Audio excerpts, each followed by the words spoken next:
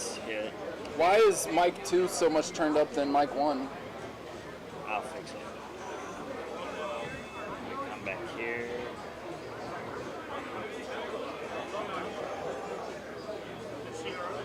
Looks like we're live.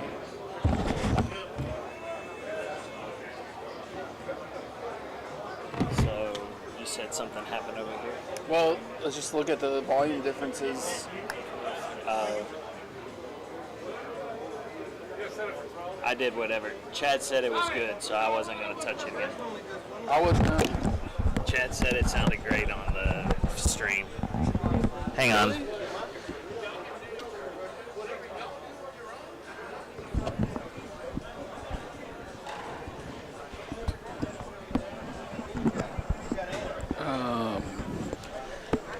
So, can you? All right, guys, we are live. I can't hear myself. Can I even hear you? I have no feedback in the headphones here. Or do I? No, we don't, but we'll work on that later. Good picture and good sound from Miss Beavers. Okay. Thank you. Thanks, Ann is the best. I agree. All right, bowlers. It's about that time. We're going to get them turned on lanes 9 to 40. When your lanes come on, 12 minutes of practice. Oh. I'm all confused by the 12 minutes now.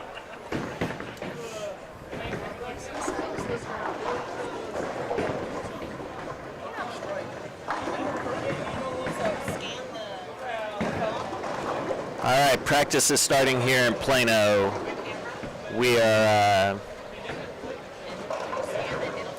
Sounds good so far. Excellent. We are here at the Saturday-only bowling tournament, 180 team trios, right? Something like that. 180, the 180, The 180. the 180, 180.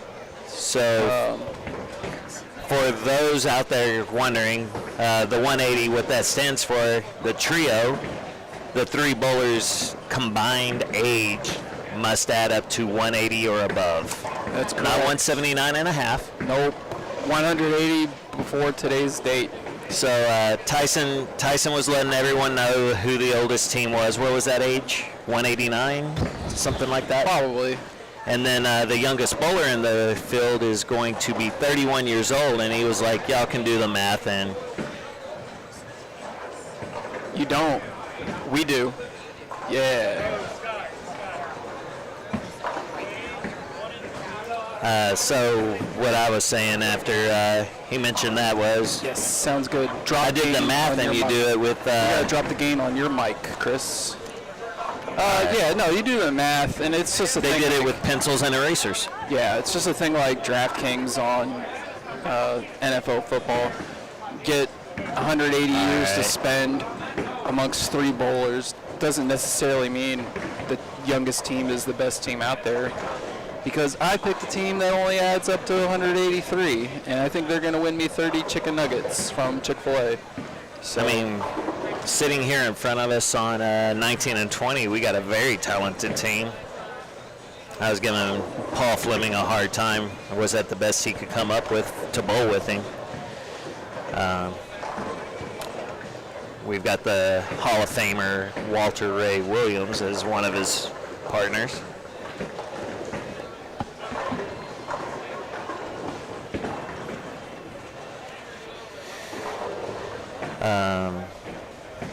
We are, so today, let's tell them what we've done differently with the cameras. Normally, y'all are used to us covering the entire event. This year, when we came up to set up, Brian and I discussed, and we came up with a plan that we thought.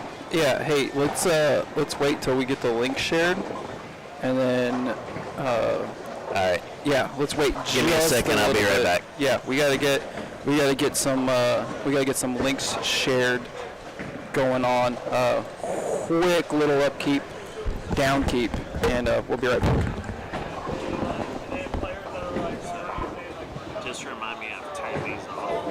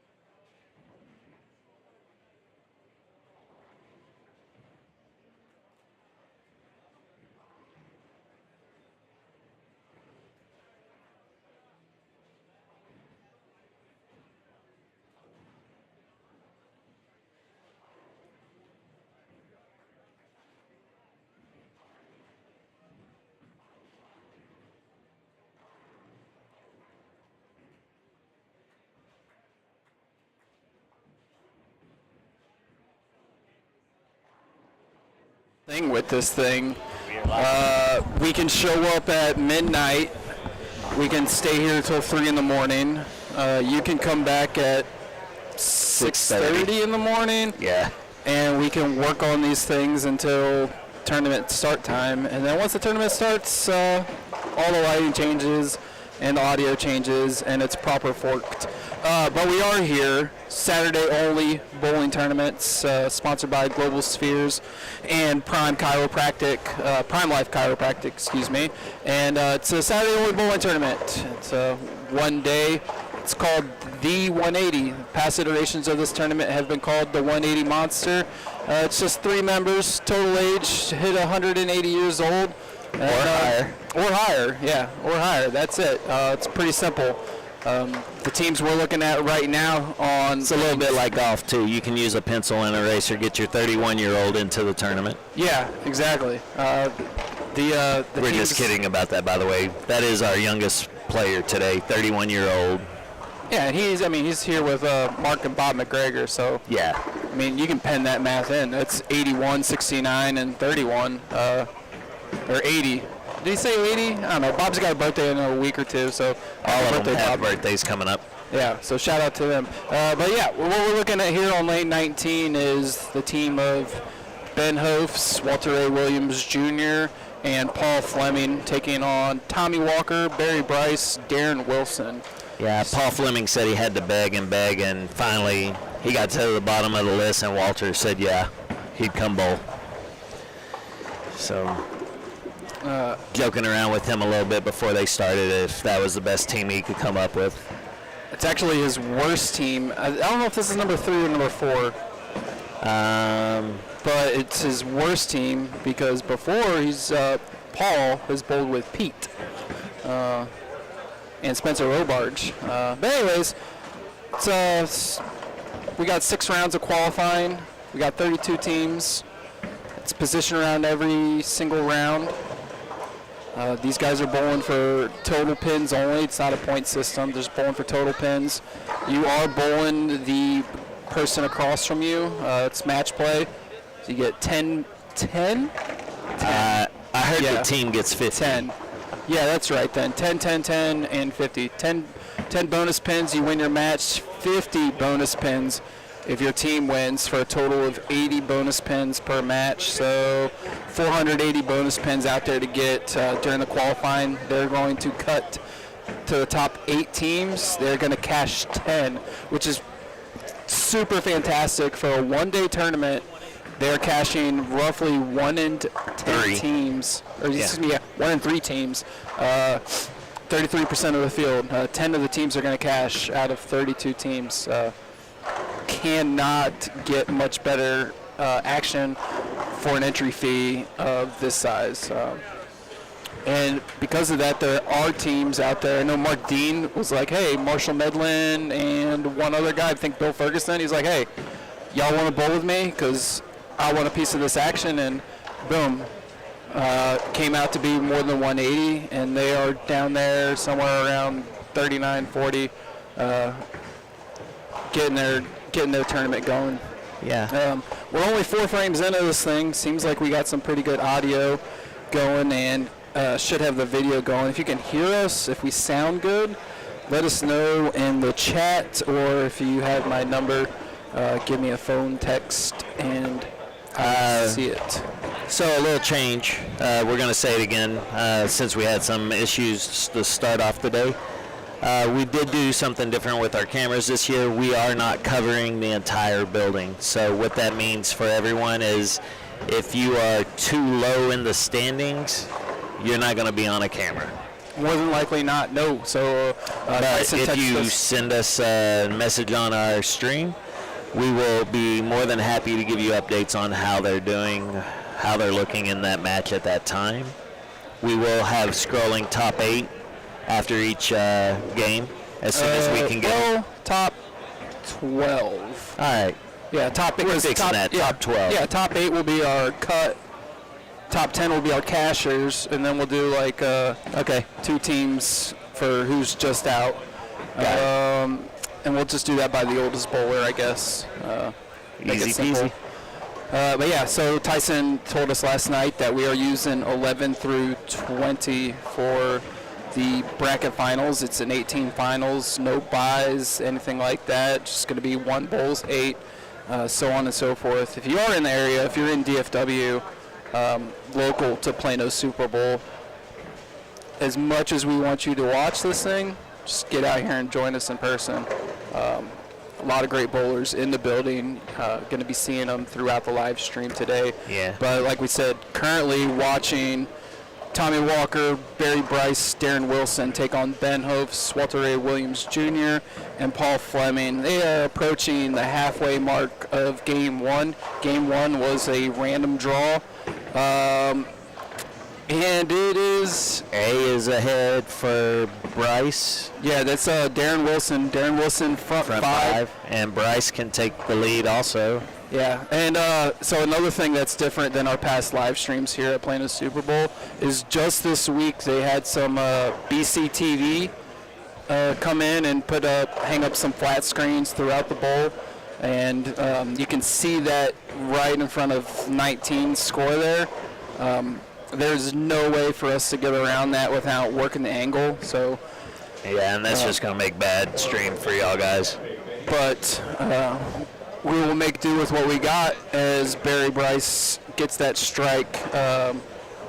He's taking on Paul Fleming, and he's currently up 8.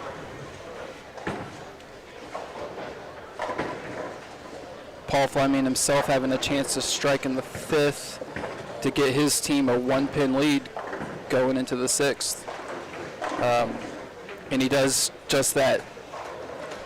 It is I don't want to say necessarily a grueling format, but it is a format where when it is, so this is a random draw for Game 1.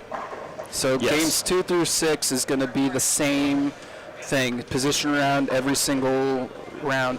And what I tend to see in formats like this is there can be, when it's not even by points, this is by pins and bonus pins only.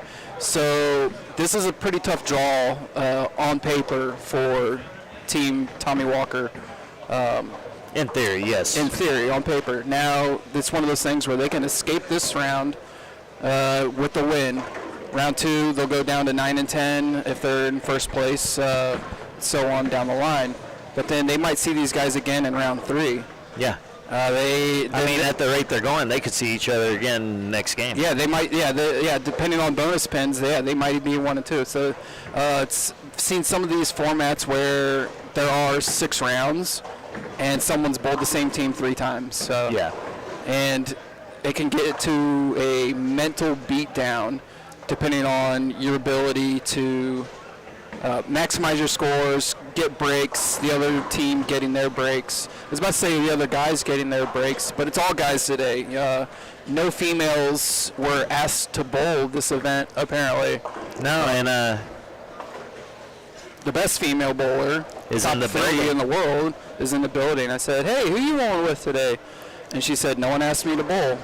She was heartbroken. She was. She heartbroken. She gave us the heart hands emoji and then broke it in half. I think I saw a tear come down the side too. Tear cum? Yeah, there was a little tear that came out the side. I don't know what tear cum is. Sounds kinky. Sorry, Mark Waldrip. You're going to get fired for that one. But yeah. It's definitely a thing where she could have been asked to bowl. And Steph, I'm sorry. Oh no, Steph turns 40 in like a week. Okay, so she's 39. So yeah, Matt McGill's bowling at 31.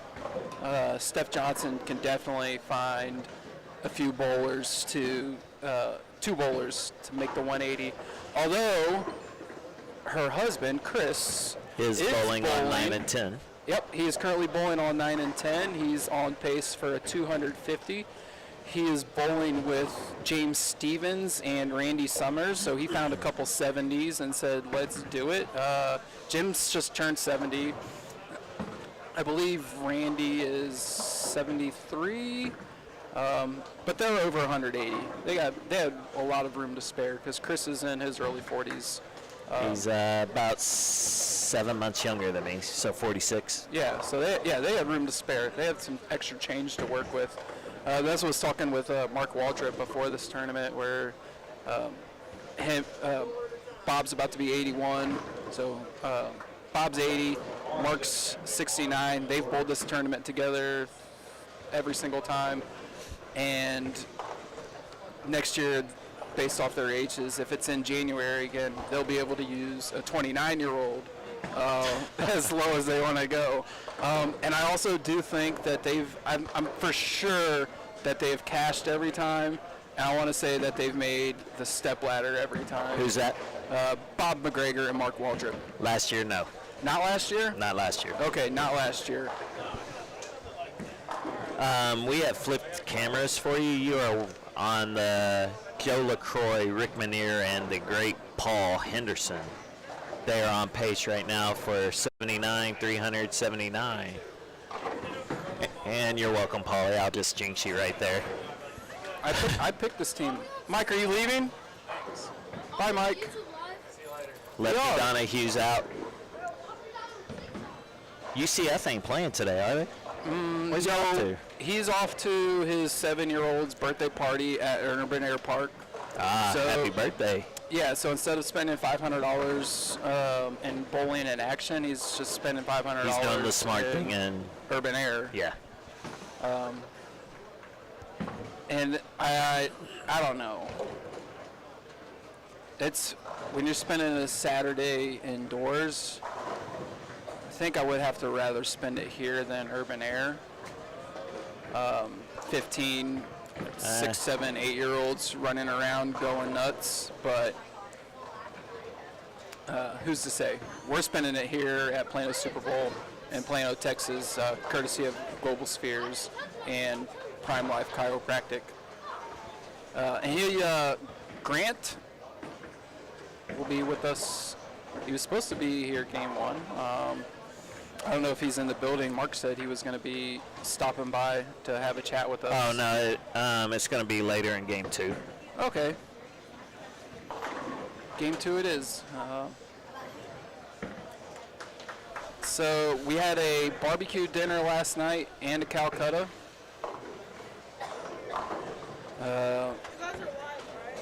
Yeah, just watch that water, man. You're spilling it over there. Yeah, there's a lot of wires going on. Yeah, it's all right. You guys are cool. So, yeah, we had a Calcutta last night. Teams such as Walter A. Williams just do Jr. need to stay went back. for I don't want y'all to trip over the cords. Bought by Oz. And Aaron DeGray has the payout. I don't know if we are allowed to discuss the payouts, if Mark wants us discussing the payouts. Other tournaments have not cared what we have done with that. But we will have a payout for you guys, at least for the tournament payout, to let you know what's going on here. A lot of bowling today, a lot of stuff to get covered. It's going to be slow development, especially in this first and second round, until we can get some standings, get some storylines going, and get some separation in the field. Do you have a trash can? Trash can. Right here. So it's we are through 6.5 frames. Yeah. I see at least 4 300s still going. Coming up on frame 7 here on 19 and 20. It is the Darren missed a single pin. It is the on-paper underdogs who are in the lead currently. Barry Bryce is ahead of Paul Fleming. Barry Bryce working on a double. He went 7 out, red 7 out for his first frame. 5-bagger after that. Pitch there up about 9. Swishes out of 4, 5, 7, 8, 9, 10. Little clap, little clap. High five, high five. Flem looking to respawn on 20. Just waiting on Brian Childress to his right to make his delivery. We've got Joe LaCroix right now with the 300 pace. We have, I don't know who C bowler is over there Doug yet. Becker. No, not Doug. So who's the head of Doug? Gary Morgan has the front 8, front 7.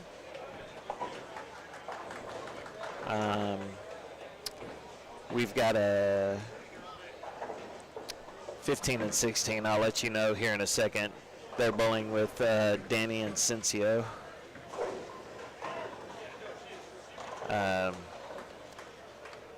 We need a roster. Hang on, I took a picture from someone's phone last night.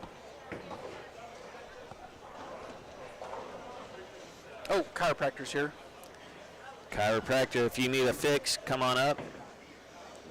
Stan Baker has got a 300 through 7. And Kenny Gillette has a 290 through 8. That's a whole lot of pins. Yeah. Danny is staying clean. Max score per game is 980 with the bonus pins. Bonus pins. I was like, man, you got some math problems. I do. We're giving out bonuses today. If you win your game, you get 10 pins. You win your match, team match, you get 50 pins. Total of 80 bonus pins. If I'm not mistaken, our Mark Waldrop's got the front 7. We're at an angle, but I think that's Bob McGregor up right now, and that would make Mark Waldrop the one with the front 7. That is, and Bob must have got a late start to the day because he also missed a single pin in the 6th frame. But I think this is a thing where with bonus pins, you're going to need to be about 255, 260 average to be To top 8 or top 4. oh, okay. I was gonna say that's a tad high, I think. With the bonus, I think it's going to be about a 240 average, Okay. and then bonus 10 pins on top of that. And that's a lot. Plano did just put in brand new lane beds about 2 months ago, about Yes. 9 weeks ago. I can tell you firsthand information that I have is my best good pal, my only pal, Michael Sean Donahue, week 1, 814. Week For 4? no, Oh. for honor score. Week 2 was in the 700s.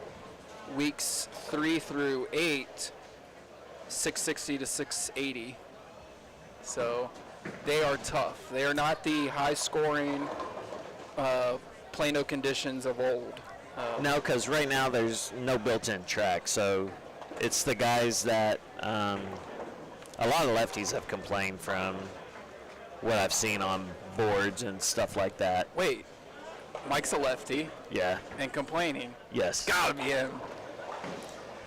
But David Bullock, I know, I hear he's tearing this place up since they put in the new lane beds. He's pretty straight down and in with some hand. Right now, 19 and 20, they are being swept. Yeah, no, and that's great. It's good for It's good for the tournament. it's good for the tournament. Not the people that bought them, but good for the tournament. Oh, so Osby came up to the table, and I said, let me see that paper. He shows me his paper.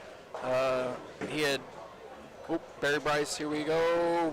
That was way better than his previous shot. That shot on lane 20 looked great. It's a 7-bagger for him. I said, Osby, let me look at that paper. And he had purchased this team right here, Paul Fleming, Ben Hofs, Walter Ray, for $1,150. And he said, they didn't even want any of the action, dummies. And I said, well, hey, there you go. I wouldn't mind having all that action myself. He was a little stick there from Paul. Yeah, I said, I wouldn't mind having all that action myself. That's a good deal. But he's going to be in a little bit of a jackpot here, just 8 frames in. But it's the thing where they're not going to lose points. So they're at 480. We have a big score being shot right now on 23 and 24. I'm waiting to see who's on that pair.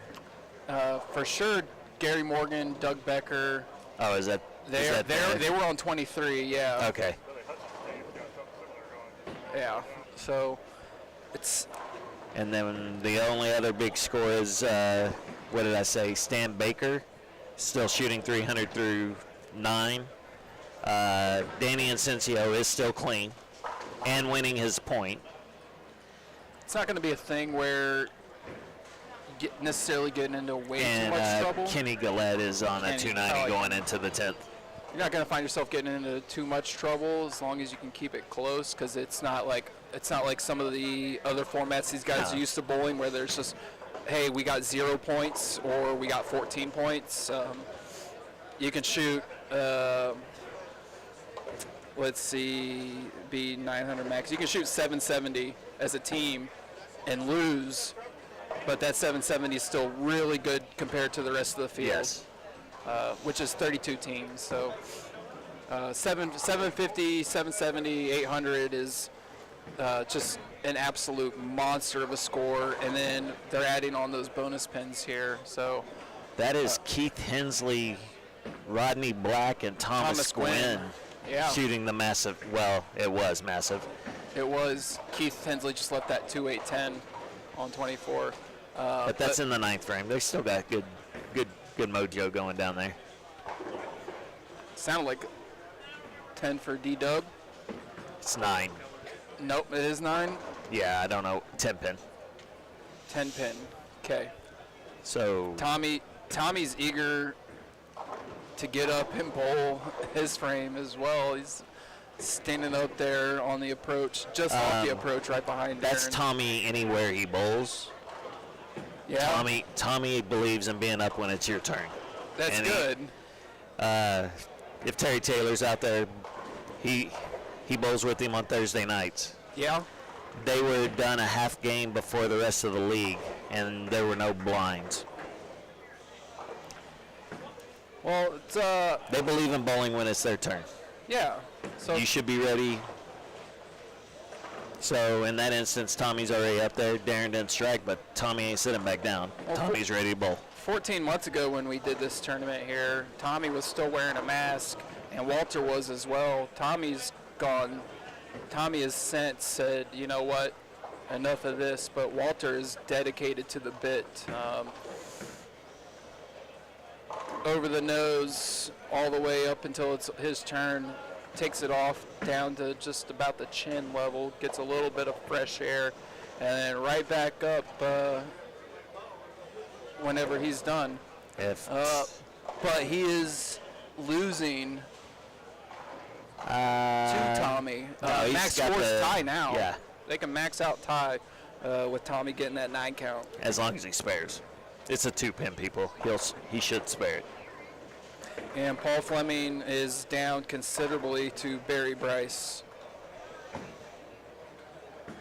But the team game right now, it's a 578 plus 30, so it's going to be 600 to 546, so 60 Mark pin lead. Waldrop is in the 10th frame with the front 10. If we should have a camera down there. Do you want to go down to it, or you want to stay here? I want to stay here. All right. Yeah, I want to stay here for the 10th. Because we have Ben Hof 6-2 open. And then Darren. strike for Walter and Paul. Yeah, spare for Tommy and Darren. Barry working on a double. Well, it's more than a double. Yeah, double effective. He went light swish on 19, his previous frame. Back in the 8th, back in the 7th. And another light swish carries out on lane 19. So Barry Bryce, 7 out, 8 bagger, going against Paul Fleming. I'm sorry, that was Mark Waldrop, front 8, and he 8 opened in the 9th. Hey, do we have any bonuses? Like if someone bowls, if somebody wins this with a ball, they get like $3,000 extra dollars. Do we have that going on here today? No, but we do have something we will be mentioning shortly. We do have something. Yeah, we've got a little something I like something. we can do for our listeners out there. Keep them entertained, keep them motivated to stay tuned in, motivated to get their buddies out there tuned in. I like that. We've got 3 giveaways we're going to do today, and we will. 2, 3. Brian's counting. I count 2 bowling balls and maybe a bowling he's trying ball out bag. for Sesame Street later. Heck yeah. So, a 1. Well, I tell you what, Darren got the first strike in the 10th to Shut him out. he was he was shut out anyways. by He was the shut out in the ninth. Yeah, he ninth. just needed to keep it on the lane. Darren's got 216 plus another 30 coming for 246 max. Excellent start for Darren Wilson against Ben Hopes. It's going to be 246 to max at 212. And I believe this team changed sometime in the last couple of weeks because it was Moscato and Darren Wilson that were supposed to bowl together. Because I reached out to them to see if we could make up 180. I didn't know how old they were. I thought there was a Bill Utoff on here somewhere too, on a roster that I saw that I'm no longer seeing. But that's all right. So, yeah, it's going to be 201, 202 for Ben. So, yeah, that's what I was saying with my predictions. A guy like Darren, he's leading off 246 plus 10. If you guys It's can, somebody on the pair bring up both recaps, 256. That would be appreciated. I'm sorry. After he gets his bonus.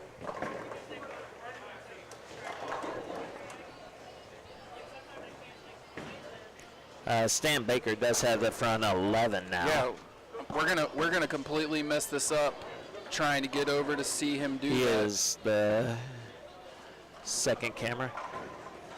So number 4, Yeah. there we go. It's gonna be lane 15, Stan Baker, front 11. He is 279, 223. Currently 290. He puts this for 10 back. That's Danny stayed 300, clean to win 802. his match, so they're going to sweep. Yeah, 880 after the bonus pins. 10 back. There we go. drops them Stan all. Baker with the first 300 of the tournament. 300 game 1. 802 scratch for the team.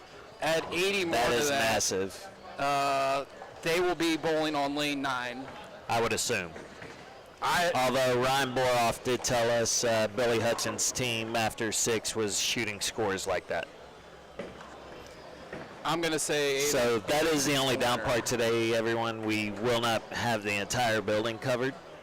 We are set up to keep all of the top teams, top, 12, 15 teams 12, 15. on camera at all times throughout the 6 games and match play. So if you're looking for any updates on someone that might not be on cameras, our cameras stop at lane 30, I believe. Well, I got an update for you right there. Walter leaving a 10 pin. Tommy striking. Tommy strikes, and it is. 8606 to, yeah. Oh, Tommy's already He's just won. got to stay clean. Yeah, Tommy's already won. Tommy's already got 206. Oh, yeah. He needs to keep the ball in the lane. Tommy Walker This taking is down going Walter to be A. a Williams sweep. Jr. And Not a sweep of 802, but a sweep. so they're going to have 26. Yeah, Barry's got 277 with a strikeout to 238. So Barry can open and still win.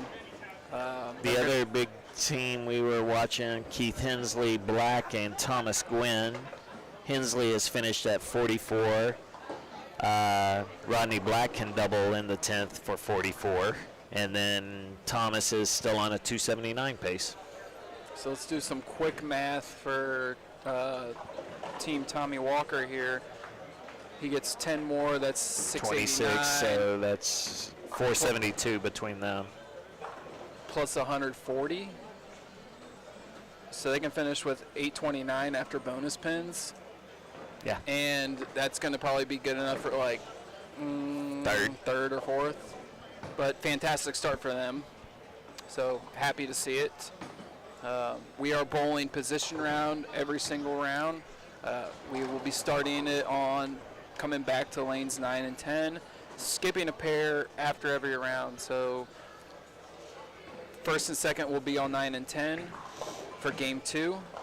First and second will be on 13 and 14 for game 3, which is why we have our cameras set up this way. Let's take a... So Joe LaCroix, Rick Manier, and Paulie Henderson are not going to sweep as Paulie fell off at the end of this game. I do see a Randy Summers, Jim Stevens, CJ sweep for 740. Game 2. Open big board has about 6 spots left.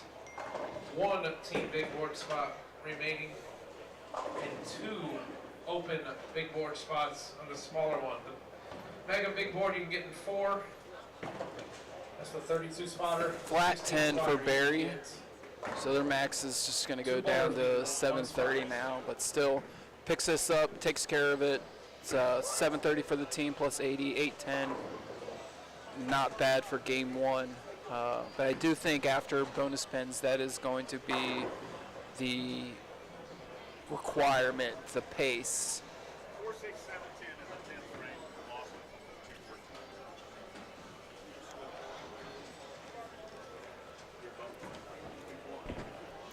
losses. I'm pretty sure that's Pete McCordick I just saw walk in front of me. Petey or Paulie? I get them confused myself. I believe I saw Paul bowling down on the high end, but I'm not 100% sure of that either. Well, while we wrap that up, who's the best Paul in the building? Oh, tough. I'm always going to lean towards my friend, so I'm going to go Paul Henderson. Paul Henderson, who you can just see on the right side of your screen. Yeah, Paul McCordick is bowling with Hibbets and Brad Hunter. Well, Paul Henderson can strike out for a 215. He's going to lose. Yeah. But his team is going to win. I did not see what happened in the 8th and 9th, but Paulie went open right there on a 260 pace. Yeah, that's tough. And it's not split, so No. he's a very good spare shooter normally.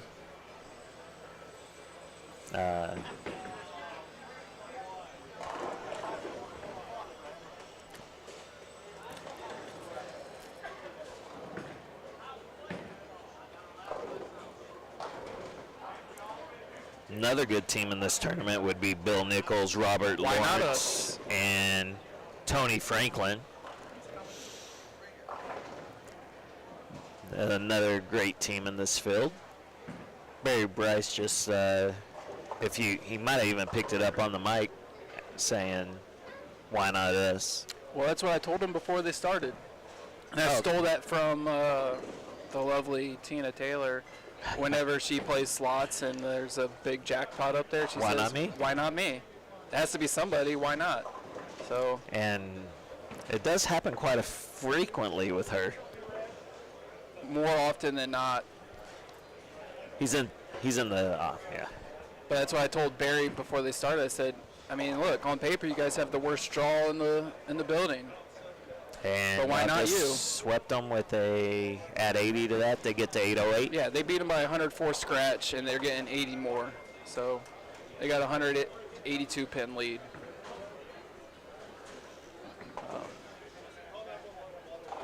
So that's all we got for you guys right now. We will get these standings to you as soon as possible with a scrolling standings coming across the bottom. Yeah, so while Brian's talking them through to y'all, I'll be typing them on the screen and getting them scrolling so y'all can see it throughout game 2. We're trying to fix some more volume issues that have crept up apparently. You need to go tell Stan that his 300's on the internet. All right, guys, we're going to take a small break. Y'all will get to see some action that, well, no, actually,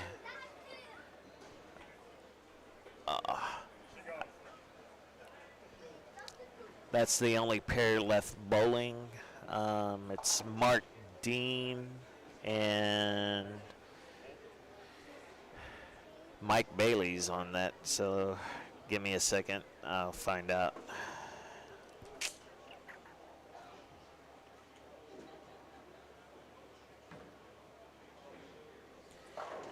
It's Gary McCauley, Alan Golke, and Mark Dean. They are bowling Mike Bailey, Andy Barris, and Kurt Gingelbach. It looks like 45, 65, 85. I'm at an angle, but it's either Bailey can shoot 186 and Dean can shoot 185, or they can tie at 185.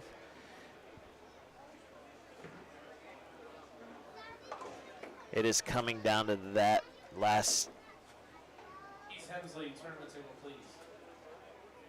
last game. The two anchor bowlers are, so Mark Dean's team has swept the first two spots.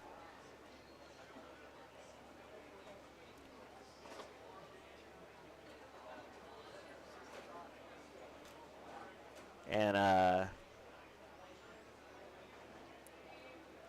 think I just heard Greg Derrick say 605 is going to win on that pair as a team. So that shows you it's like a draw. That's not a great score, but if it's a sweep or even a tie on that, so that would be 75 bonus pins onto a 605. So that only gets them to 680. So as you can tell,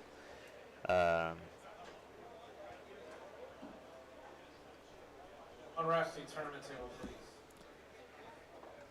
luck of you. Hey, Brian, was that a tie between Mike Bailey and Dean on 25 and 6?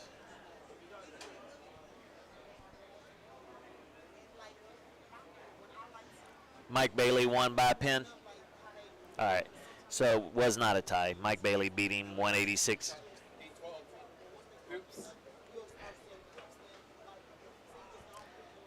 So we are in a dead space, so we are going to mute the mics for a second, and y'all will hear us when we get back to you.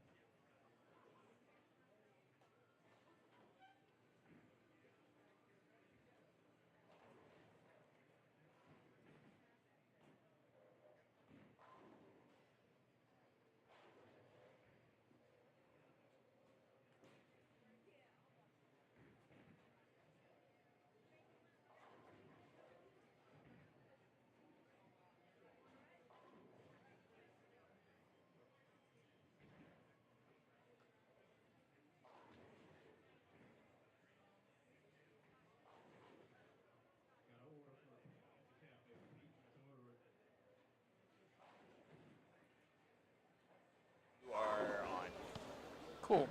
I'm on. Back. And this is excellent right here. We are back. We are live. We got standings coming in. Chris Lucas is getting them typed into the bottom of the screen. We got them rolling through the top of the screen. Either way, they're coming in. Prime Life Chiropractic is here, set up over about lanes 40, 41 behind there. Saw Andy Warren getting a little adjustment in between games 1 and 2.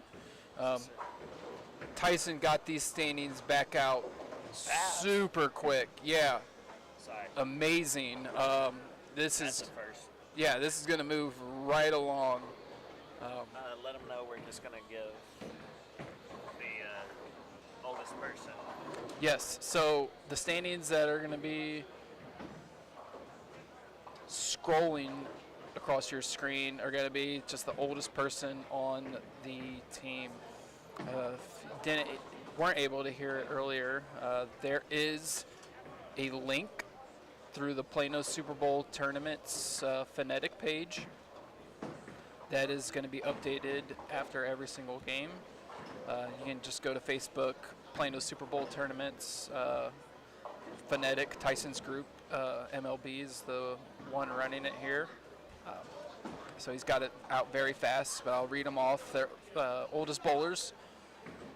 First place, Wright, 892. That's with the bonus. All these are with the bonuses.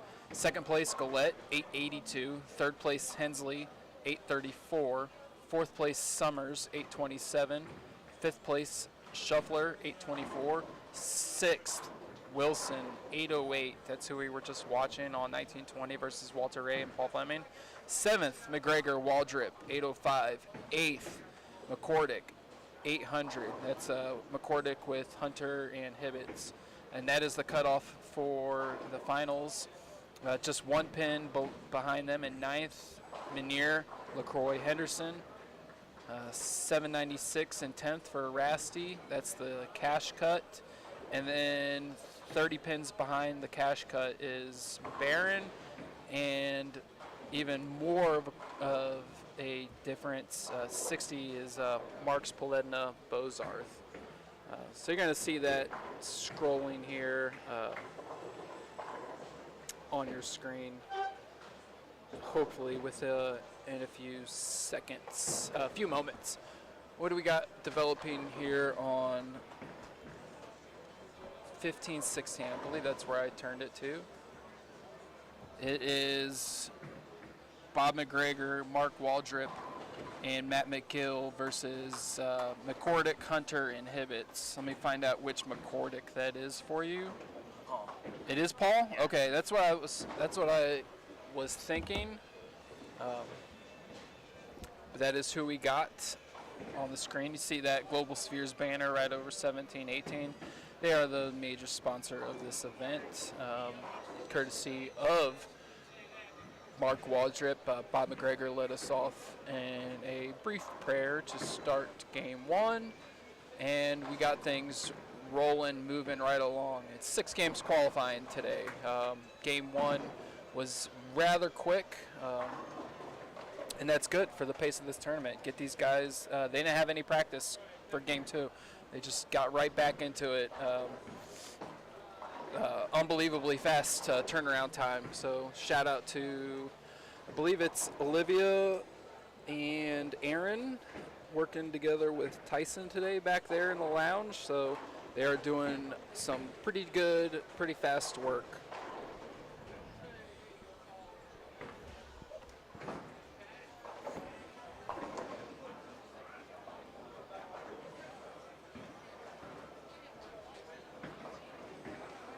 Yeah, there we go. It is Bob McGregor bowling leadoff.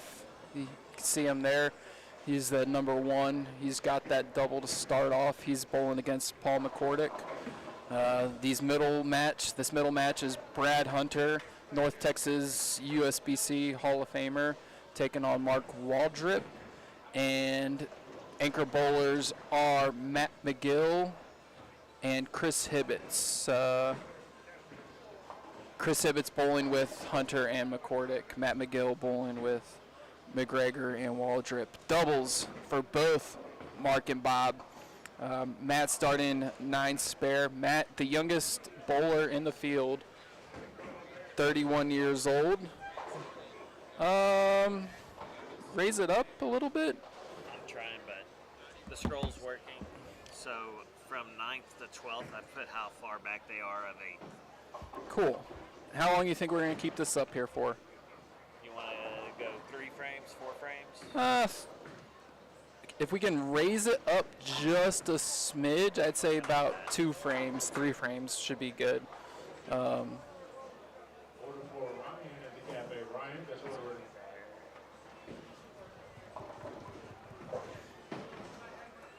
This is something I figured out, so give me a second. Yeah, we are working with trying to figure out how to add these graphics in here. So bear with us as we mess around with it to see what our capabilities are. We are doing this all off of a single MacBook and a few additional monitors.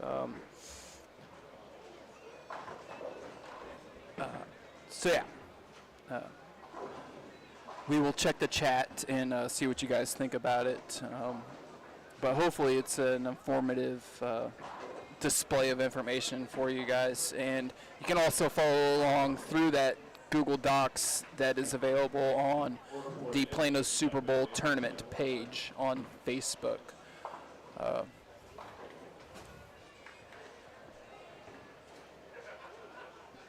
Did not see what Matt did there, was looking at the scrolling, but it is a red 6 deuce for Matt McGill. Like I was saying, he is the youngest bowler in this event at just 31 years of age.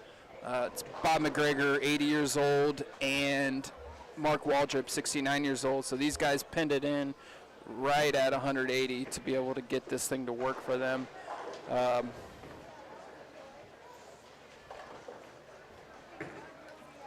And they bowled a fantastic first set, 725 scratch, getting 80 bonus pins for 805. The people that the team they're bowling against, they only had 730, but one of their members lost a game and they weren't able to get those 10 bonus pins. Those bonus pins, we've worked with that a couple times over the past iterations of this event, trying to figure out what the appropriate amount of points was for a bonus. Did pretty good with it last year. Last year was 100 total. It was 10 pins a bowler and I believe 60 on the team. This year we got 10 pins a bowler and 50 for the team. That's why you could see here the scrolling. Currently, we just have it based off of 900. I don't know why Tyson has that on the link. That might change for the second game standings, but that is the correct order. Going off of just the team's oldest bowler. Bowling order is oldest bowler leading off, so that's why Bob McGregor, 80 years old, up here on lane 13. Got another pretty exciting match to the left of them. It is on lanes 11 and 12. Keith Hensley, Rodney Black, Thomas Gwynn versus Randy Summers, Jim Stevens, Chris Johnson. We had random draw game 1. We are position round every single round after this. And this is going to kind of set the pace for the next, I don't know what time it is. It's 1:22 now, so probably about 3 more hours to get the rest of qualifying done. That looks pretty good, I think. Let's see what the comments say about this scrolling in the comments section. But I think that looks pretty good. Keep that up for a few frames for those that are watching on the phones instead of anybody who got it onto the TV. But if you do get it onto the TV, set it and forget it. Hang out. We like the chats. We like to respond to the chats.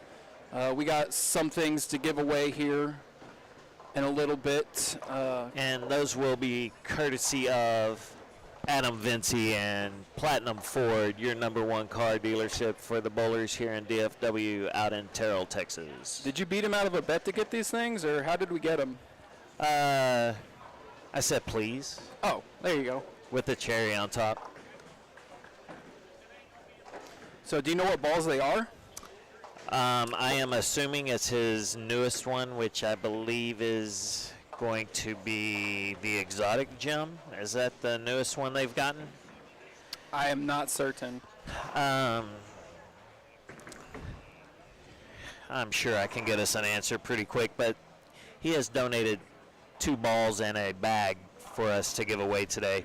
And all you've got to do is like Perfect Strike Live,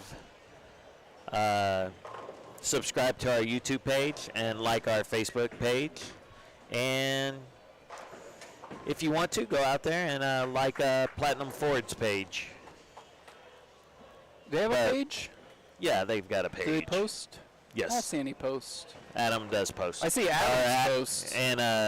And so does what's his name? Drawing a blank on 3 hours sleep. But yes, they post Booty. quite yes, sure. There you go. Butts. Butts puts butts in cars. There you go. That's his line. Well, our line is we are watching 11 and 12 and 13 and 14. 11 and 12, it is Hensley, Black, Gwynn versus Summers, Stevens, Johnson, 8:34 and 8:27. So, yeah, did you let them know? Sorry, I wasn't listening. But No, it's all right. 9th through 12th, you'll see, like, Manier is -1. They're only 1 pick back of being in 8th place. And so 12th is 63 back of being in 8th place. That's what I've done to speed up how fast I can get that scroll out. And we are actually going to take the scroll off, I believe, halfway through. Third frame's probably decent. The way this Y'all let us know how long you want it to we're scroll going up so there. fast right now. I think that's Because we've got plenty. it up where it's not really blocking anything. I think we could just leave it. What do y'all think, guys and ladies? we definitely don't want to leave it. But we are in we're Well, you gotta look at my phone. This hasn't updated yet for some reason. What we're staring at, but my phone is what everybody out there is seeing. yeah. I'd say It's really not in the way of anything. No, it's not. Is there a way we can add backdrop to it?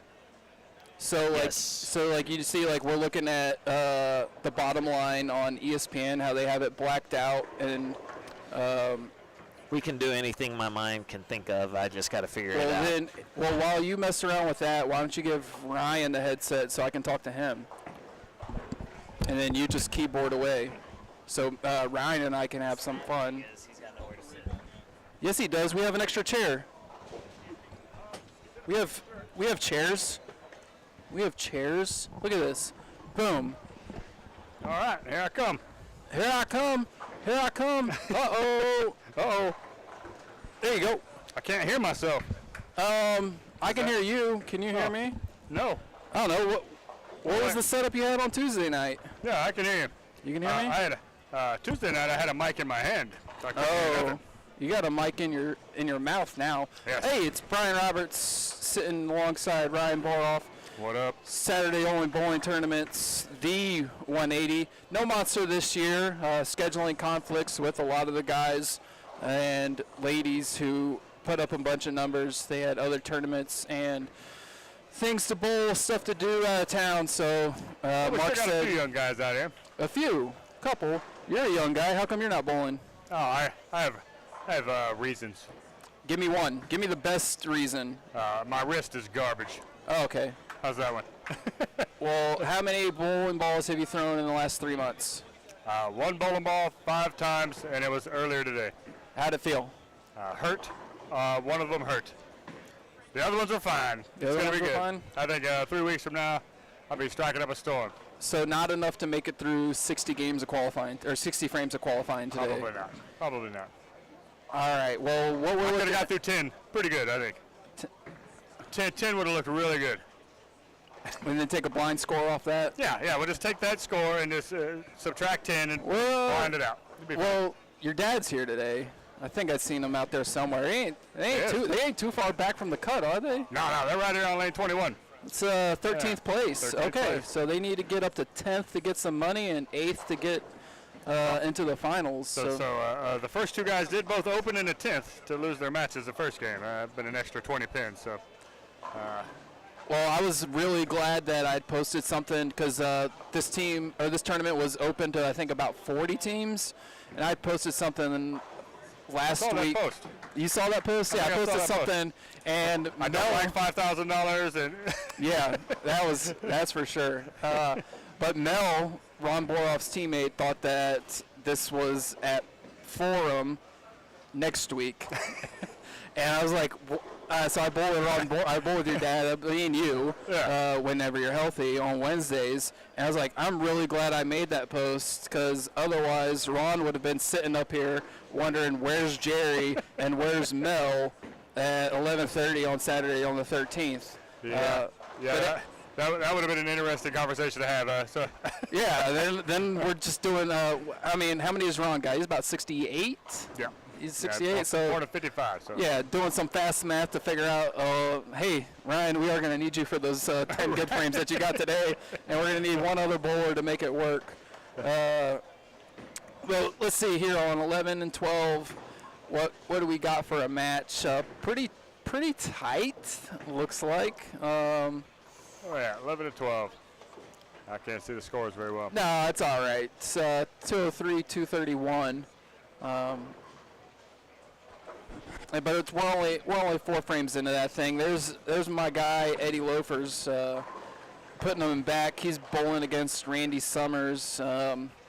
Randy seems like one of those guys where when you're saying, hey, I need a 70-year-old, like that's the first guy you want to call. Yeah. Like, all right, hey, what's Randy doing? Can I get Randy? Which is why Randy. Well, now Jim Stevens is 70, so you know a couple what? of strong 70-year-olds. Sorry, well, Randy just missed the single pin because of me. But yeah, Randy's one of those guys where you're like, hey, let's we need a 70, let's get him, and boom, there's your guy. And James Stevens just turned 70. Jim Stevens spared to 710 last game. I don't know if y'all talked about that or not. But We didn't talk about it. We didn't see it. Oh, yeah. Yeah. Really? Oh, yeah. I heard a couple guys go, and I walked down there. Yeah, he spared to 710. That's pretty good for a guy at 70 or any age. Any age is good. He does. I mean, you throw it pretty hard and fast. How many times have you picked it up 3 times in my life. in your life? Jim just did it right there. Right. So At 70. at 70, he might just be a little bit better than you. Do you ever think that? A little bit, heck. Yeah. Maybe more than a little bit. Maybe more than a little bit. Strike for him. No pizza for the team. That kind of tends to happen. Then over here on 13 and 14. How about this 890 for the first place team right now? 892. Holy moly. I know you said Billy Hutchison. Who's Wright and Thomas? Pete Thomas? Pete Thomas. And who's the other one? I'm going to assume Stephen Wright. Isn't that Stephen the Wright? guy on the couch? Stephen Wright. The Nick Canadian? Wright. No. Maybe Wright. it's not the same guy. Maybe it's a former Hey, PBA guy. That would make more sense. Did you tell your Facebook people that you're doing this on Facebook with a link? I did not. Yeah, we need you to do that. Oh. That's a stipulation. You gotta tell I people. don't to do come a lot hang of out. Facebook, so No, that's true. the random message might pop up quite a bit. Like, hey, Ryan posted for the first time in 3 years. He's Right. live streaming. But no, I'd say you posted some scores when you get scores. Yeah. So Every once in a while. every once in a while, when it feels good. The occasional good song or random. I post at least once a quarter. So, sorry, I'm trying. We moved chairs and now my vision is off. I'm one pair over what I'm looking at. I'm trying to find Bob McGregor and Mark Waldrip, and I seem to have lost them. Where's my link picture? There we go. Found them. We're back on it. That's where we wanted to get. So because Mr. Bob has the front six taking on Paul McCordick, and he has Paul McCordick readily in his hand. Also, the team is up roughly about 30 pins or so.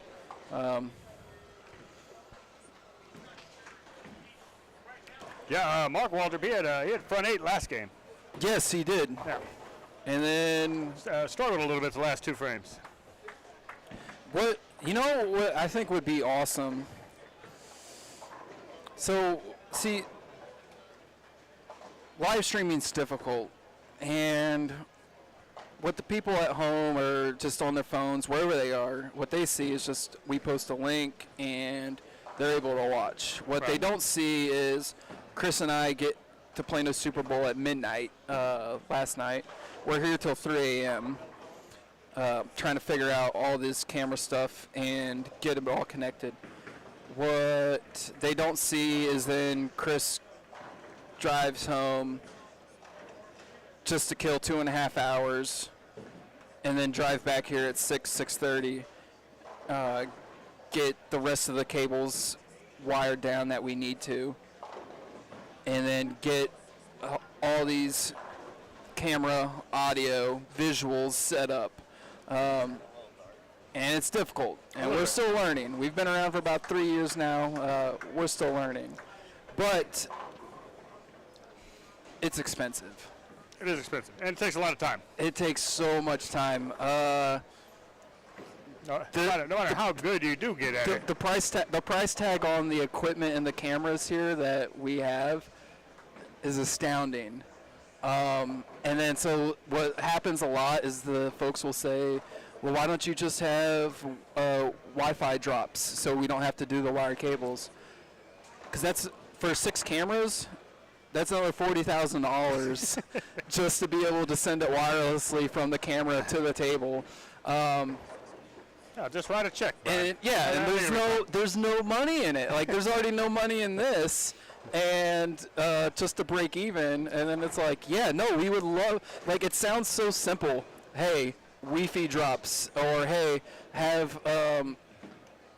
So what's the advertising here, right? So we're hosting the tournament. We're doing things for the tournament. We've got advertisers, sponsors for the tournament. Yeah. What kind of advertising or sponsoring do we do here at Live Strike? Perfect Strike Live. Perfect Strike Live. Perfect Yeah. Strike Live. We don't. I don't want to say organic because that's just too cheap of a word. Like so is grassroots, but for the most part is we only F with companies that F with their people correctly. Like if you we don't want to get an association with somebody that we are unsure of their business practices or their treatment of their customers. They push different directions. Right. Right. So that's why our relationship with Global Spheres, it's just a no-brainer. Yeah. And then same thing with Platinum Ford. It's like, okay, we can tons for the bowlers. Right. Like we can just this is simple. This is simple. Other people have tried to give us some money, and it's just like, we don't know you. You don't know us. So it's kind of hard to just form a business partnership off of nothing. So anyways, what can you do? Tricky. Yeah. But what's not tricky is Rick Minier and Bob McGregor front 7 apiece. Stan Baker shot a 300. I think it was on 15-16 this past game 1. So I would love to be able to capture. So I ran into Rick Minier at the snack bar, and he said he shot 260 the first game, LaCroix shot 250, and Paulie shot like 2-0. And he said, I'm pretty sure when Paulie gets a little more gray hair that he's going to score a little higher. That's what Rick told me out there. Paul Henderson shot 2-0. Yeah, Paul Henderson shot 2-0. So another decade or two, I think Paulie will strike every shot. Probably. And that was good for 9th place though. After 1. I did bet on that team though. So it's a solid team. I'm gonna need Paul to get his S together. Looks like he's striking pretty good right now. It is, and he's got a red spare, so pretty good. Yeah. Don't really see a whole lot much more going on. It Two is guys with some strings, but yeah, as far as whole teams that are stringing them, no that be a little transition going yeah on that there first right now. that first game was nuts. I mean, Yeah. 892, 882, 834, 827. Insane. So I was telling Chris, I said I think the number is going to be, you want to be around 240, 245 scratch. And then I would so say then at Plano, that's a decent number to hit. yeah, then you got to put your bonus pins on top of that, which kind of makes these things a little bit harder to track. That's 10 per man and 50 for totals. Right. Yeah. So that's why we're at 892 for first. 80 bonus spins a game is huge. Massive. It's 8 spares. That's a whole other game. Yeah, that's almost a whole other game. You only have to. Yeah. So I mean, you said you got 10 good frames. Well, just take 8 more right there. And we're assuming I can spare during those frames, right? Yeah, Rick's gonna have to shoot a spare here on 18. He had front That's 7, unusual for him. flat I think he'll 10. do. I mean, I think he's gonna get it. Yeah, I think Do you ever go to bowl.com and just scroll through some of the stuff that they have out there? And if you go to like some of their nationals records, you're gonna see his name a whole lot for like averages and consistent, like I 10 can see year. that being the case. Yeah. I've been bowling for a few years, and I always see it. Yeah, it's like it's Top like 10, it's top- like top 5. yeah, it's like top or not top 10, like 10 years average, 15 years average, 20 years average, and he's in them like every single time. And that's the standard. We got to say, oh yeah, that would have taken out the 7 pin that he hit there. How on old is 18. he now? Is he getting close to 72? I think he's got We have that information. We were talking about 7-year-olds earlier. I think he's got to be getting close because he's been real good for a lot of decades. Yeah, so I was telling Chris during game 1, it's not necessarily a thing where you need to hit like, oh, hey, it's got to be 180 years old, so we got to make sure we get it right on the dot. Like, that's not necessitative. That's a minimum. It's not necessary to perform well in this tournament. Oh, come on, Tyson. Where is it? We're He's looking. got a 4-bagger over there. 1951. So yeah, that puts him over 70. Yeah. 73. 73 this year. That's another one of those 7-year-olds. You're like, oh, if I need a 7-year-old. Yeah, where's he live? It's a no-brainer. I think he's down in the Houston area. Down in Houston, yeah. I think So so. 4-hour drive to come up here. When there's $5,000 added to a tournament, that's the absolute no-brainer. We got 32 teams. 10 of them are cashing. 8 to the finals. That's prize fund right there. Yeah, prize fund. $8,490 to first place. That's all right. That's not bad for a day worth of work. It's you know? not even a day. We started, check-in was at 11 a.m. Okay, these old guys are the best because they're funny. Check-in's at 11. They wake up 5:30 a.m. All right, I did my shave, did my shower, and, well, it's 7 o'clock now. Read the paper, had my coffee. I better get headed up to the bowl. Don't want to be late for check-in. Well, it's 9 a.m. The youth league's here, and they're going till 11:30 or whatever. But I get here at 10:30. There's guys who had already been here for 30 minutes. I see some guys that come in about 9 or 10. They bowl 2 or 3 games. Jerry Kralik bowling on my dad's team. He's like, I had to get up, hit the treadmill a little bit this morning because I get a little amped up, so I had to dial it back a little bit. Oh, that's not. So it just gets that adrenaline out. Like, hey, I'm bowling for $8,500 for first place. Got to get some of this work done. I don't want to be throwing it overhand the rest of the day, right? Yeah. Well, I'll tell you who's dealt with adrenaline rushes for the better part of 60 years of bowling is Bob McGregor. He's coming up here on 15, front 8. His team That guy's does been have a. solid forever too. His Man, team, he's good. yeah. If you go to the Salzburg I mean, website, if you're it's looking all for an him. 80-year-old, Yeah. that's the guy. Well, yeah. When the tournament is 180, you got an 80-year-old. Boom. We only need 100. That strikes like that? Yeah. Come on. Oh, get that 2 Think out. that's our fault? It's 100% our fault. Oh, and look. Actually, I don't want to say it's 100% our fault because on the previous game we went over to Stan Baker and Stan Baker said, "Nuh-uh, 12 back. Here we go." But yeah, and then not only is it $8,500 first place main prize fund, bowlers meeting prize fund $4,300 to first place. So you're taking almost 13 grand home. 13 grand the between win. 3 people for a tournament that's from noon. Yeah. Start at 11, still get home for Judge Judy. Man, I don't know what. Yeah, I mean, I would say hopefully we're wrapped up by about 6 p.m., 7 p.m. final match. I think it is. It might be actually. It might be. We might be going a little bit longer because we don't do bakers. So when we go into match game play, match yeah, is top eight. when we go into match Bracket play, format, or is it bracket. stair step? No, it's Okay. bracket. Oh man, stair step would be forever. That's yeah, 7 yeah, matches. Yeah. That would be 7 hours. But Well, that yeah, guy's asleep by then. but so it's still 3 matches, 8, whatever. Yeah. I mean, they should be moving about 45 minutes a match. And Tyson had us moving out so quick with the standings on game 1 that. He did move really quick. Yeah. I was impressed about how fast the turnaround was for. Yeah, and We're impressed. We're impressed.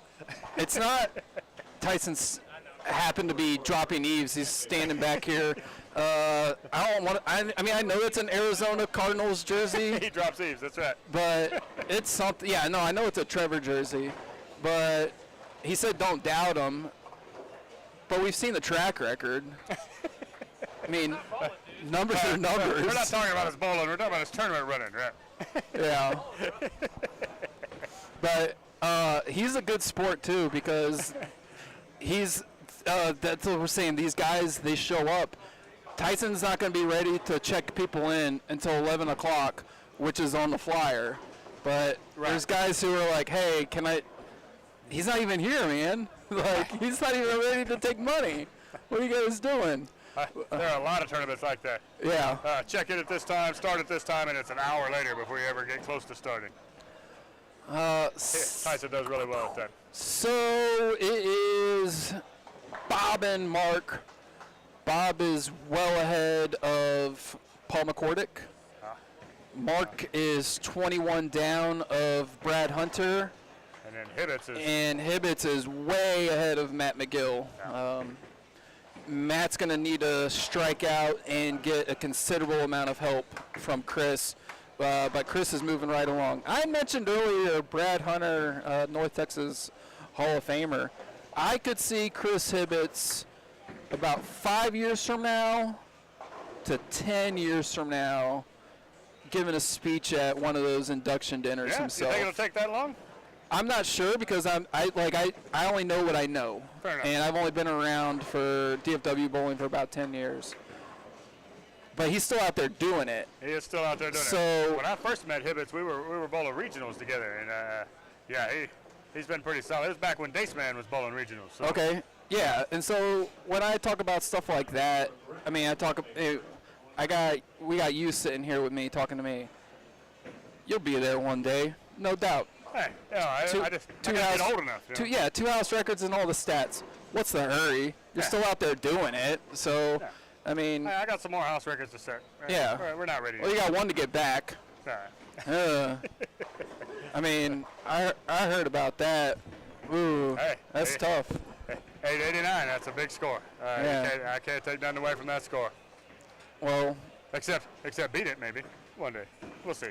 Well, I think if you were to bowl in that house 3 times a week, every week, you would have already beat it. Well, So that's what I enjoy about you and bowling with you. Why I'm a fan of yours. It's Brian Roberts. I'm talking to Ryan Boroff, so that's who I'm a fan of. Is that you bowl everywhere, on any condition, not just one center, one house shot. You don't care if they're hard. You don't care if they're easy, medium, whatever. It's just if the money makes sense, let's do it. and sometimes it's not even about the money, right? It's just about the people, right? I enjoy bowling with Well, different okay, people. so- and whatever is out there, part of being or attempting to be a master of your craft is learning how to compete on different things. Yeah, no, like when you bowl with us on Wednesday nights, that's not the money makes sense thing. That's just, hey, we're gonna go have some fun at Cowtown Bowling Palace. But I mean, like when you go out of like you will go out of town to bowl something. Oh yeah. Like you don't have a problem going to Tulsa, Wichita, Longview, wherever it is, to go bowl something just because it's not your house or your shot or you're unfamiliar with. That's all I'm getting at. That's very true. And now what I'm getting at here is, I mean, McGregor throws a double in the 10th. yeah, double in the 10th for 279 to 203. They really, as a team, because of Paul only shooting 2-0 and Bob shooting 279, they are in the lead. It's a 28 pin difference Team total? on team totals, and Paul McCordick's team only has a 10 pin advantage on strength of strikes. So we have a great match coming down between title sponsors on 15 and 16. And if you're looking on the right side of the screen there, Minier is going to shoot 258, beating. Well, that match is really close. Is that too. Sean Rasty? We're looking at we're looking at 8 pins there. Which Rasty is that? Sean Rasty? I don't know. We got a Rasty, so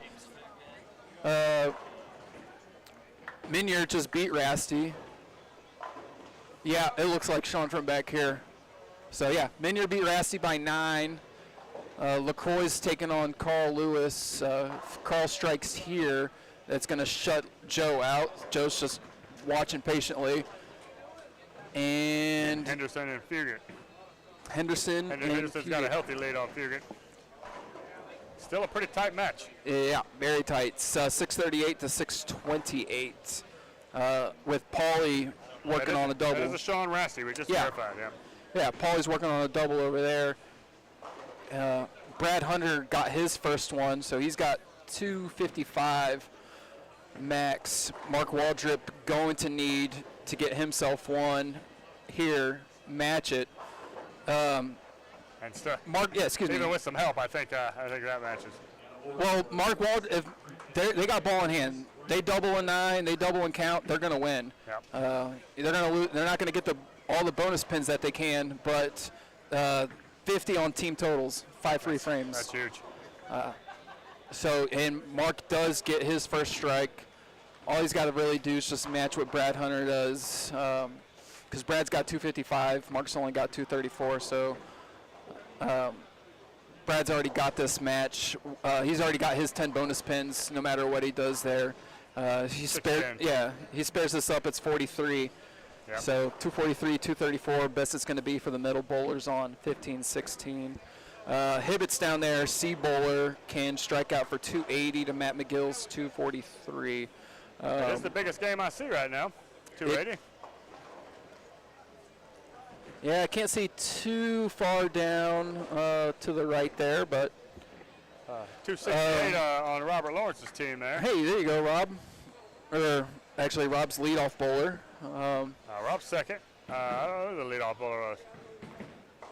Mark gets 10 more, so going to give Matt a little free arm swing because it's going to be 664 to 706. So Matt's just going to have to keep it clean and keep it on the lane to get the bonus pins, but also just to get as many pins possible for himself, since That's we're not true. playing for points here. That format where you get the total pins plus the bonus pins, I really like that format. Yeah, so do I. Hi, Jeannie Cox Franklin. Did you know that she is a Longview 10? I did not. Yeah, we figured that out. Her and me and Sandy and some other folks. A Longview 10, is that a Longview 10. complicated equation to figure out? It was, because we had to take in, well, that's not a story. I'm no storyteller. We'll talk about that next September. But you did calculate it. Yeah, we figured it out. Yeah. Nice. And, okay, so here we go. Chris Hibbets can punch him out for 280 and give him 10 pins. That's 290. I didn't see what he shot game one, but it had to be a bunch. Oh, yeah. And that is a Stand back. bunch. That is, yeah. It's going to be pretty groovy for him. Matt McGill, youngest guy in the tournament, right? 31. Hey, Mark called him a shop guy. Where does he work at? He works here. I saw him working in the pro shop earlier today. Okay, yeah. I was going to say, Mark called him a shop guy. I said, well, then who all works in that shop? Well, there's Chris, so many. You got all the Warrens, right? Kenny Hamby. Kenny, Jeff. That's a busy pro shop. That is If you've got incredible. stolen lanes inside your pro shop, that's a busy pro shop. Yeah, and Matt leaving a, what's that, 810? Yeah, 810. So, Ouch! How does that does that give Chris a chance? oh, I think so. I think it's still out of reach. I don't know. Matt needs one, Okay. maybe.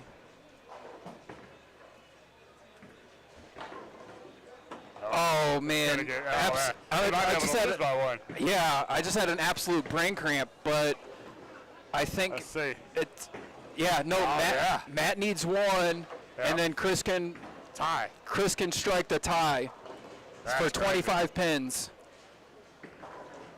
Wow, what a What do you awful think's time. going through Matt's head right now? I didn't see him look up, so I don't know if he knows, but he has to be getting one. Okay, he gets one. So that's 724.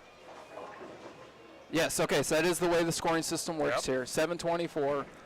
Yep, Strike to tie. strike the tie Oh, what a turn of for events. 25 pins bonus.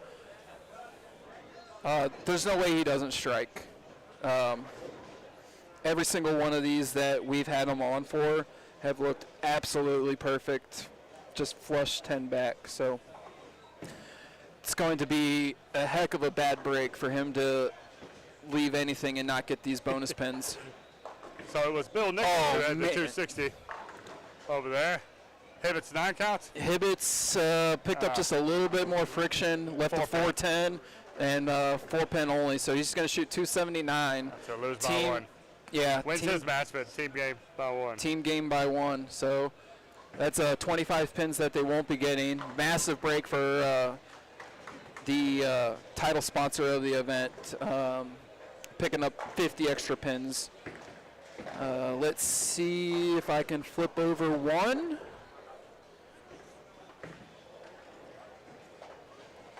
Or do I want to go the other way? Nope. I want to come back. There we go.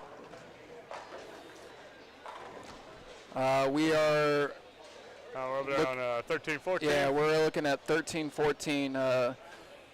Team Walker, Team Wilson, he's the lead off. They just shot 618. They are going to get clean sweep by Team Shuffler, Man and Holly, local team. That's a pretty big game. 240, 230, 220. Yeah, 707 plus 80 for Team Shuffler. And Not quite the scores we saw the first game. Definitely some transition they're facing here. yeah, well, anybody can bowl on the fresh.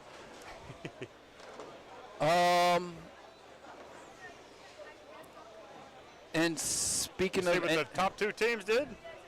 I cannot see what the top two teams did, but I can tell you that Oh, we've got a reporter heading down. Summer Stevens Johnson just shot 580 Oh, man. to Hensley Black Gwynn's 650. That's Team Fort Worth, ain't it? That is Team Fort Worth, and they are going. Thomas just needed 6 pins there to get his match against Chris Johnson. So they just swept Team Summers. They'll be staying. Well, maybe not, because it's pins. So they shot 680, you said? They shot 660 plus 80, so they only shot 660, 740. So, yeah, the on the first place pair, I heard 650 sweep. Yeah. So, yeah, they'll be right there in first 720. or second, probably, yeah. And, I mean, for where we're sitting, Looks like the high this set is 724. They lose to 723. 15-16 seems like it's a hot pair, but the other scores, 710 is about the highest. Yeah. Everything else is in the 570 to 660 range.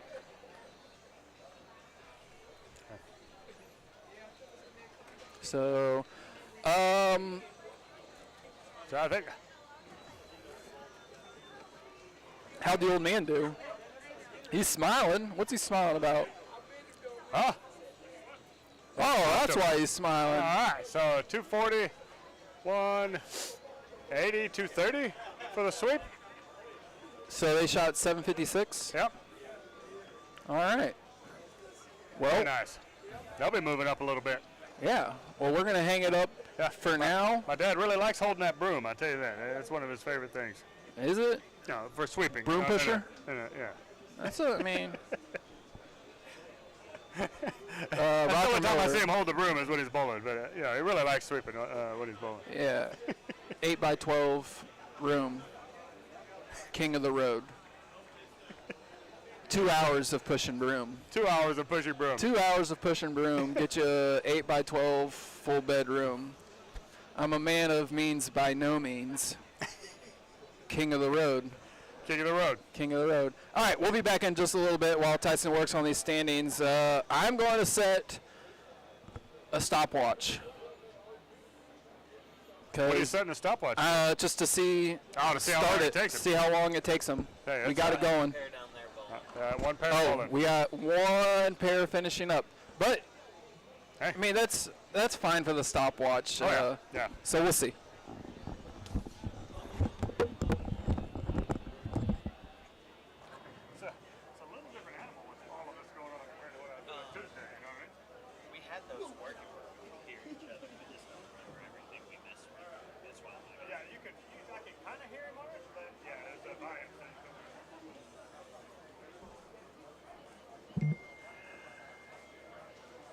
I want to say it's the white ones. Or it's maybe- these. No, These guys are. because we were messing. Because all these are supposed to be off, and they are. Yeah. 'Cause that's what those notes were. Was I went, oh, I'll just write down where I've got each one of these set at. It's a white one. I don't know if it's this one. If I need to go louder for y'all. This next So it one. Let's, depends. If this is feeding this, or no, this is this feeding the headphones. One of these Yeah. two is feeding the headphones, right? both of them. No, one's feeding the Oh. out, and then one's feeding in, right? This is the headphone. That's the in? Okay, so it's whatever these are, needs to go up a little. Okay. Sure, play with it. How bad could it be? I trust you more than me. Oh. Yeah, I don't think I'm bowling ABT tomorrow. No? No, my legs and my knees and hamstrings are not happy at the moment. Yeah, my legs are burning too. I hit the elliptical 3 times this week, and I haven't No, hit mine's it in from- a while. Up, down, up, down. Yeah. It's good though. Trying to get that cardio back, you know. Spud.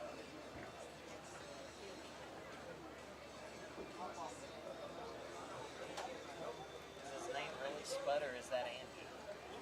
Yes. On the back of his jersey it says Spud. But his name is Andy, right? Okay. I was like, I don't remember another brother. You're Andy. That's Chris. Butch ain't here. I think it's Spud because if you throw butter on him and throw him in the oven, he'll split. I'm not sure. I'm not sure how he got the name.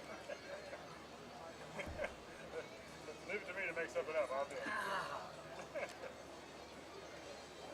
That's old people here that got money. Am I one of them? You're not old. Fair enough. Because Tell that to my legs. I forget who Rudy was talking to. He was like, he was my youth director, the Boroffs. He goes, how old were you, 18? No, 19. You don't let an 18-year-old do it. But 19's cool. I said I was so good that I didn't even care if the Bull Jacks would pop on. I might have even set some of the games up.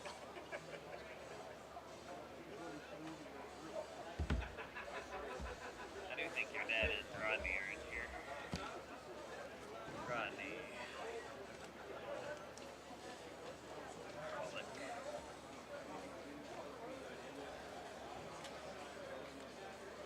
You want to pass them out for me? These two guys, and if you have my dad on. Yeah, I think they got some doubles. Yeah, since I had my backpack with me, I had their bracket.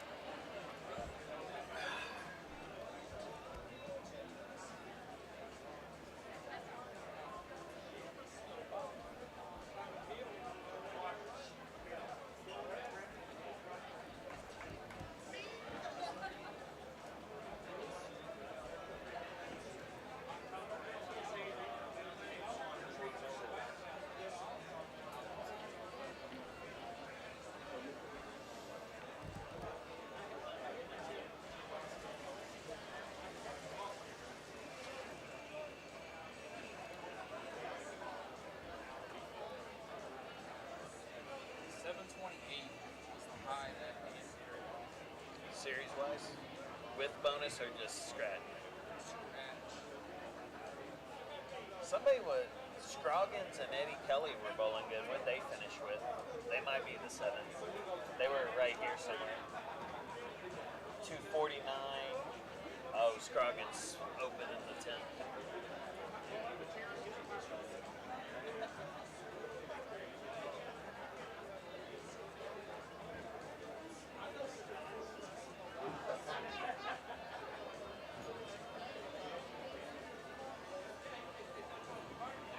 So, one of the things I was going to tell you, you know how, so the Ironman, Chad, after year 1, went to, I'm going to pay first place cash, because I'm donating that $5,000, and everybody else gets checks. So I was like, okay, I don't like it, I'd rather do cash. I said, All right, bowlers, listen up. Lane assignments starting on first place, lane 13. 13 right, 14 Shuffler, 15 McGregor, 16 Hensley, 17 Manier,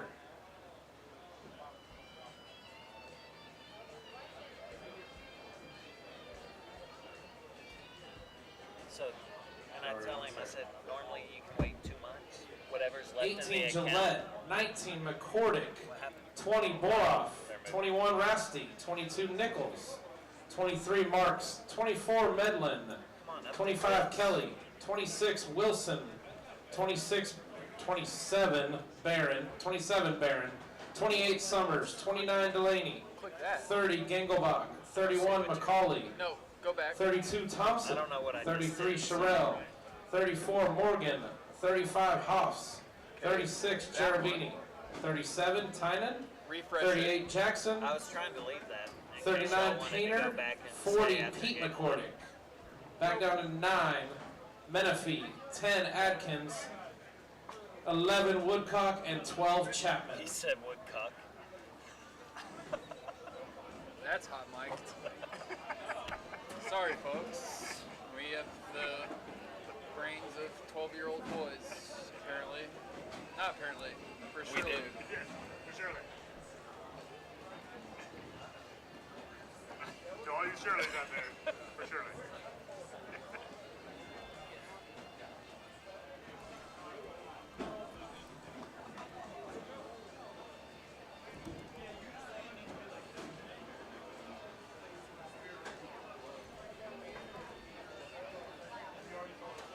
Hasn't he moved up 1 spot? No, 5 spots. Huh? They were in 13th. Now they're in 8th. Well, they moved 1 lane. They're They they skip a pair.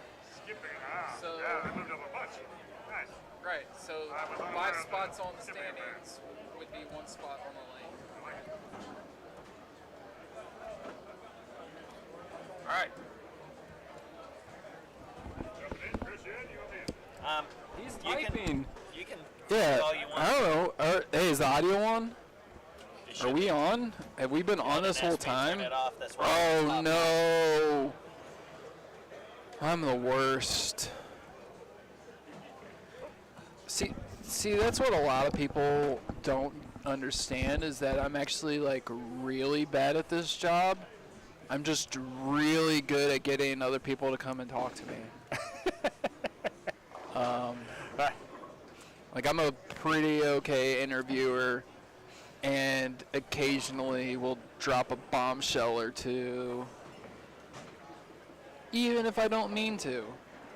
But Well, the really stuff I good was at doing Tuesday, the team we were doing was F around and find out, right?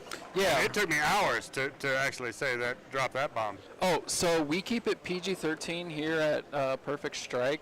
Chris's are fine as long as it's just inappropriate. Like, we don't want to drop B's or S's just because we can. But if it fits into the spot, then, you know, that's just the way normal adults it's in the real PG-13. world talk. Yeah. Unless we're in Hold on, Bowlers. We had after midnight, score then wrong. it's I'm sorry. Then it's Then all, no holds barred. perfect strike after dark. Oh, I see. Yeah.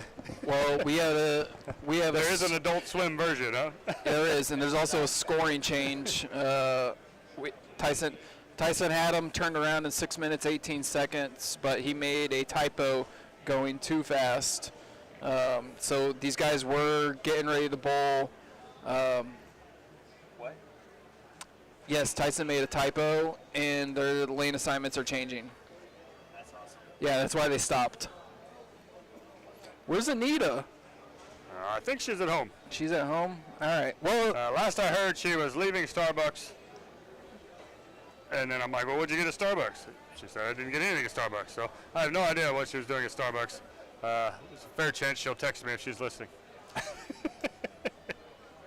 I don't think they typically go there for breakfast, so I'm not sure. 13 Wright, 14 Shuffler, 15 McGregor, 16 Hensley, 17 Manier, 18 Gillette, 19 McCordick, 20 Boroff, 21 Raspy, 22 Dad stays in the same Nichols, spot. 23 Ross, okay, 24 yeah, so it's Bennett, a problem for 25 Kelly, 26 people outside of the top 12. 27 Wilson, 28 Barron, 29 Summer, Which is 30 great, Delaney, because Keith 30 said Nichols, Keith Hensley's ready to go on 33 16. He's like, Morgan, just 35 Hobbs, he's not even gonna wait for Tyson to finish. He's just like, let's go, I'm ready. Enough of this. 39 40 He's trying to stay loose. McCordick, Yeah. nine That's one of the tougher things, I think, for Ooh, that was perfectly with loose. the pause in between games for anybody, especially gentlemen of a certain age. I like Keith Hensley because Keith will say, I'm gonna wear my hat, and if y'all are gonna fine me, I'll pay the fine. I don't care. This isn't one of those tournaments where they get fined, but there are other tournaments. I think I've seen him without a hat, maybe twice, ever. Bowlers, I really need an active bowler to keep the scores, I think it's please. further and down. Sheets turned in together. That way we avoid. Yeah, so he's missed like, you know bowlers. what? Please, bowlers only, keep scoring. I like bowling in my hat. I like wearing my hat. I'll pay your fine. I'm financially comfortable at this position in my life to accept that For burden. the hat fine. The hat fine is it's well within his means. And so I think So that what we got here is, we got first place on 13-14. well, I think we're just seeing a rerun of 15 and 16. McGregor, Waldrop, McGill stayed on 15-16, and they are now bowling against Black, Hensley, Gwynn, Yep. me, on 15-16. That's a repeat. 3 and 4. Yeah, 3 and 4, and that's what I was telling Chris. I said that once we start getting into games 3 and 4 and 5, there's going to be a lot of guys who are bowling each other for the second, third, fourth time, Yeah. because it's not points based. So Just the way these bonus pins work out. So game 1 high series was like 812. Game 2 high series was 728. It's a big fall off. And they're not only was it, I mean, I would say the overall average series dropped by the same amount, 90 pins or so. Oh, yeah. So yeah, Chris has updated that scrolling, so you guys can see along. If you were listening earlier, we have it. Tyson has it updated on the that's pretty Plano neat. Super Bowl I like tournament it. page, so that way you can see it there. The Google Docs link is what we're looking at and ripping it off of. But yeah, Chris also has those balls to give away.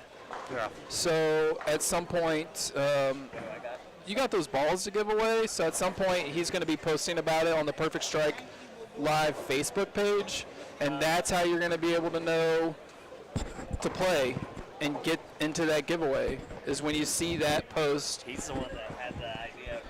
Are we not doing what you wanted to do? Yeah, but what I want to do with that is I want you to post it on the page, so that way, and then so these guys take a picture of how they're watching it and they comment it with that, picture. with that picture, like whether it's a then what's the screenshot of your criteria? phone or you got it on your TV at home or your iPad, whatever it is. I want to see that, but I want to see these entries. But when you do it through the Facebook page, when you do it through the Facebook page, you can turn off the commenting, so that way the entries are set. Like once, because when's the first game starts at 3? Yeah, so once that first game, like you can post that now for the games, and once that sets, once they kick off, you can stop the comments, and that way we don't have much homework to do. So we can get that first ball giveaway, or a bag giveaway, whatever the person picks. Right after the 3 o'clock hour. Yeah, well, we get. I think Chris is going to get that post started now. But if you are listening right now, the way that's going to work is just you got to pick. You got to pick some NFL picks for the playoffs today, and you got to be right. And if you're right, you got a really good chance of winning one of these Platinum Forward bowling balls. But what we got for you here, that's not the NFL playoffs. 15-16 is your 3rd and 4th place teams. Team McGregor versus Team Hensley. And on 17-18 is Team Menier versus Team Gillette. I knew I should have picked Gillette because I just see that guy's name everywhere. Like, Yeah. I think he bowls like South Houston or some down. Yeah, why not? Yeah, public, because they gotta like the page anyway and all that stuff. So, yeah, we'll know. Yeah. We'll be able to weed that out. I think Kenny's down in the Houston area. I don't know, but always see Kenny high up in the standings. And for what I'm trying to win here with my side bets is just that. But I can tell you for side bets that. We got Thomas and Hutchison, Shuffler, Man, and Holly. 40 pin difference. What do you got there? First and second. Out of the top 8, out of the top 10, I got 2 teams in the top 10, and the person that I'm wagering against has 0 teams in the top 10. So I'm crushing right now. Can't ask for more than that. No, and we were talking about Paulie having a bad first game. Yeah, we've covered that, Chris. 3 hours sleep. And I talked to Paulie in between the games. You did too? Bad ball. He said he was in a too big a ball, went to a smaller ball. I had a better Oh, one, I'm so. not good enough to understand what too big of a ball means. What's that mean? I think it means it wouldn't fit in his hand. 'Kay. Because it's just too large. So he had to go to something smaller, maybe like the size of a pool ball or something. Yeah, so that's one thing we typically. I don't know what ball he was throwing first, but he switched to a component, I believe. Okay, cool. Yeah. That's one thing we typically don't like to do here is you see a lot of other live streams just be like, okay, there's Thomas Gwynn on 16. This is the ball he has. This is the ball he's throwing. It's too much, huh? He's on a triple. Or no, Yeah. Thomas isn't on a triple. Thomas had Greek Church. Let's see what ball he changes to, if he's going to tighten up that line a little bit. No! Get out of here. What are we doing? We have a very simple setup, and we want you guys to feel like you're sitting back here at the broadcast booth watching this tournament with us. So let's just have some fun. That's how I like to do it, Ryan. I don't know about you. Yeah, I like that. But I mean, if anybody in the chats or whatever like wants to talk about ball reaction and leaving 4 pins and making ball changes, great. Actually, the way I like to do it is just like in between sets, if it can get somebody on to talk about, like let them do it all. But I'm not going to sit here and speculate over the course what of people are 6 thinking. games qualifying of what they're going to do and the adjustments they're going to make. Based on my ability to read their mind, Yeah. I'm thinking they did this. Yeah, that's one of the reasons I find watching PBA bowling on Fox or whatever channel it happens to be on lately just insufferable, because none of that's fun. And if you watch the best broadcasters on college or NFL, for the most part, they're not getting like overly technical about the playbook or stuff like that. Yeah. It's just They're like, trying to have fun with it. yeah, like it's like, hey, like, oh, this guy's going to be open. Great, that's fun, because I can see that. I can't see Thomas making a one-board adjustment to get that 4-pin out. Up this ball speed, half a mile an hour. Yeah, like, oh, hey, Tony Pollard's got to do this differently. Yeah, I know. He needs to get in the end zone. That's it. That's the story. And story also being Rodney Black, 3-bagger, Keith Hensley, 3-bagger. Very nice. Those guys came to play. Well, what else would they have come to do? I don't know. Sometimes people come and you think they come to play. Well, I tell you what. But there's times I've come to play and wasn't able to do I it. tell you, that's. Okay, so Ryan, the way this works, Okay. the way it works in my Still me. mind, is what we do. These are just episodes, right? Yeah. So the last episode was Longview doubles in Labor Day weekend at Oil Bowl, courtesy of Trey Autry. Yep. And, you know, Great host. great, amazing host. I say a couple things, get myself in some hot water because people are uncomfortable with my comments that they don't like. Because Like to tiptoe that line? Is that? it's not even a line. It's, hey, the Calcutta is a free Bowlers meeting. Yeah, it's a free market auction of who the best team is and who the worst team is. And if your team goes to the field or only goes for the minimum bid, the bowlers and the people who know bowling, who are bidding on bowlers, have said they're not very good. Yeah. And I don't care who it is. If I'm bowling in that field, I'm ecstatic to bowl against somebody who went to the field or went for the minimum, because that means, holy moly, Stan Baker with a dead wood on 18. All the way back to the arrows almost. Yeah, good for him. He's slanging lumber today. Yeah, I mean, I'm ecstatic to bowl anybody like that, because on paper it says I am a heavy favorite. Well, not me personally, but I should be a moderate to heavy favorite. I keep trying to get the minimum bid on me and my team. Right. It's hard to do. Yeah, so I forgot completely where I was going with that, Leave it to me. I'll distract you. but it's just,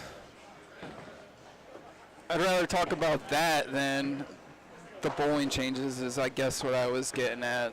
Gotcha. We were talking about tiptoeing the line, and you were talking No, about it not was, even the line. it was before that. No. Well, Yeah. it'll come back to you. No, it won't. Fair enough. But that's okay. We'll find something else to talk about. Oh, that's what I was saying is these are all episodes. So this is the newest episode, is that Perfect Strike Live is out here courtesy of Global Sphere Center and Mark Waldrop Saturday Only Bowling Tournament. Yes.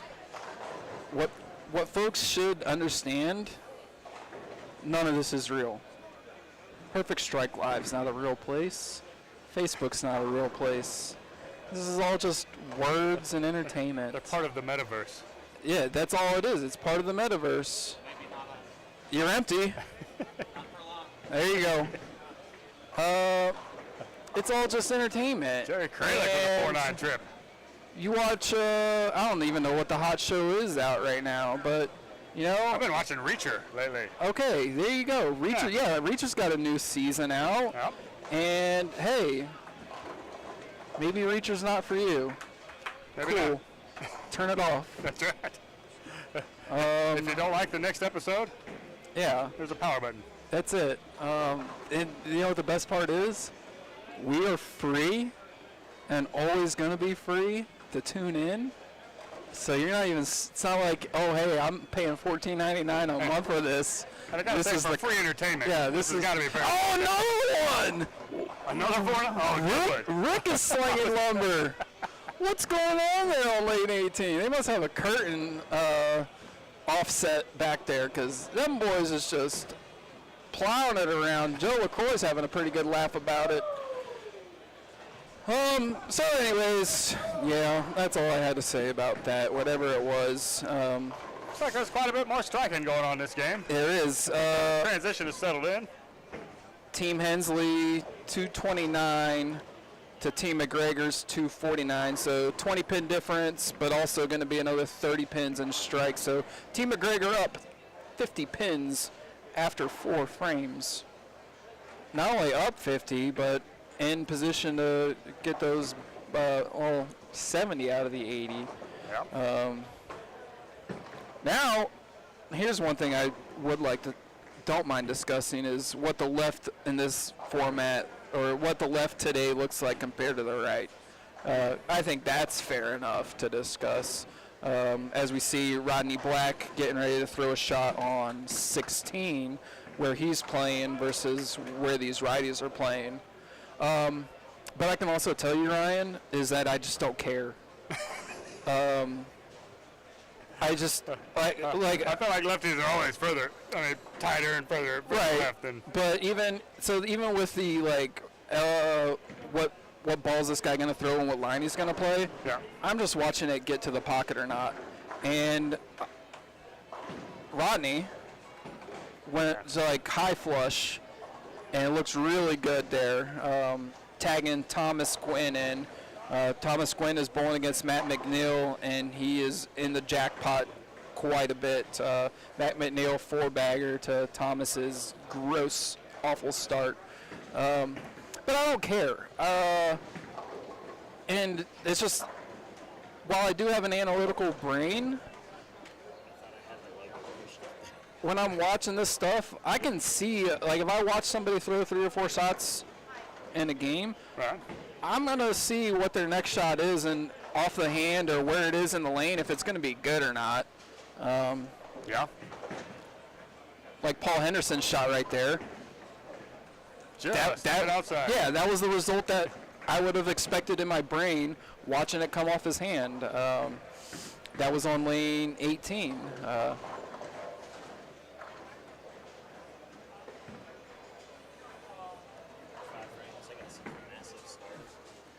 I don't know what Chris is trying to tell us. Chris, did you get the ball giveaway posted?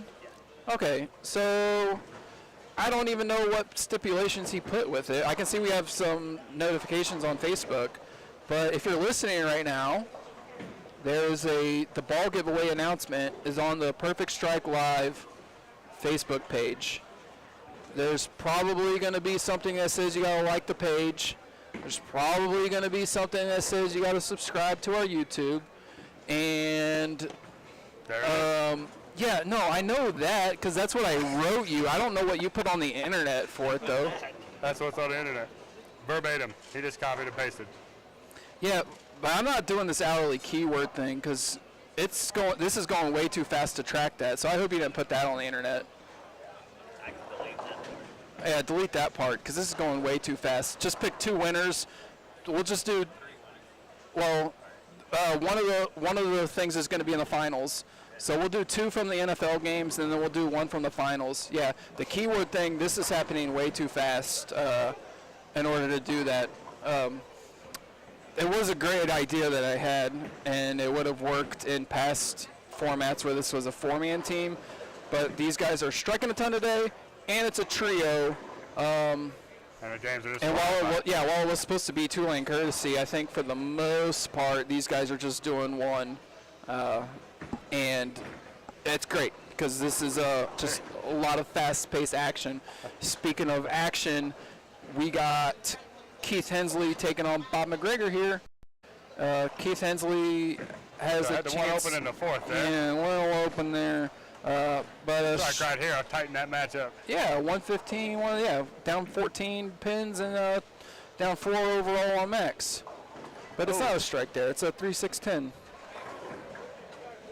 The last time Bob left a 10 pin and I was discussing it, he missed it by a C hair to the left, which it's so, yeah. So, over here on 23-24, looks like we got a pretty good match. A lot of striking going on for both teams over there.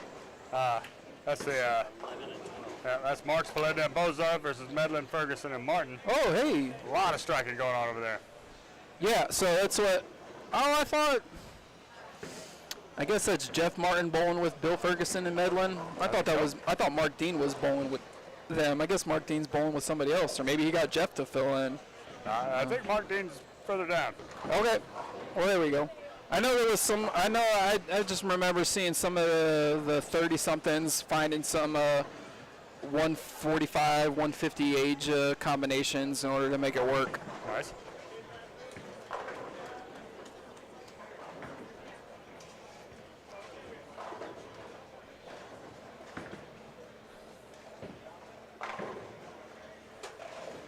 Tony Franklin striking a lot this game. He had a rough start. I picked them. Yeah.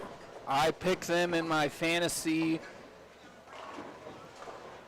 180 draft. They were my last pick, and I actually picked them under the name of John Burkett because that's what was on the roster. Okay. But he's not here, and they got so That didn't take very long. they're in 10th place. That didn't take very long at all. I mentioned his name, 6 count. Nichols.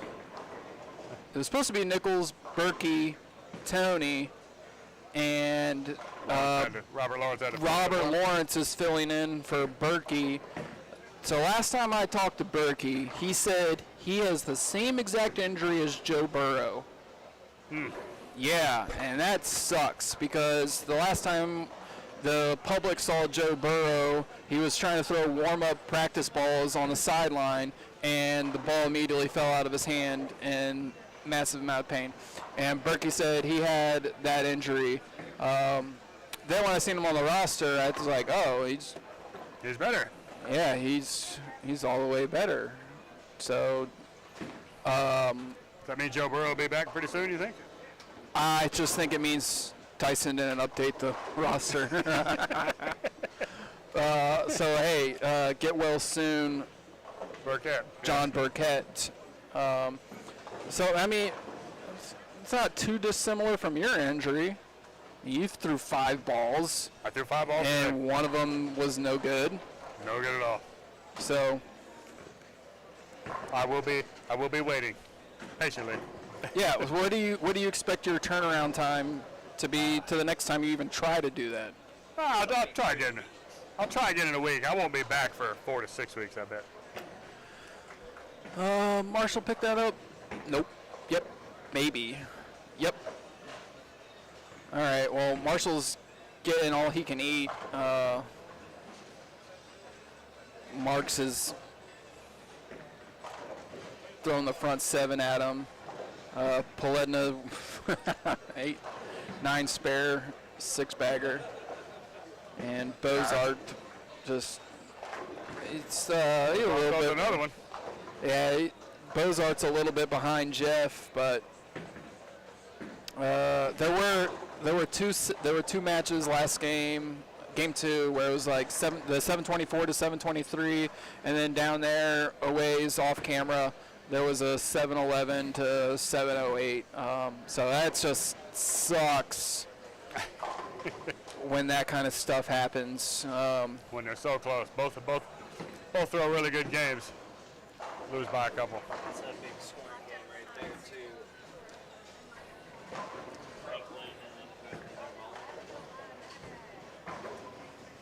Franklin versus Fugit.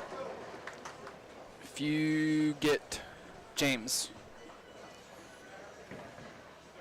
Let's get back to our third and fourth place because we got Rodney Black front six and Matt McGill front six. And Gill is cheating because he already bowled there. well, yeah, so did Bob and Mark, but they're not. Bob shot 279, so yeah, he's already off of what he did previous game. Kenny? Gwynn's having a bit of a rough game, I think, this game.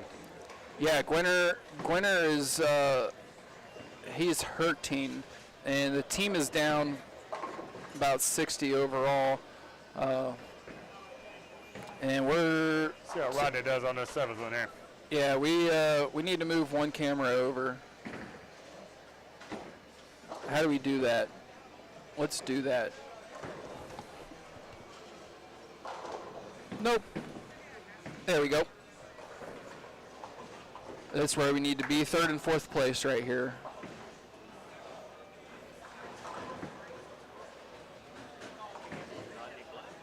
Yeah. That's a front seven. That was less high flush than the last one. I mean, that wasn't even flush, but it got flush to 6-7, just going bleh. Collapsing. Yeah. Going straight out. For front seven for him. Holding his team in there. He is, and Matt McGill misses once, and this thing is back to level. Yeah, that's what I was saying. Gwinner is struggling a little bit. He went 270 game one, 178 game two, which was a winner for him, but that's still only 188. But they're in fourth place, so enough of that. And now he's on. Struck out for 2-1. Yeah, 16. Just trying to 30. get his stay clean, find a double, give your team a chance to win those 50 bonus pins. But 10 pin right there. flat 10 there. See, like I do know some of the lingo that was a flat 10. Like, be impressed. I am totally impressed. But this is the. Is it because you see the flat 10 a lot that you know it, or? Well, that's what I was gonna say. So this is where the differentiation happens, where I know it's a flat 10. I don't know what ball to change or how to fix it. I'm gonna throw the same exact shot for the most part and just hope that the next one's better. Right. Can't be flat all the time. Right. Yeah, you can't lose 17 hands of blackjack in a row. Right. So Keith Hensley's Here's two. making a ball change. And that's actually the best way I like to talk about ball changes. Is like, oh, hey, that guy was throwing a Rodman Pearl, and now he's going to put that back in his bag, and we're going to see him. He's gonna grab another one. Yeah, all right, cool. That is lane side lead reporting right there, boys and girls.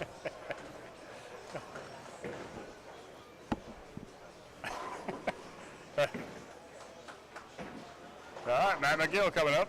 See if he gets the seventh one.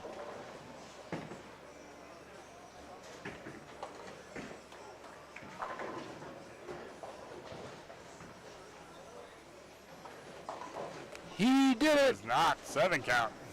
Yeah, so it's it already computed it in there. Yeah, so 468 to 436. Yep. Even strength on marks at the, assuming that Matt picks up this 3-6-10.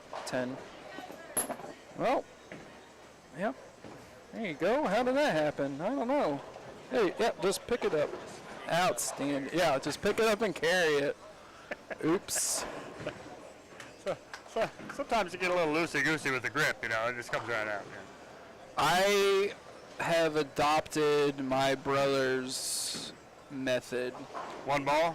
and it makes life so much more simple. ball, It choose. makes, yeah, well, I'm not that deep into it where it's just shoes. Like I still need my soles and my heels Okay. and my tape and stuff. Just a single ball bag. Yeah, I don't even have the single ball bag. Just carry the one ball, and I have a backpack of Okay. what I got going on in my backpack.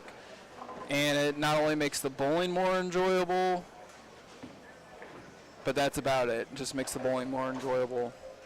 And But it also makes me a better bowler too, because it's like, hey, what do I have to do with my feet and my hands versus just, oh, I brought 6 in with me, and I know that it's now time to move to this other one. less, you get a little more versatile with your physical game. And speaking of physical games, here's what I like, and what I've said in past years, is you can watch Bob lead off, and then you can watch Mark bowl right after him. And if they weren't wearing, well, Mark's wearing a name shirt. I don't think Bob is. If you were just to have a silhouette of a bowler, you could see have a hard Mark. time. Yeah, Mark has really modeled his game after Bob McGregor's. Yeah, it's almost identical. I've come up here and practiced a couple times, and I see those two bowling together quite a bit. Yeah. Yeah, they bowl together quite a bit.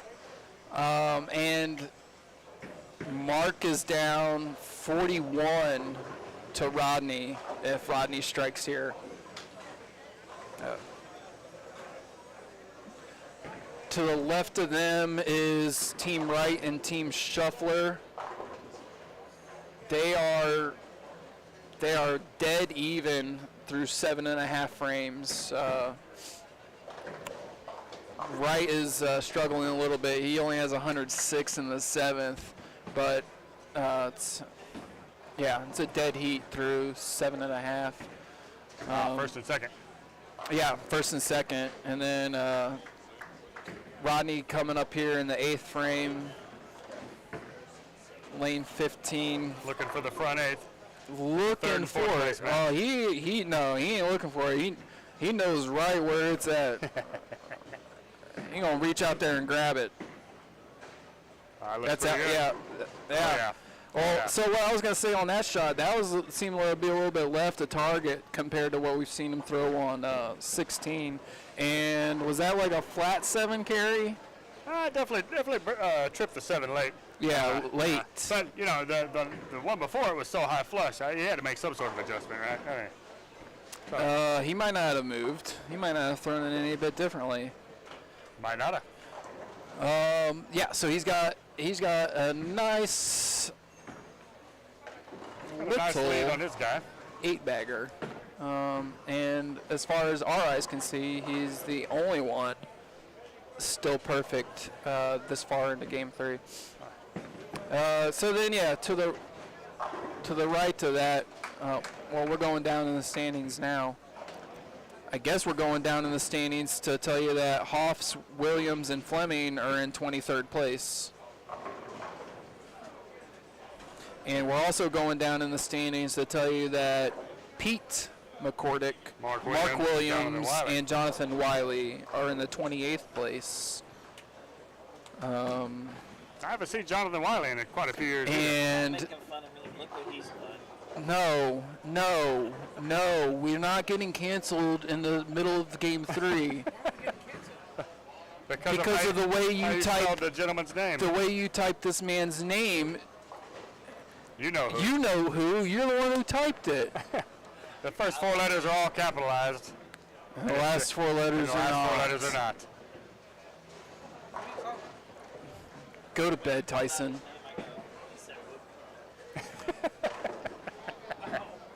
All right. So Back to bowling. back to Rodney.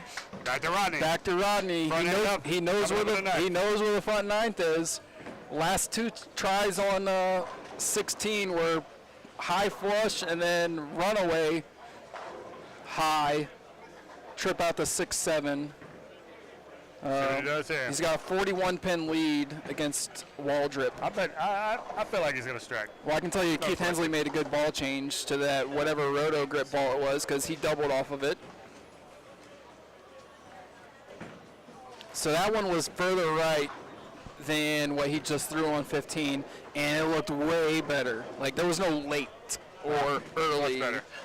or Still won't say his name. anything like that. And now Team Hensley just needs Thomas to also reach out there and get another double. He's got 222 possible. He did. He struck the last ball. Yeah, he's gonna lose. I mean, he's gonna lose his match. He ain't getting the 10 pins, but it's Can you help the team get the 50? yeah. He can That's help the team get the 50. It's 590 to 550 at the moment. With let's see here. both leadoff and middles working on doubles. So I'm also looking at my dad's game here. Dad's got 269 possible. Mella's struggling a little bit. They're down 20. I could not tell you the last time he shot 269 on Wednesday night at Cowtown Bowling Palace. Cowtown has been getting the better of him for a little It's bit. been getting a lot of him for a lot of it. It's a 710 for the Printer Gwinner. Oh man. So they're gonna Not what they fall. wanted to see. No, and they're hey, if Jim Stevens can pick it up, why not Thomas? I agree. But that's gonna see them fall 60 pins out of the match Yeah, going into the 10th. Yep. Yeah, 3 doubles versus 2 doubles and a 99% chance of an open. Yep. They'll need a lot of help if they're gonna win that one. How's Paulie doing over there? In the 5th and 6th. Yeah, 5th and 6th is Team Gillette. Kenny's throwing a 279 gamer at Rick. Rick's got 248 max. Yep. Kenny struck again in the 9th. Fireman Dan has 45 max. Is he a fireman? Yeah, he's a fireman. Okay. Or is it just because in Asensio, it's kind of like a... No, him and actually, I have no knowledge of whether or not Joe LaCroix stuffs a 710 for himself. That will allow Danny to get back into his heads-up match against him. Actually, I have no knowledge of whether or not Danny and Lee are actual firefighters. Okay. But I know when they bowl together, they are colloquialized as team firefighters. So he is one half of team firefighters. So he's the fireman Dan I like it. today. And yeah, he's bowling with Kenny. No Lee Wart's in the building, right? Or is he way down in the standings? I don't think I've seen him once. Oh, Danny leaves a 10 pin. And, He puts does. Joe right back in the match.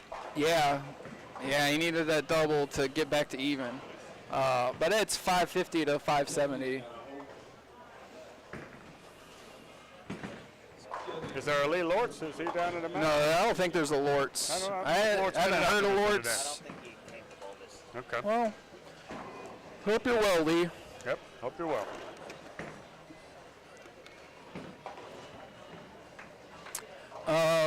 If it goes up. Oh, stuffs a 9 So pin. busy chatting about firemen that. No, we didn't miss it. We saw Rodney's ninth. Yeah, we saw Rodney. We saw Rodney's ninth. Keith Hensley did a little 9 spare there. He can stuff 10 here for 213, but he is going to lose to Bob McGregor's 230. Had a chance to pick up some pins as they both did not strike first ball. And it's 613 to 652 after Bob gets this out of the way. What was it last time? Rodney got that late 7 to fall out. Yeah, it was a little late on that. That late in Stan the last one. Baker is a right-hander through 300 on this pair. Rodney would be 300 number 2 for the day. Opposite sides. Just got to tell you, they're fairly even. Right to left. Well, Stan's wearing a sack jersey, so I don't think I called his a nice little when he did it, but Rodney is. You're not going to get approved that way. Rodney knows where number 10 is. see if he can get that late 7 to fall a little bit earlier this time. And he did not. So that's one of those. Good, huh? See, that's what I'm saying. Like, I have no idea why he did. I just know what I saw him do in the 8th frame. You know? Just seen that coming. Hey, that's the same hit. Yeah, he ain't going to get it. Wish he did. It would have been really cool to see. Robert Lawrence going to shoot 279 over there. Ah, yeah. But as far as match implications go, that 7-pin is Mark does not get the. Rodney's going to get his 10 bonus pins. Yeah, Ronnie's going to get it, but Team-wise, that match team-wise, the match is over. They can only get 40 more pins, and they're already down that's 40. Third and fourth match, third and fourth place, and third place is going to win now. So here we are. Looking at fifth, sixth, seventh, eighth. Yep. Team off down 40. Yeah. Yeah, did he shoot 58, 48? 48. 48, yeah. Back for 48. So He's gonna win 48 his for him. match. Yeah, but it's Kralich is holding a really good game here, but he's got a 280 coming up at him. yeah, Brad Hunter's got a very nice 280 working here. And as we saw in the previous game, it was Chris Hibbett's going through the nose just a touch high, leaving that 4-pin, costing them 25 bonus pins. But Brad can strike out here for 280 plus his 10. And Hibbett's is well in control of his match. Hibbett's has already got it. So this match is also over. Kralich and Mel are just looking to add as many pins possible. Yeah. Get as many as they can. What's our next match? Moving down a little bit, Tony Franklin, Robert Lawrence, and Bill Nichols. It was Robert Lawrence did punch out for 279. Holy cow! That's actually a massive score. Yeah, Bill Nichols opened frame 1, 7 deuce, but as a team, the rest of them are all clean. 750, 760. Yeah, 760 with a spare and a strike for Tony. Tony does need to spare and get 9 to shut out James Fugit. For the extra 10, yeah. Yeah, for the extra 10. That'd be a clean sweep for them. No, 47 is less than 58. Oh, yeah. I almost looked at that clearly. Yeah, they get they'll get 70 of the 80. But they're going to shoot 760 plus 80, and that's a big number. That is the highest series that we can see for this pair, or not for this pair, for Game 3. In the next two, we got Mark Spoledna Bozar versus Medlin Ferguson Martin. Yeah, looks like 728 to 692. 728, 692. Yeah, so Team Nichols going to make up a lot of ground. They are currently in 10th. They're about to shoot 830. 830? 830, yeah. Strike here is 830 for Tony. Yeah, Tony needs 9 to get it. He did have a 6 count on this lane. Yeah, same lane, 6th frame. So less than 9 is in play. Oh, yeah. But not that one. Not that one. Not that one. So, yeah, 760 plus 70s, 830 for Team Nichols. Amazing game. It's going to have them move up quite a bit. They might end up have to get lucky, bowl in the same pair type thing. Brad Hunter did not shoot that 280. He's going to strike here for 259. Right side of your screen, lane 20. Jerry Kralich has got 256. 256, so it's not enough. 256 loser, and that's with an 8-1 for Jerry in the 5th frame. So it's not that wasn't a split either. So open frame in the 5th. Cost Yep. Jerry 8:30. That'll bump him up quite a cost bit. Jerry his match and his 10 pins. For sure. And Maybe the top 5. let's see if we can come back over.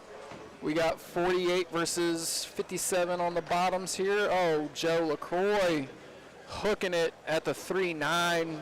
Hooks it past now it. we got a Yeah. chance to tie. Yep. Fireman Dan. Yep. Danny has a chance. 10 back will get him. Strike here will get him 15.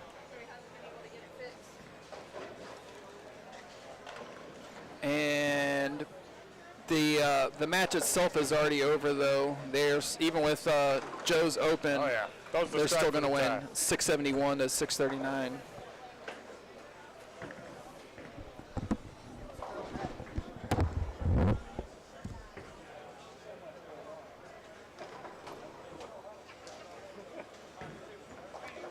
So Pauly can strike out for 227. Stan Baker can strike out for 248.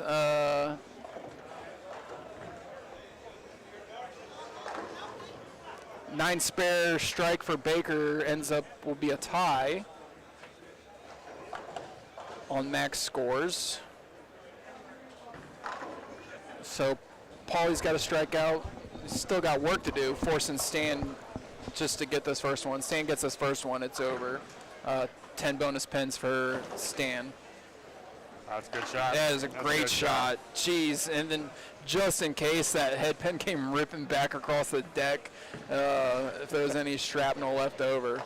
So, In case there was any question. yeah, there wasn't. And yeah, Hibbets took care of Goss over there on 19 and 20. So that's that. 751 is a ton, and they got 70. So yeah, an 821 and an 830.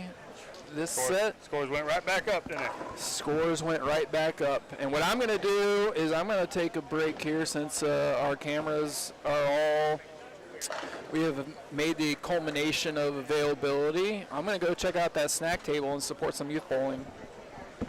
All right, we'll be back.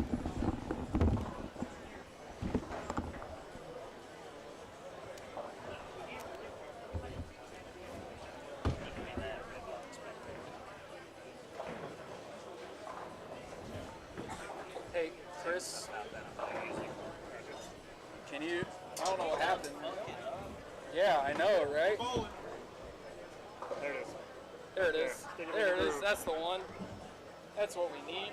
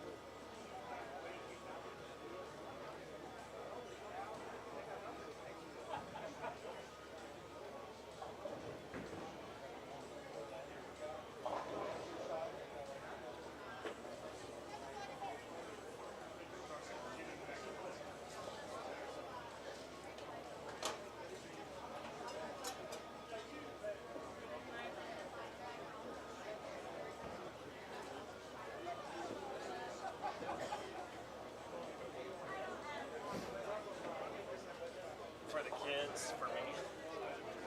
Excellent. Then they were like, you get change. I'll keep it. Yeah, that's what I said.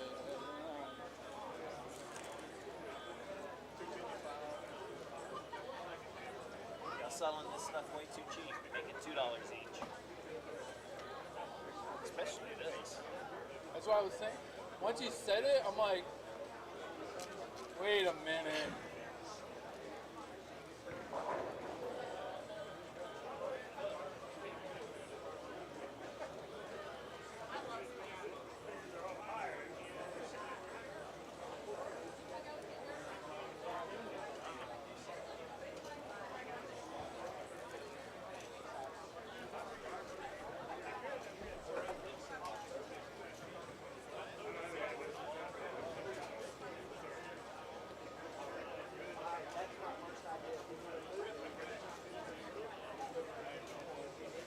I gotta start typing some.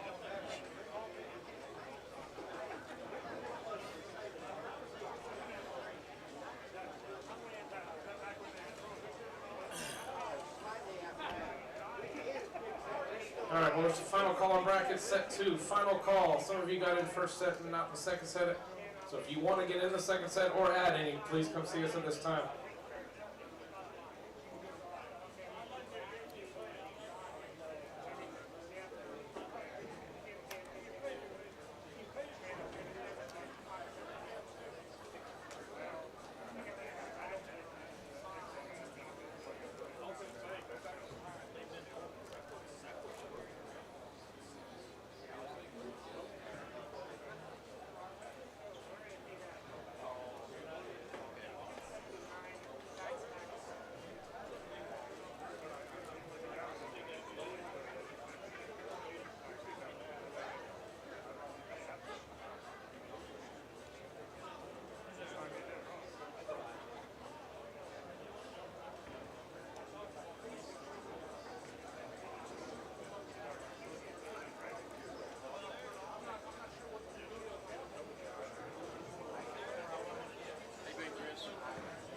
Good. How are you? Good. Is that good? I have no idea. I'm good with numbers and faces. Okay. Not with names. I just know I know him. I just know he knows you. I know it's bad when they go, "How you doing, Chris?" And you go, "Not bad. How are you doing, Bob?"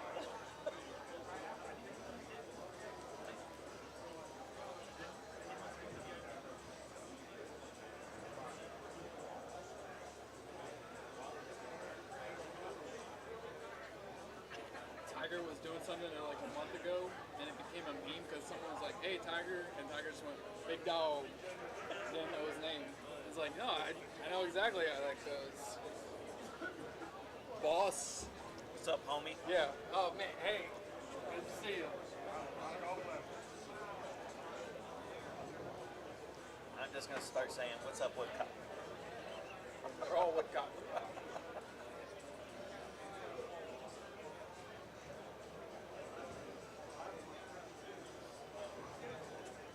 All right, bowlers. Here are your lanes for game 4. Again, last call on brackets. Starting on lane 17. Got him. So 17 McGregor, 18 Wright, 19 Gillette, no. 20 It's not updated. Paul McCoy, Oh, okay. 21 Nichols, 22 I just saw that Shuffler, they all of a sudden 23 became Lanier, capitalized. 24 Hensley, 25 Marks, There it is. 26 Thompson, 27 McCauley, 28 Wilson, 29 Rasty, 30 Summers, 31 Morgan, 32 Boroff, 33 Medlin, 34 Hoffs, 35 Painter, Still waiting on the 36 update? Kelly, No, that's it. 37 Jackson, Pull off the front 38 page. Engelbach, Oh, man. 39 Sherrill, 40 Barron, 9 Pete McCordy, 10 Atkins, 11 Delaney, 12 Cherubini, 13 Woodcock, 14 We're gonna get that Titan, trophy. 15 Menifee, 16 Come back to best Chapman. you.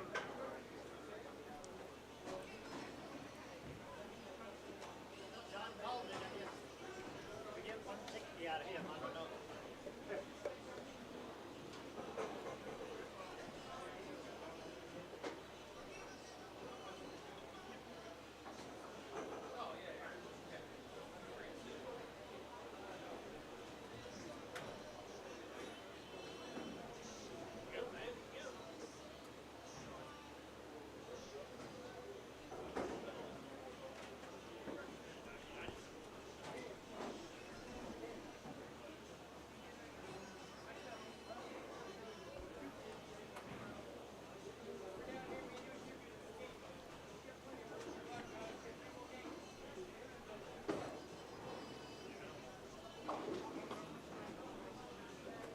Hey, come on now.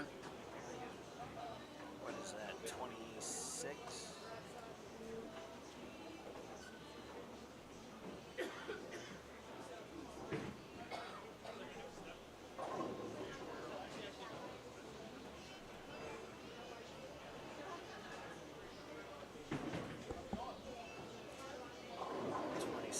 Plus another 8, 34.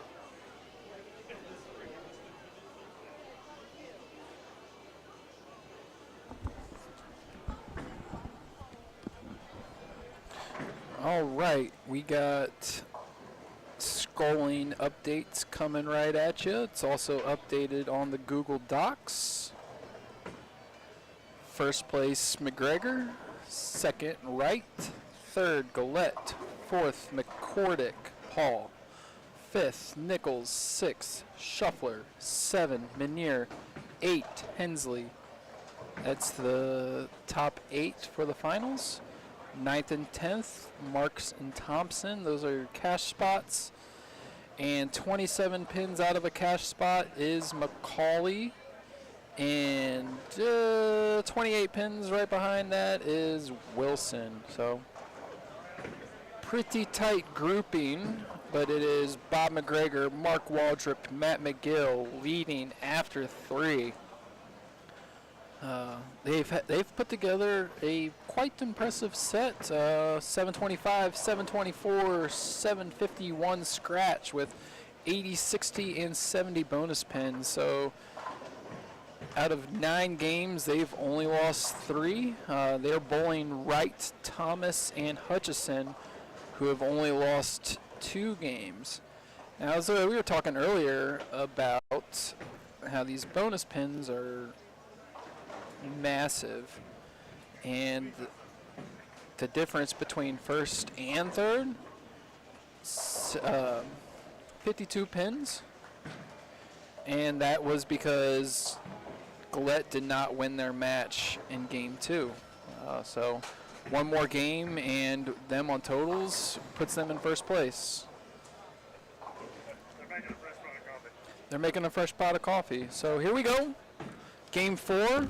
Lucas has the scrolling settings going for you. I'm Brian Roberts, joined once again by Ryan Boroff. He's somewhere here. He's looking for coffee. I am looking for coffee.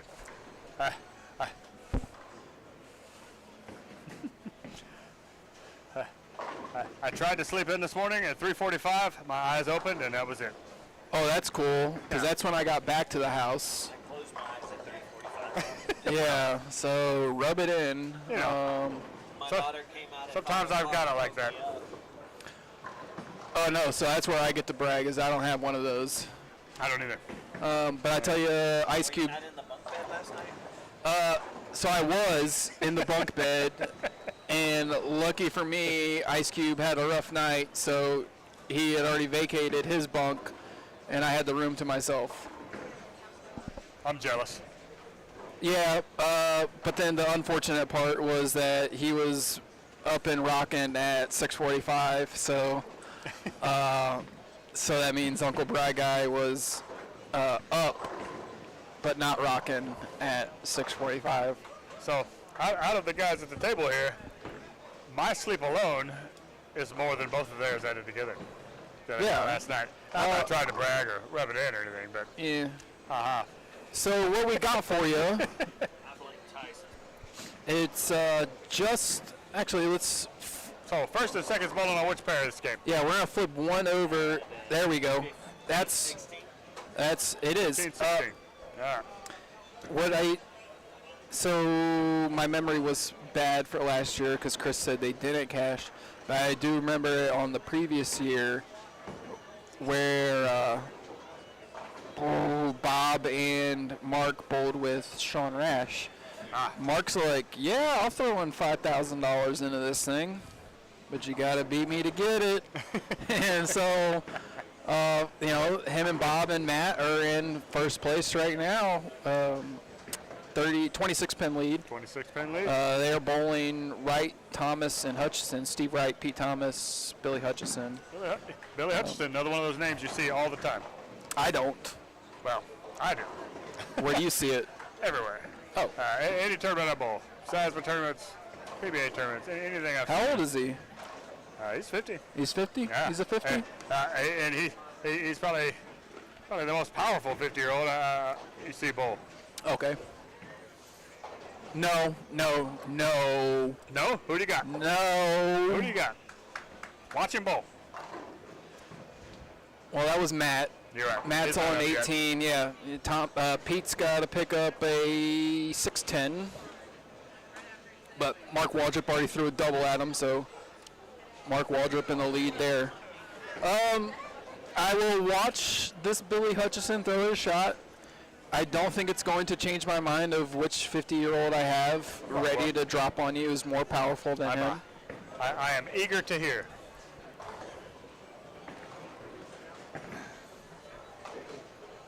So spares for Pete Thomas.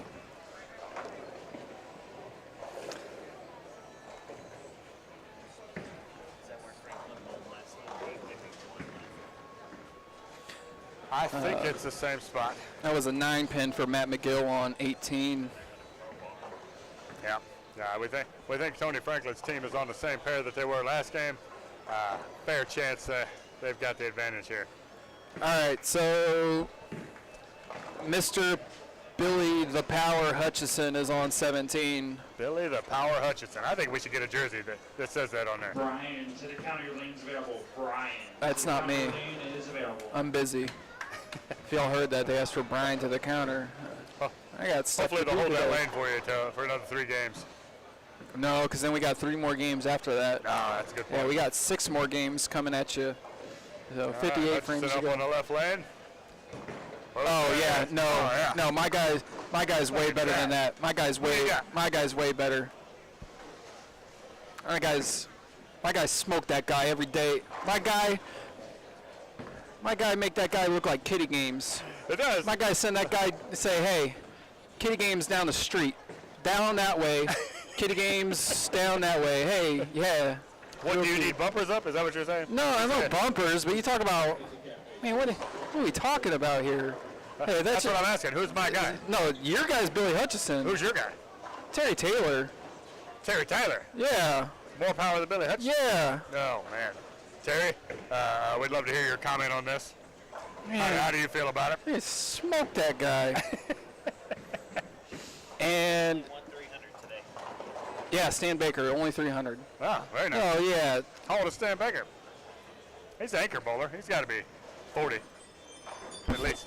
Oh, that head of hair. Like Sam Bagger or Baker. That head of hair is definitely 40. It's Definitely definitely 55.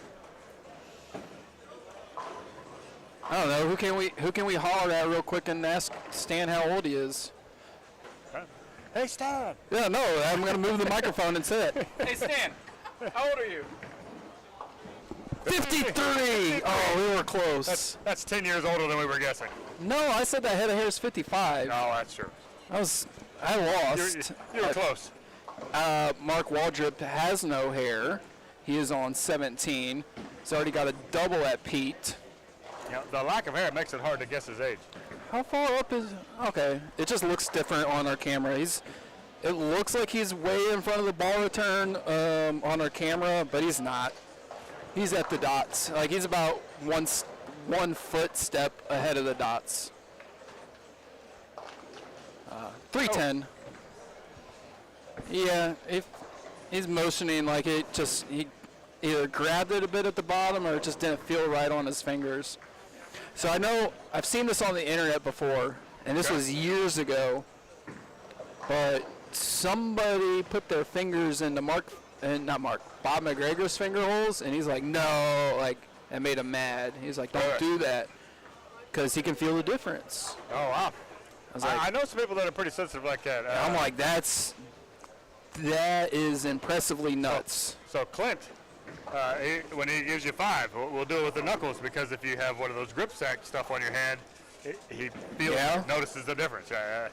Some guys are extra sensitive about that, I guess. I have a hard time noticing.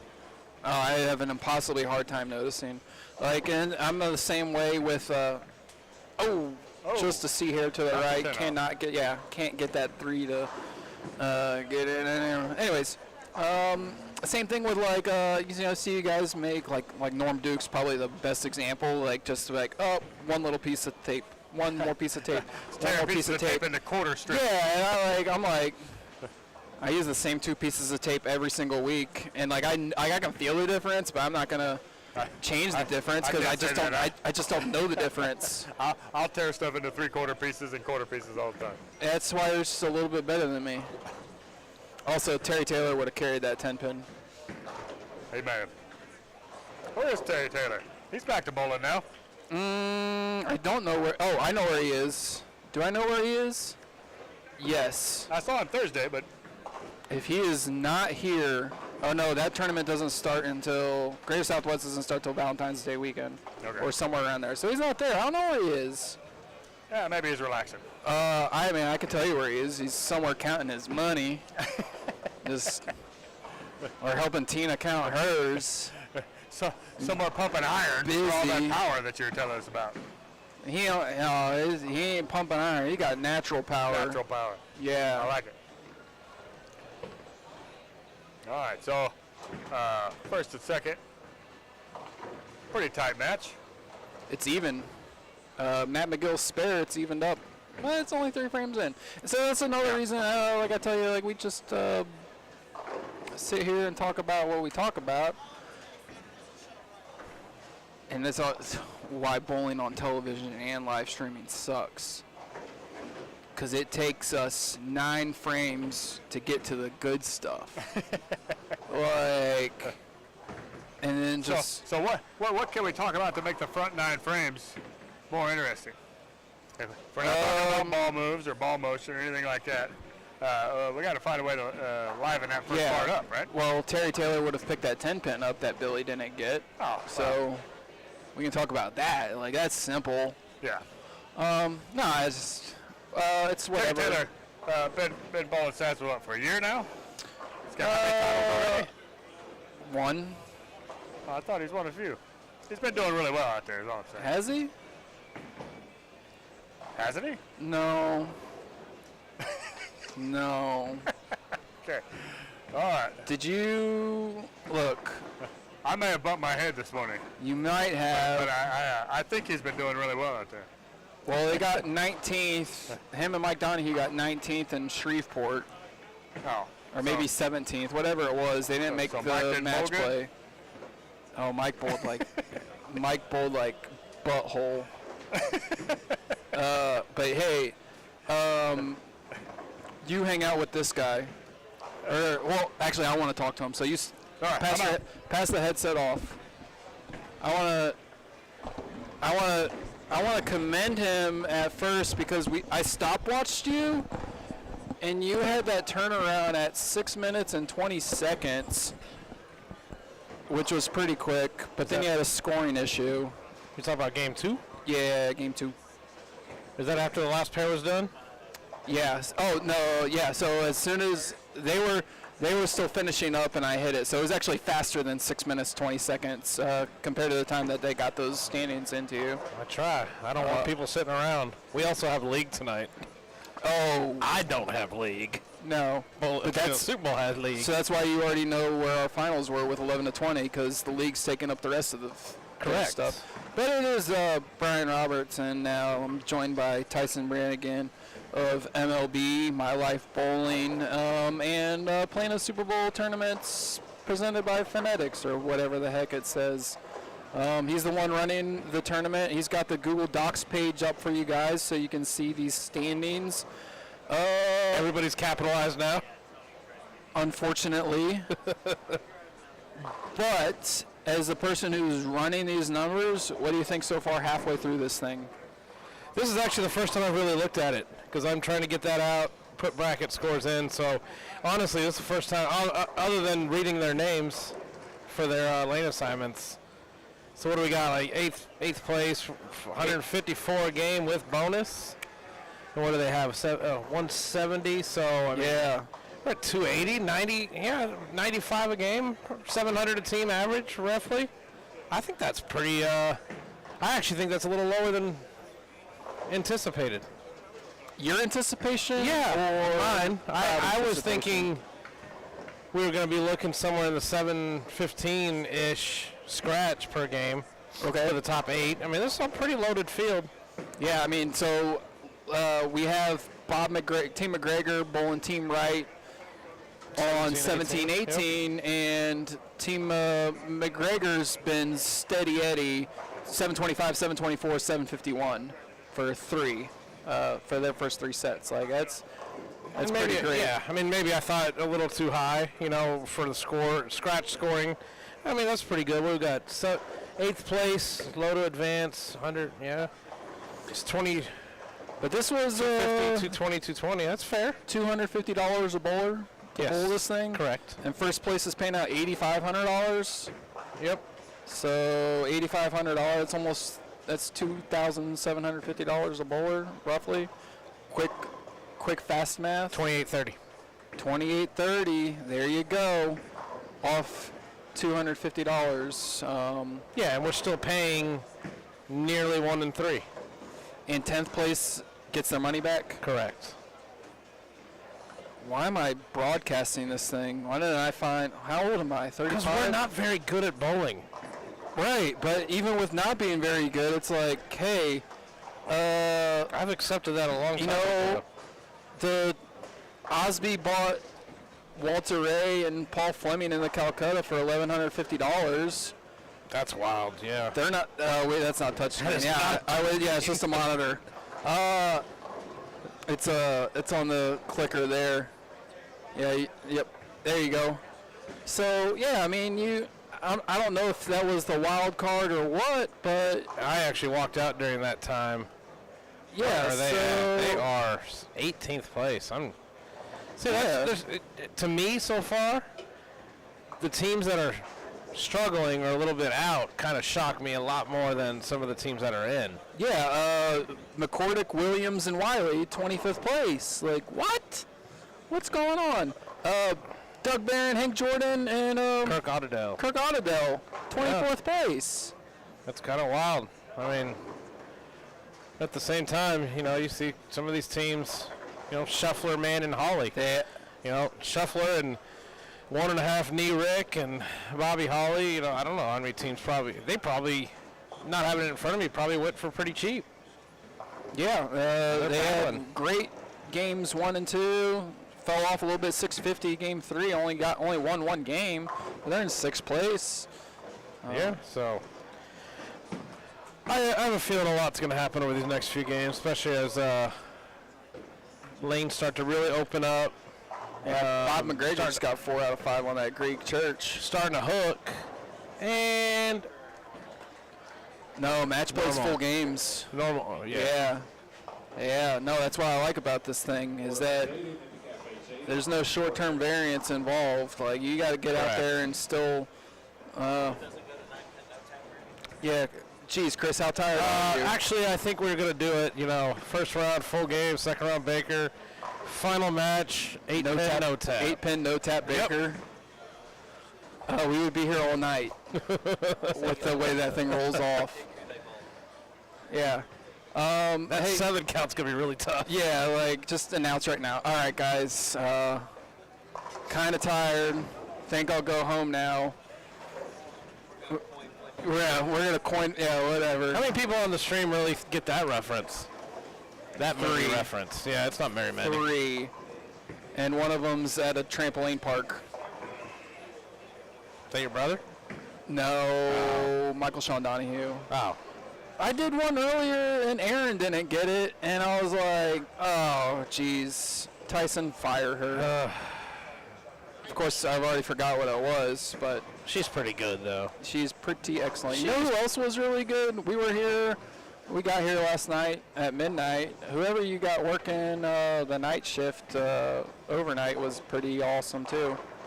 They do good work. I don't know what her name is. Donna? Sure.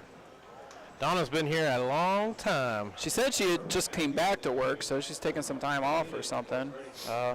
It's yeah, she was very helpful. Good. That's what I like to hear. Whoever your counter guy was, that guy's funny. Oh, that was Brad. That was Brad. Yeah, Brad's funny. Brad's also been here a long time. He was making me laugh.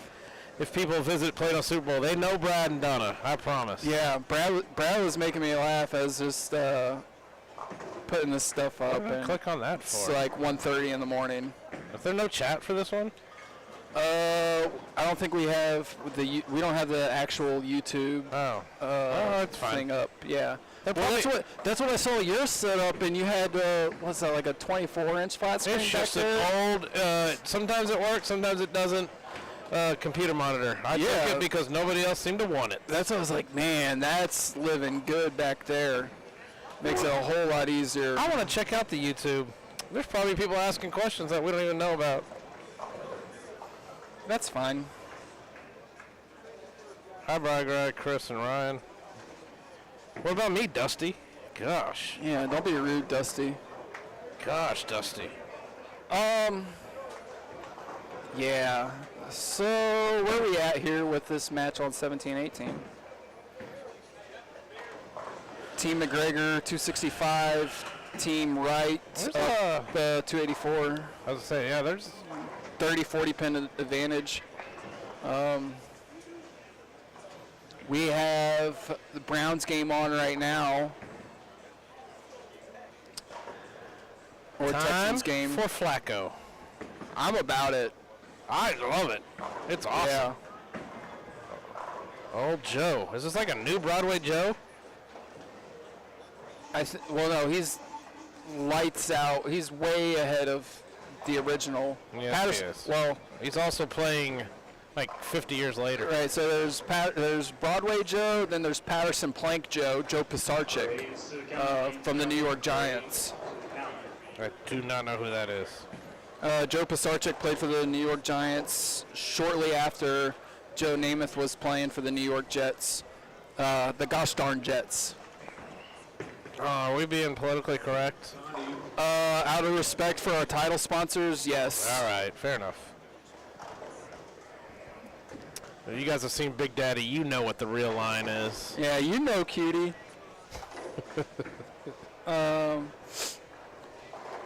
Yes, sir, Dusty Gallant. I will see you tomorrow morning. Yeah, so Stan Baker, I don't know, you don't probably see that in the results. He's at only 300 of the day.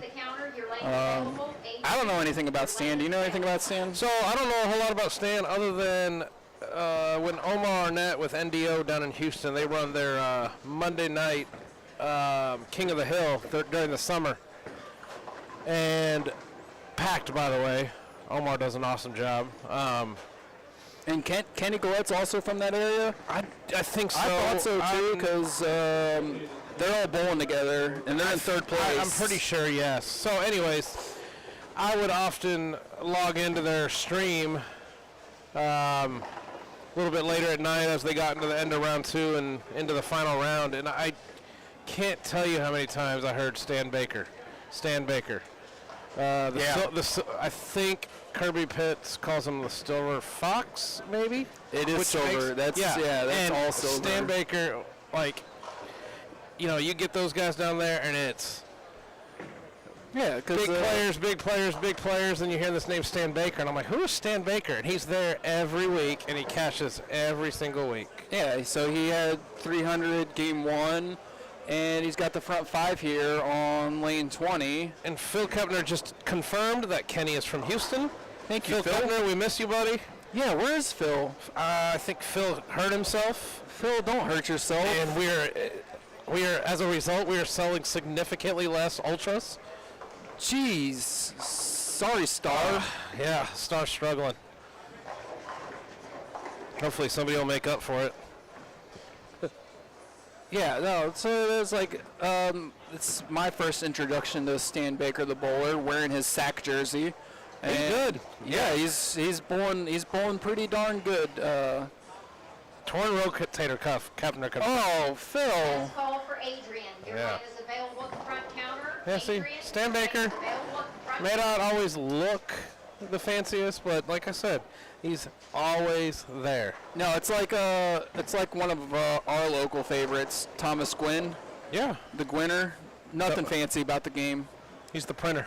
but he's the printer. Yeah, Stan kind of runs up there. It's fast, and it's man. The years of bowling, I have seen some of those guys that do it, and it looks a little unorthodox, and then they just beat you again. Rodney Black's teams missed 3 times. And Chris, they have. oh, holy shit. Shnikes. No, that was an appropriate HS. So down 23-4. I think it is on the. Yep, Chris Lucas. Oh, And awesome. the engineer came through strong. Hensley's leading Hensley, off. Rodney Black, and the printer, the aforementioned printer. Well, he has that 8-1. That is not printing very well. It is. Anyways. It is when it's 8-1 and it's still beating your 23 guy. shots there, 21 for 23. Yeah, and they are in 8th place to start this game. They are striking more than some of the best free throw shooters in the history have made it.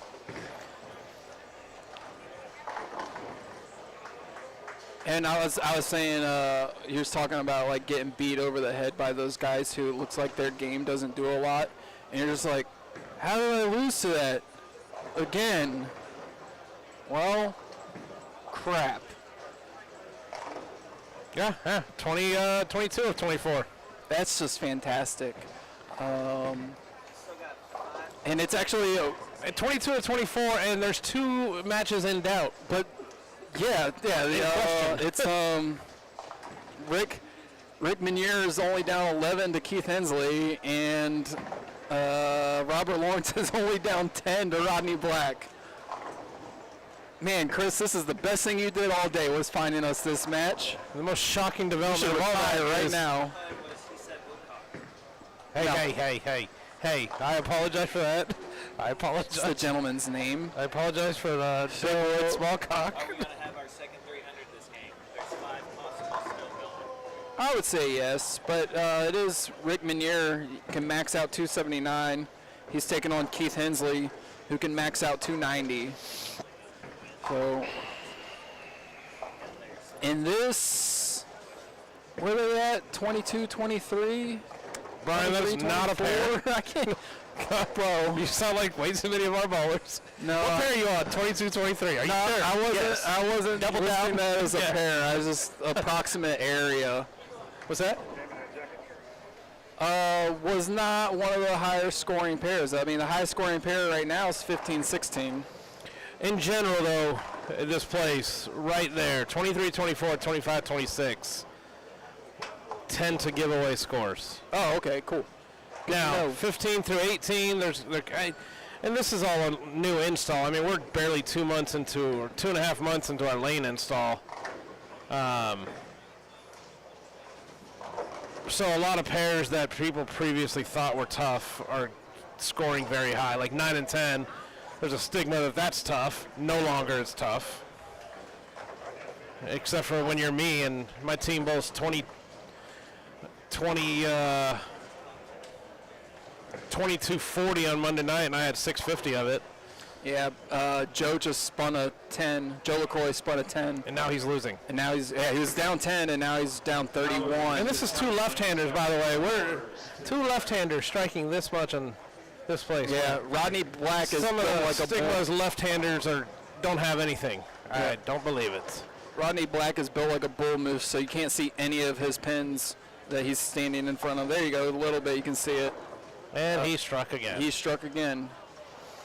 I think this is his second front nine. I was going to say, I think last game he had front 8 or front 9. He had Yeah, he had front 270 nine. last He had game. front nine. So, and The last game, he did not make the adjustment to get rid of the late 7 trip, and he let the 7-pin first ball in the 10th. Imagine if Rodney Black didn't strike so much, he probably would weigh about 60% of that because he'd be throwing a lot more shots. Somebody say shots. Although he's not like big by any means, he's just linebacker-ish. Urlacher-ish. Man, Urlacher is a bowler. Gwynn. I mean, do you guys have pizza frames here? Because just close the kitchen down. And These boys, actually, they would have hit the pizza frame. these boys hit all of the pizza. In trios, you have to strike. Everybody has to strike 4, 5, 6. That would have been a pizza. Yeah. By the way, it's super hard. I have never won a pizza in the leagues I've bowled here. Well, they did 4, 5, 6, and 7, 8, 9. Well, I'm not giving them 2 pizzas. I'm probably not even giving them 1. They don't even know about it. Oh, they know. They're they're staring at the pizza. They're looking at the menu right now. Like, hey, what did we need to do?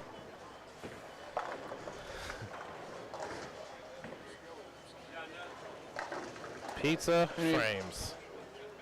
This is pretty cool event though to see all these guys come bowl. I know we see quite a few of them when we have the Saswas here, but this one's a little bit more unique with the 180. Yeah, rather than just a, hey, let's run the same 70, 60, 50 format for the 23rd year in a row. It's just like, it's 180. Y'all do whatever you want to do. And the fun thing is the team leading through 3 has a 31-year-old. Yeah, as the oldest and youngest. Yeah, that's what I was trying to get back to look at your list and see. Bob was the oldest at 80, and Matt's the youngest at 31, and. Right, and that's what I was telling Ryan. I said, that's pretty cool when you have Bob, and you're like, okay, now we just have 100 years to work with. Like, we just took out almost half of it. Yeah, no kidding.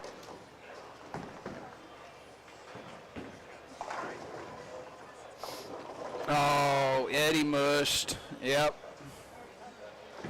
Yeah. So he's got 67 max. Rick can go. No, Rick just needs 9 out, or excuse me, 9 spare. 9 spares a winner for Rick Minier. Which is going to be big. I mean, that's an extra 10 pins. I think we get a 300 this game. I'm calling it. We're getting a 300. At least one. Rodney Black's going to do it.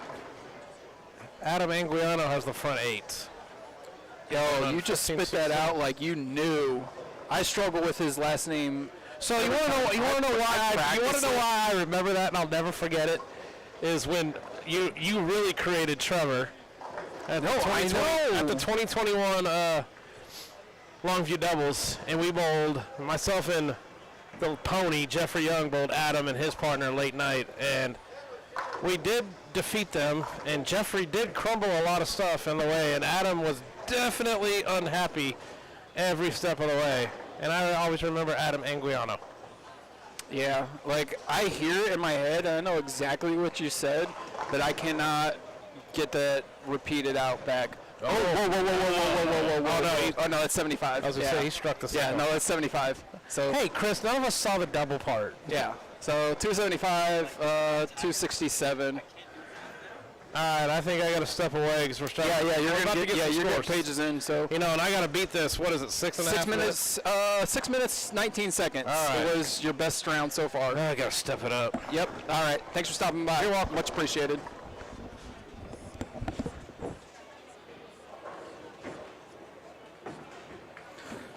All right. So that was Tyson Brannigan coming, hanging out for a little bit, giving us some updates on what's going on behind the scenes. Rick Minier shoots 275 to Keith Hensley's 266. Now it's Joe LaCroix and Rodney Black bowling off there in the middle. In the middle spots. 3-pin for Joe. Rodney front 9. He had the front 9 last game. Rang a 7, first ball in the 10th. Picked it up and made the work for 279. So, chance to improve on that score here in game 4. Steps off for the first delivery. Looks a little bit left off the hand and gets that 7 to slap out, like that chop slap out.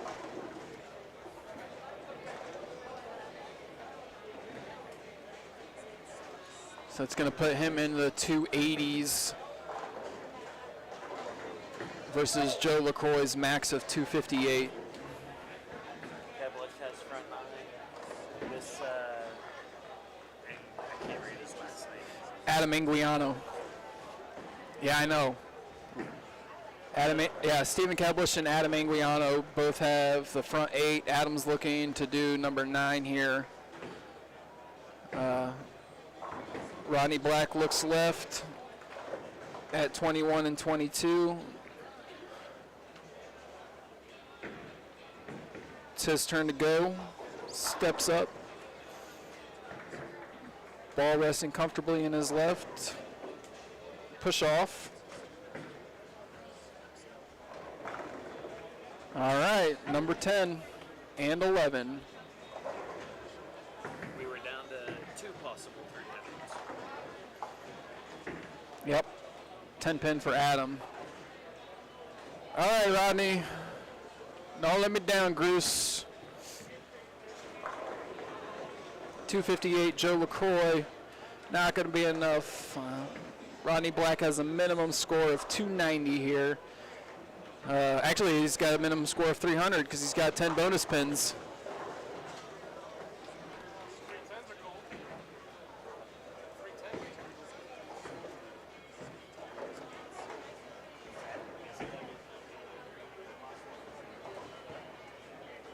For the second 300 of the day.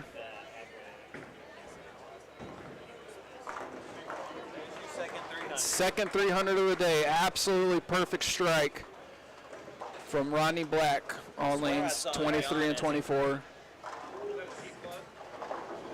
It wasn't a cheap plug until you called it out as being a cheap plug. Jeez.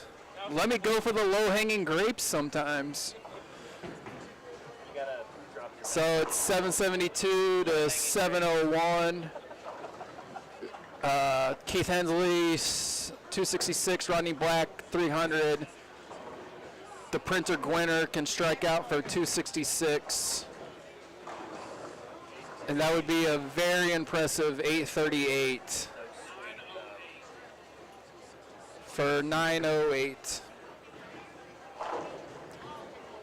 And that would also be the high series of the day.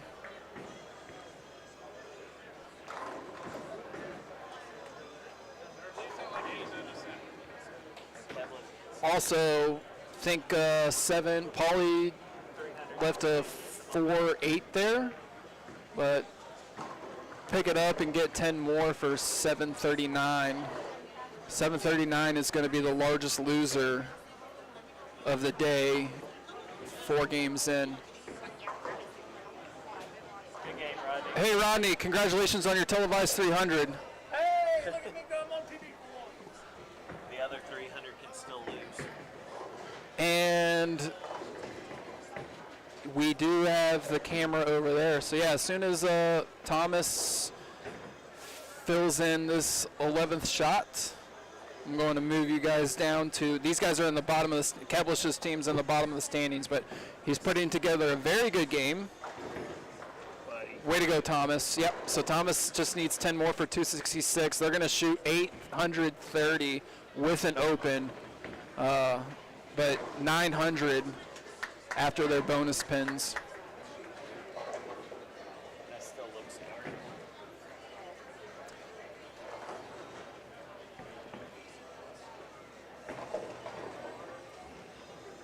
All right, so Lucas just got me over here onto 13 and 14. And that is Stephen Keblish in the middle with the front 9. His opponent has a max score of 280. So Stephen's going to need to carry that first one in order to shut out. Looks like his opponent is Scott Dodson. Scott Dodson's got a amazing host coming up for Butch Cooper and Joe Amadio's team Talking Trash tournament. It's 16 teams. Not necessarily have to all be from the same city, just kind of same group. Bring your best 4. Max 2 PBA bowlers per team. 2 touring guys per team come out. And it's going to be at Hilltop Lanes in Waxahachie. If you're looking to get into some really tough competitive bowling, get a hold of Joe Amadio. He will get you the information for your registration. Hey, Paul, you want a headset with me? I don't think so. Tell us how that ass kicking goes. I just asked Paul Henderson if he wanted to get on the headset with me, and he gave me a very loquacious smile and said no. Kenny Tynan is going to shoot 180. It's good enough to beat Woody Woodard, 178.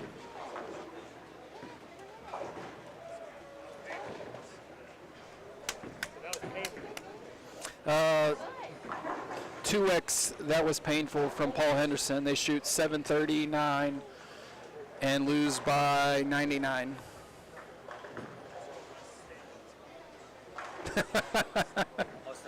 Yeah. Well, yeah, losing by 99 is almost losing by 100, Chris.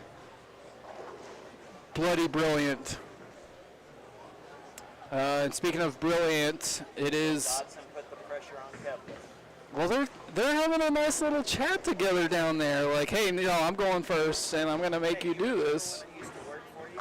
Yeah, I do. That's why I'm going to shoot 280 on you. Man, it's not like you kind of put the headset on and be talking to me so other people can hear you say this stuff with me. Still here. Yeah. Everybody hears me. It's a hot. Oh. There's the pressure onto the 300 guy. Yeah.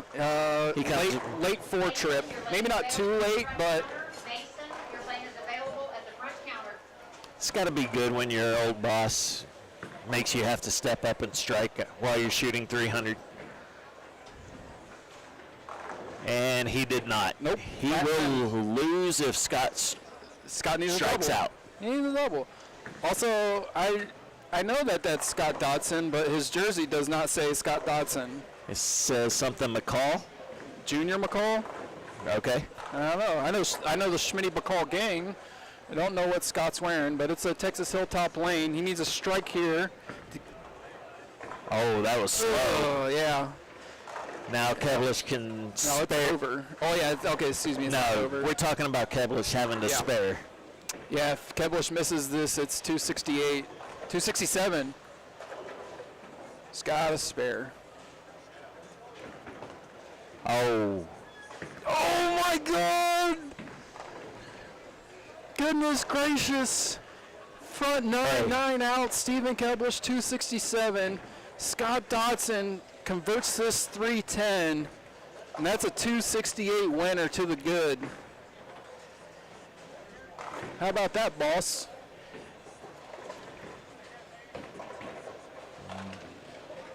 Oh, no. Tie ball game. Hey, that's what 267 each. that's what good bosses do. They don't want to stick it to you when you're down. All right. Well, that's that for that match. Bring it up to third camera. I don't know if any of these are close. They're just They still are- in the top. They are not Six. close. Team Wright is going to pick up a bunch of pins over Team McGregor. McGregor's going to shoot 593 with no bonus pins. Oh, that hurts. 593 with no bonus pins. Those pins didn't really, that 6 counts not really going to hurt too much as he's still getting his 10 and they're getting the whole team 80. So it's going to be 780, almost 800, depending on how many pins he gets here on this spare. Y'all had me thrown off right there. The thing that is painful though is the 593 for Team McGregor. They are going to fall close, in my estimation, down to 6th, 7th, 8th cutoff line. The live stream, is it per camera or We switch them. Yeah. Yeah, that's why now you're on the live stream because you're talking to us with our headsets on.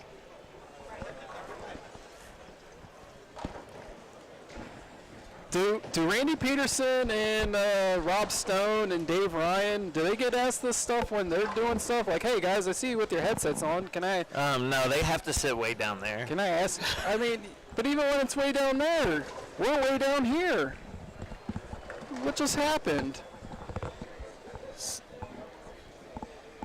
Jim Stevens gave us Jim a thumb Stevens up. walking by, giving the thumbs up to the They broadcast were table. the last one I think I put into the in the hunt list on the Yep, Randy Summers, 14th place. Needed, 57 out of cash. yeah, and so yeah, there's a thumbs up there. Man, I don't know how much. 593. That's not good. Hibbets needs 9 for the tie, strike for the win. No, 9 to win. 9 to win. Sorry. For the team, For the team, yeah. Yeah, 669, which would be big 677. because these It's- aren't high scores right there. Yeah, it's 50 pins, and the last time he needed 9, he needed 10, he got 9. Redemption for Chris Hibbets picks up 10, which is actually good for 60. 679 to 677. And they get 60 bonus on that. Yeah, no, that was a huge game for them. Because you got a 692 to the right of them, which looks like it was not Tony Franklin's team. Tony Franklin's team only got 15 bonus pins.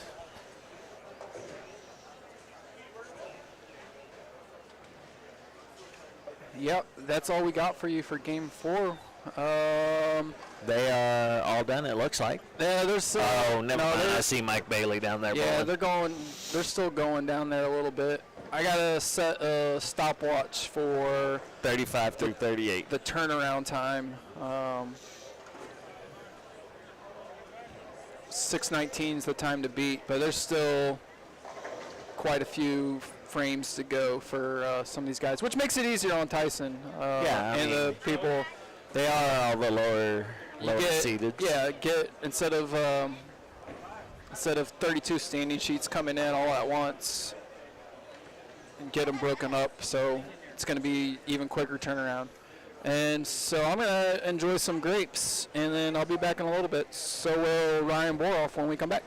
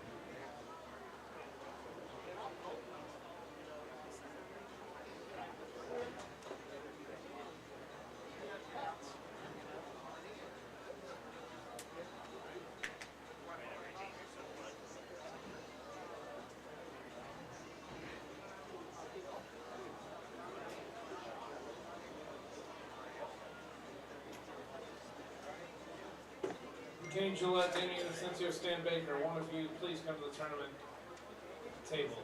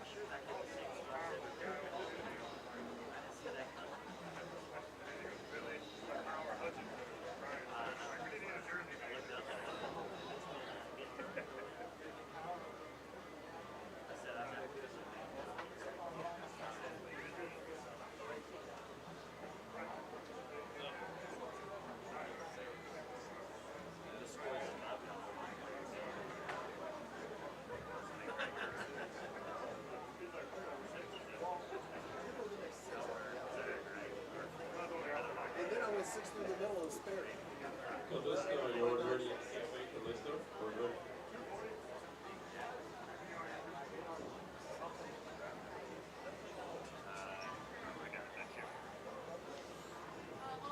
Y'all were fourth. Yeah, we were fourth. No. No? About 50. Oh, we were 7 something and then. Oh, for the game? Or because y'all are showing to be at 23-20. Eighth is Oh, wow. Okay, it's tighter than I thought. Maybe I was last thinking cash, maybe? Maybe I was thinking 9, 10, 100 pins there. Order for Brad at the cafe. Brad, come on down. Yeah, we got a live mic. This is Chris Ibbets talking with me.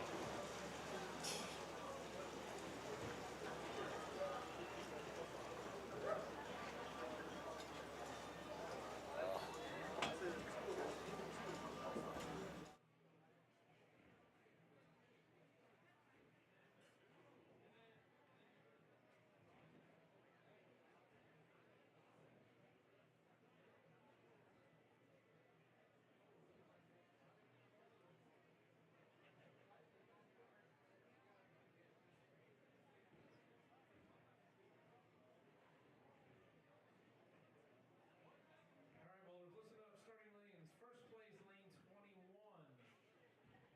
21, Wright. 22, Hensley. 23, Paul McCordick. 24, Gillette. 25, Shuffler. 26, Manier. 27,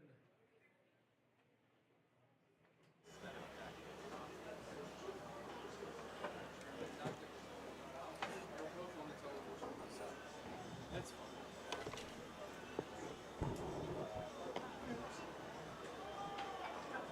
just a second. Did you stop your clock already? I did.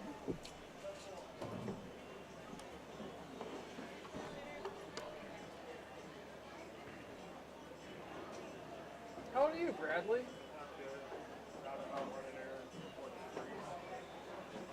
So good that. All right, sorry. Aaron was just confirming something with me. Sorry, we'll start this over. 21 Wright, 22 Hensley, 23 McCordick, 24 Gillette, 25 Shuffler, 26 Manier, 27 McGregor, 28 Nichols, 29 Wilson, 30 Hoffs, 31 Morgan, 32 Summers, 33 Marks, 34 Painter, 35 Thompson, 36 McCauley, 37 Boroff, 38 Jackson, 39 Kelly, 40 Rasty, Back down to lane 9. 9, Sherrill. 10, Medlin. 11, Gengelbach. 12, Delaney. 13, Pete McCordick. 14, Tynan. 15, Barron. 16, Woodcock. 17, Cherubini. 18, Adkins. 19, Menifee. 20, Chapman. Tyson, you're failing me. Hey, Bobby, how are you? You are failing me, Tyson. Let's update your little link.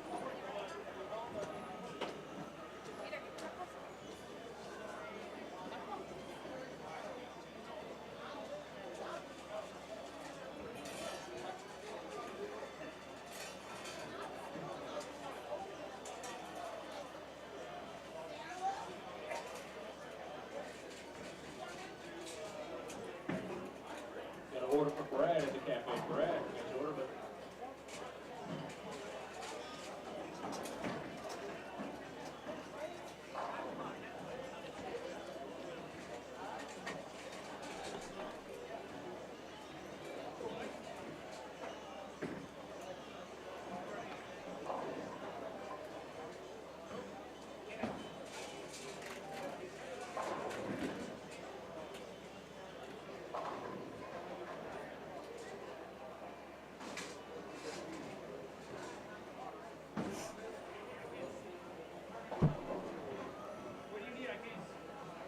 Tyson.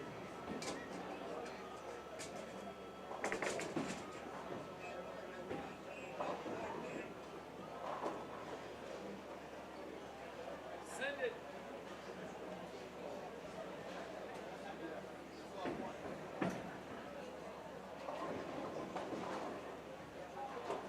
You get it?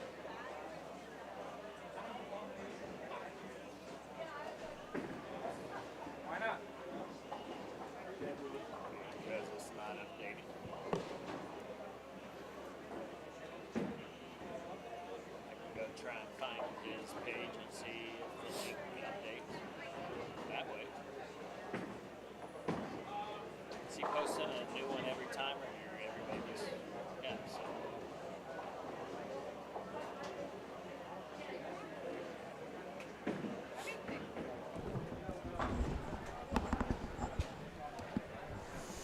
All right, we are back. Saturday only bowling tournament brought to you by Global Sphere Center and Prime Life Chiropractic.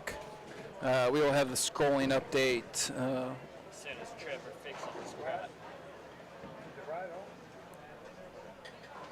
You fix it out, just double check it, because I'm thinking about it. We are updating the scrolling here for you in a second. But 21-22, it is Team Wright versus Team Hensley, first and second. As soon as the Google Docs is updated, we will update you guys with the rest of it. But as far as we can see, it is first place Wright, second place Hensley, third place Gillette, fourth place Danny, Stan Baker, and that is Kenny. So it's McCordick, Paul McCordick in third place. So third place McCordick, fourth place Gillette. Looks like Team Nichols fell down a couple spots to 6th or 7th. Team McCauley moving up a few spots. I see Mark Dean over there, and Walter and Paul Fleming also doing a bit of work to get themselves back in this thing. I don't know if it looks, maybe they're having to bowl Tommy Walker again. So that's their second time in 5 games. Oh, there it is. All right, Google Docs is updated if you want to follow along. But it is first place Wright, second place Hensley, third Paul McCordick, fourth Gillette, fifth Shuffler, sixth Menier, seventh McGregor. That was a 590 game 4 from McGregor. They went from first to 7th. 8 Nichols. That is your cut for the bracket final. 9 Wilson, 10 Hoffs, 11 Morgan, that's Gary Morgan, Doug Becker, Keith Lesko, and 12 Summers, Stevens, Johnson. And it's a bit tight there from 8th to 12th. 8th place being the cutoff for the brackets, 29.86. Excuse me, 29.86, and 12th is 29.15. So that is a 71 pin difference.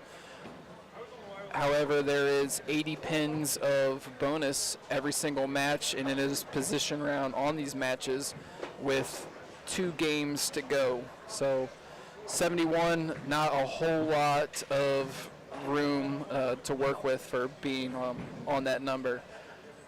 First place has 31.90, second place 31.64, and there's a big gap between second and third of 110 pins. 790 over for Steve Wright, Pete Thomas, Billy Hutchison. And that's the match list we have for you on 21-22, first and second here. These guys are not bowling for a bye. First team will bowl 8th team, second, 7th, third, 6th, 4th,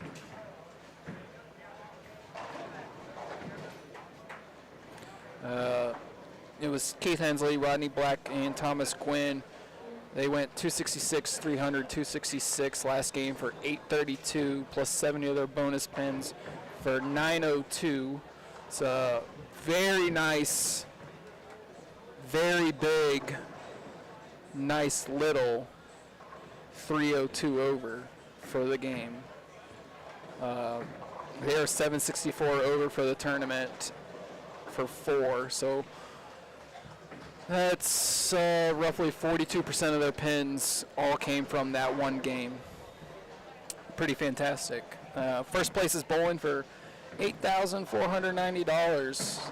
It's a massive gap between first and second, being a $4,080 difference between the two.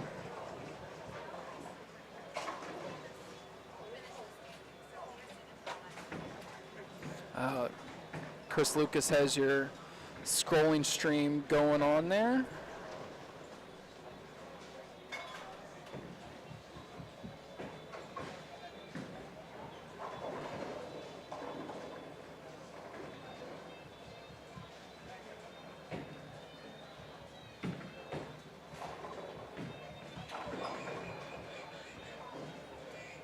I'm getting a link out on the internet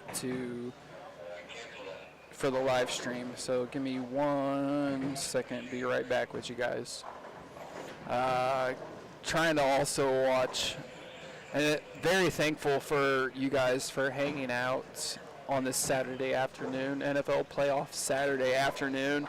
Could be watching a whole lot of different stuff going on, or actually bowling and things, and you're hanging out watching Perfect Strike Live. Also trying to watch this Cleveland Browns, Joe Flacco versus CJ Stroud stuff with you guys. Cleveland up 7-3. For me, just being a fan of the sport and a fan of players, there's no losers in this game. It's either Joe Flacco wins and that storyline continues, or CJ Stroud wins and continues his excellent rookie season. So no losers in this game. Look forward to cheering on and watching either team win and continue their success in this playoffs. So shout out to all the people who think that way and enjoy football that way, the same way that I do. But yeah, Cleveland up 7-3, although Houston did just walk in that screen pass to take the lead 7-9, and we got it's not a wild card here. Our playoff brackets haven't been set, but we got, I would say, out of the 32 teams, no one is safe yet. First place is not safe to make that top 8. They only have a 220 pin lead. And with 160 bonus pins still available over the next 2 games, they are not safe yet. They could go lose, 600, 600, and be right out of this thing. So we got probably, I would say, 16 to 18 teams out of this 32-team field that are still alive after 4 of the 6 qualifying games. I'm going to say I'm going to stop at 13 as being in the hunt right now. Chris seems to think only 13 teams have a chance. He's got a better look at the numbers than I do. But I do see that different. I mean, it's a pretty big drop off from 13 to 14, yeah. But you know, just like Team Hensley though, just shot 902. You know, any other team can go out and do the same thing, shoot 300 over for 1 game, and all of a sudden their plus 465 gets them right back into it.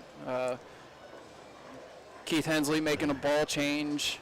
Because that match right now is got the possibility to be a 590 to a 590. Rodney Black's the only one with a double 3 frames in. And we got 3 opens. And 3 opens. The downside is their team's got 2 of those.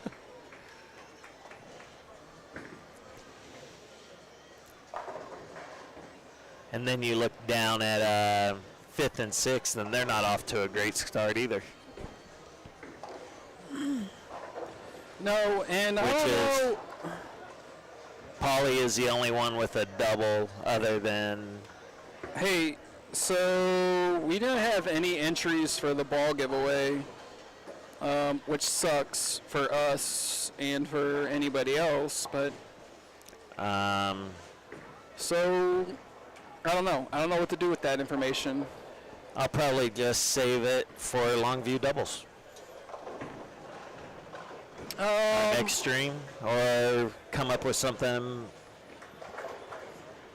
Let's call this, when we get to game 6, we could have something done with picking a winner. We can wait till for the playoffs. You want to wait till then? Yeah, first round. Yeah, because game 6 will. Yeah, let's for more dramatization. We could do 1 each round. We got 3 items, so first round. Pick the team with the highest score. I don't know. You got a little bit of time to think about it. All right, you like it. There you go. The first giveaway will be when we get to the top 8. You pick the highest scoring team without going over. I mean, we didn't even get any entries on the other one, so who knows?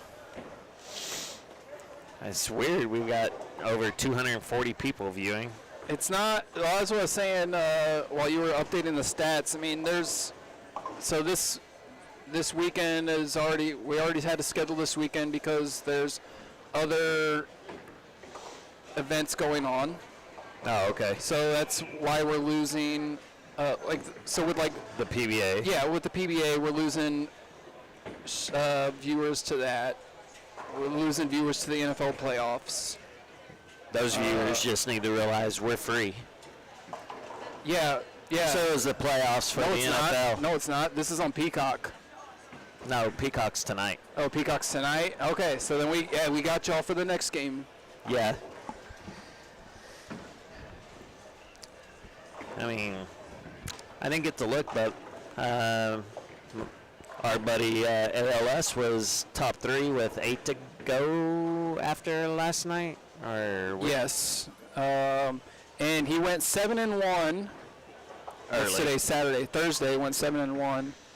Yesterday went 2-6. Okay. So it went from 1st to 3rd.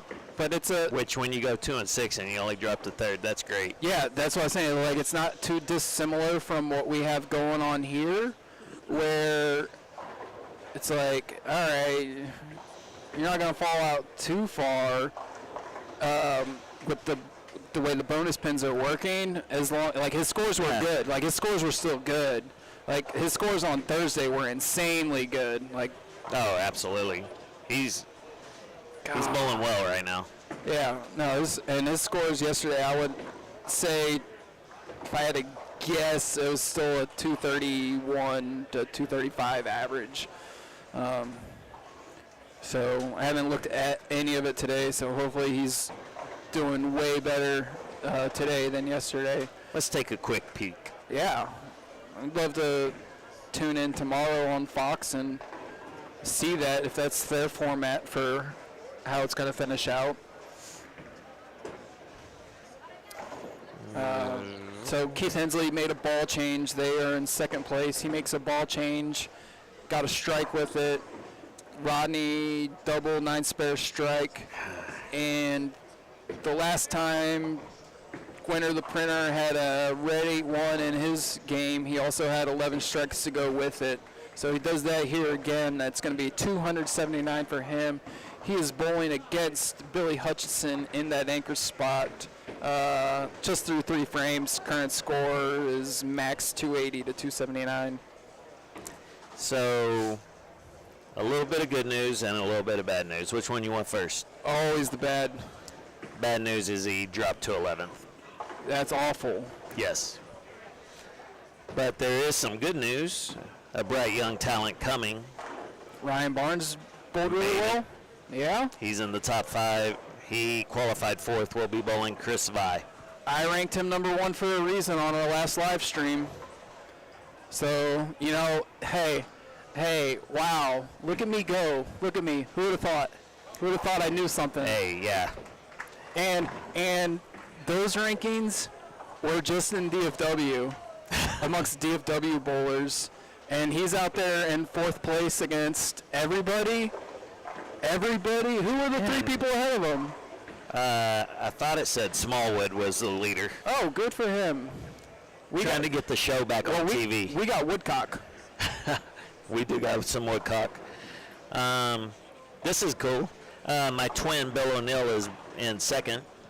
I was watching that program last night with Michael Donahue, and I don't know if you were hanging around in the last game when Tyson and I were talking about stuff about these guys who throw the ball like Stan Baker and Thomas Gwynn, where they throw it, not a single thing special about it. You don't look at it and just say that guy's going to beat me. You don't look at them, their rev rate, their power, or any of that, and just say I'm going to lose to that guy. And that's kind of what Mike and I were talking about last night. He brought it up where he had first saw Bill 2001, 2002, and at first he was like, oh yeah, I'm going to beat that guy, and then that guy just goes to shoot 260 for the entire tournament, and it's like every single time, and I think he's a very, I don't know a thing about him off TV, but actually I do, because I follow him on Twitter. Great follow on Twitter. The stuff he posts is hilarious. Go find Bill O'Neill on Twitter. But I don't actually know anything about him personally. Never had a conversation with him.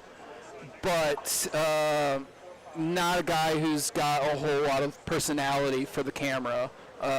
That's They're twins. Yeah. No. It's You're absolutely correct there. Brad guy's always willing to call out the truth bluntly. Yeah. So. It's I like what he does a lot, because it's good. It's good because then you got other guys like Pete Thomas on 21, and you guys all have your own bar conversations about Pete Thomas. I don't have to repeat them here. You guys know what you talk about and say about him. So yeah, there's that, and then there's Bill O'Neill. And that's all I'm going to say about that. That and Pete Thomas is losing to Rodney Black. Bingo. Yeah. Oh, and Team Hensley is going for back-to-back pizza frames. Tyson says it is the 4-5-6 here. And pizza's over. Yeah. Sorry, Thomas. Gwen doesn't look like he eats a lot of pizza. He strikes me as a... He might eat a lot of pizza, but that dude, I would say he's 54, 55. The stuff he posts on the internet, that guy works out. That guy will take his bike down to the Trinity Trails with a jump rope and just get after it. So, like a lot of people say, oh yeah, when the zombies come, I don't have to, I just don't have to be the slowest guy. That's right. You ain't, Thomas is gonna be way ahead of you, and the next guy, and the next guy. He's probably for SASBA guys. I would even say for anybody in this field, he's probably the most in shape guy in this field. Off the top of my head. All right, our second ball giveaway is going to be high game out of the TV finals on PBA. I don't want them to pick the winner. Pick the high game. Closest without going over. Tiebreaker is give me the name of the person. Hey, this is, you better write this down. I'm not keeping track of any of this. It's on video. Okay.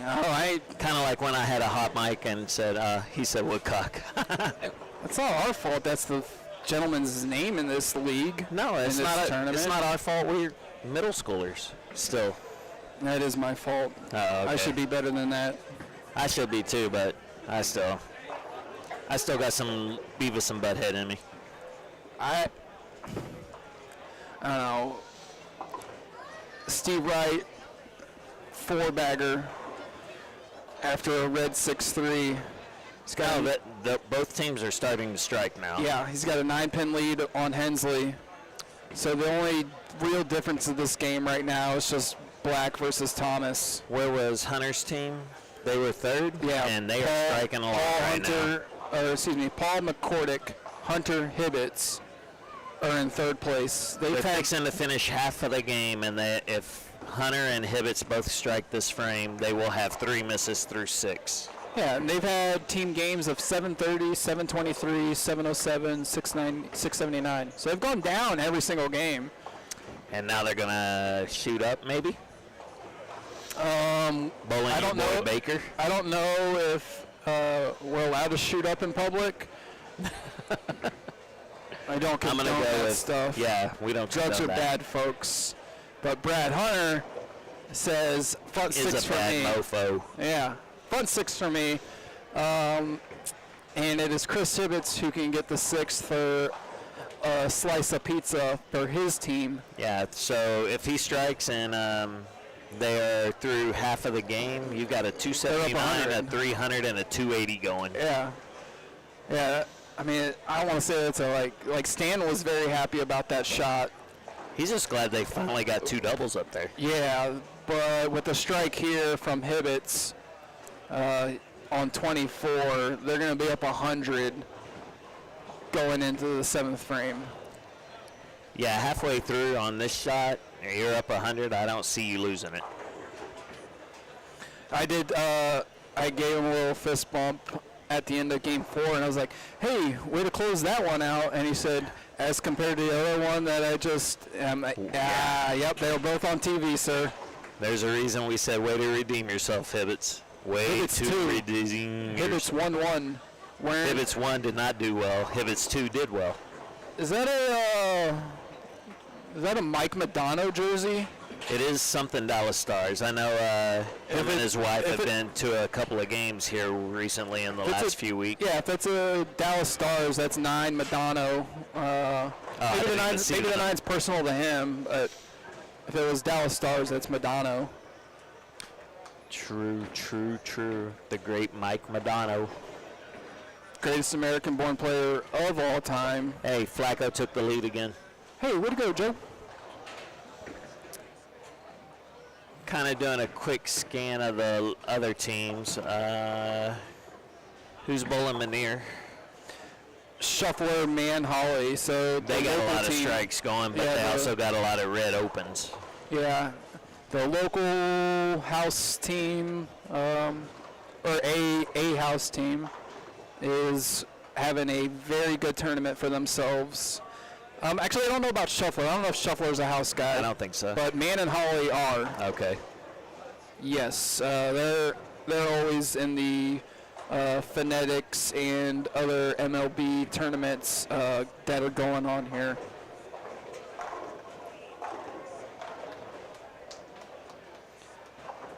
And then, oh, Eddie, what did you do? Eddie 4-9. He gonna pick it up. He gonna pick it up. All right, Flacco's got to go back to work again. This might be a 45-42 game. Oh, that was a big score right there from the Texans. That was massive. 75 yards, 76 yards. A tight end Who is that screen. guy? That's a tight end screen. I don't even know who that is. Oh, Eddie missed it. All right, Eddie Loafers, 8-1. He's down 19 now. He's down 21. Hunter quietly got a strike up there. He did, front 7. They got the pizza. And Hibbett's No adding wraps toppings, a 10. just a pizza. Not even any cheese. You just get the dough and some sauce.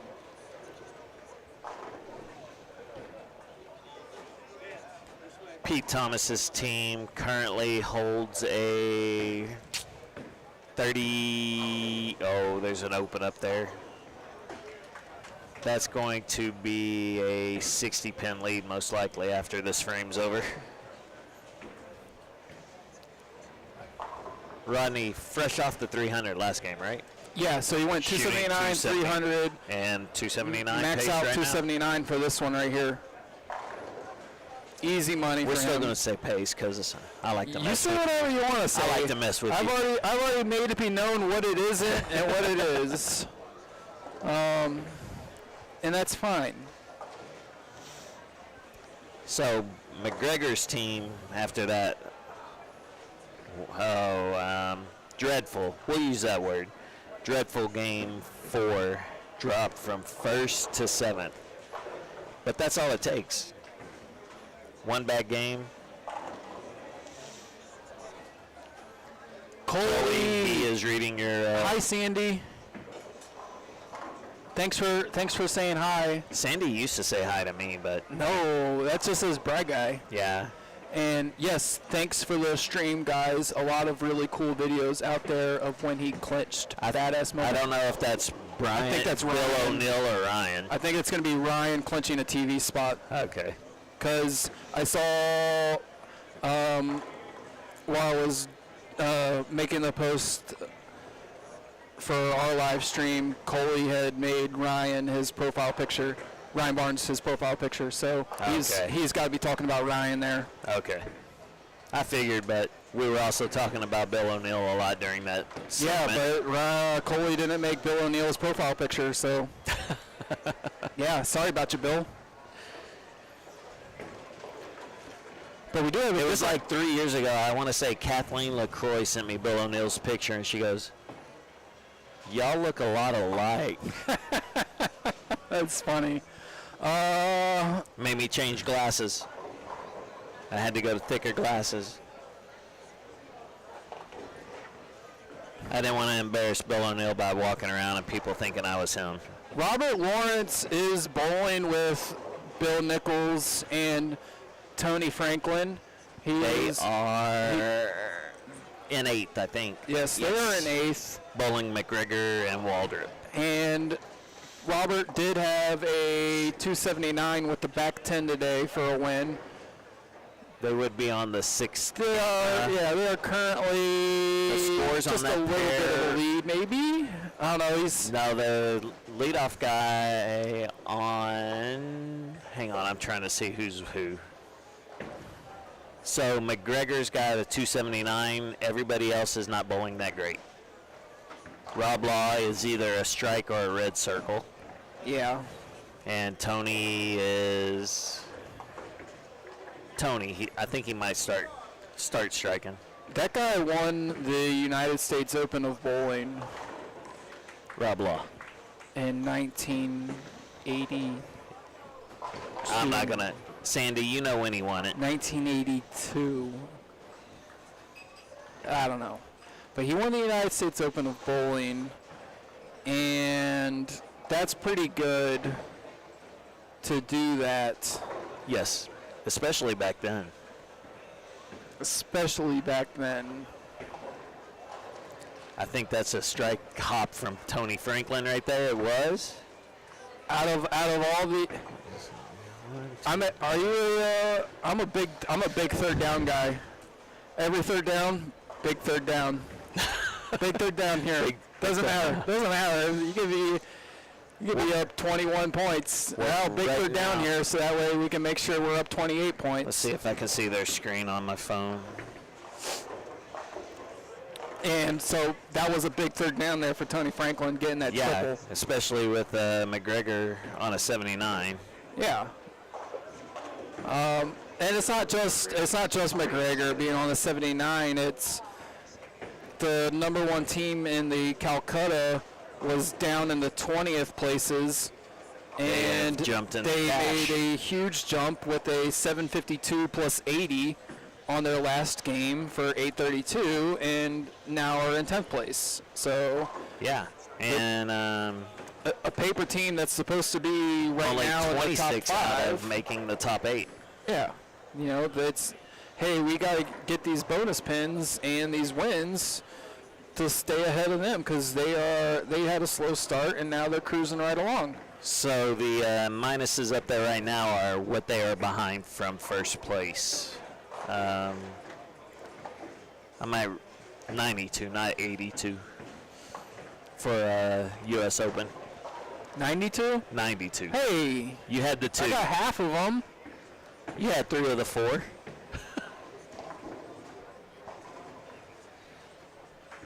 All right, Rob Law did strike after his red circle.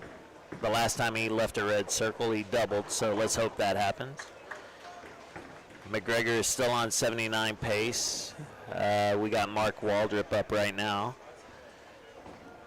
the creator of the Saturday-only bowling.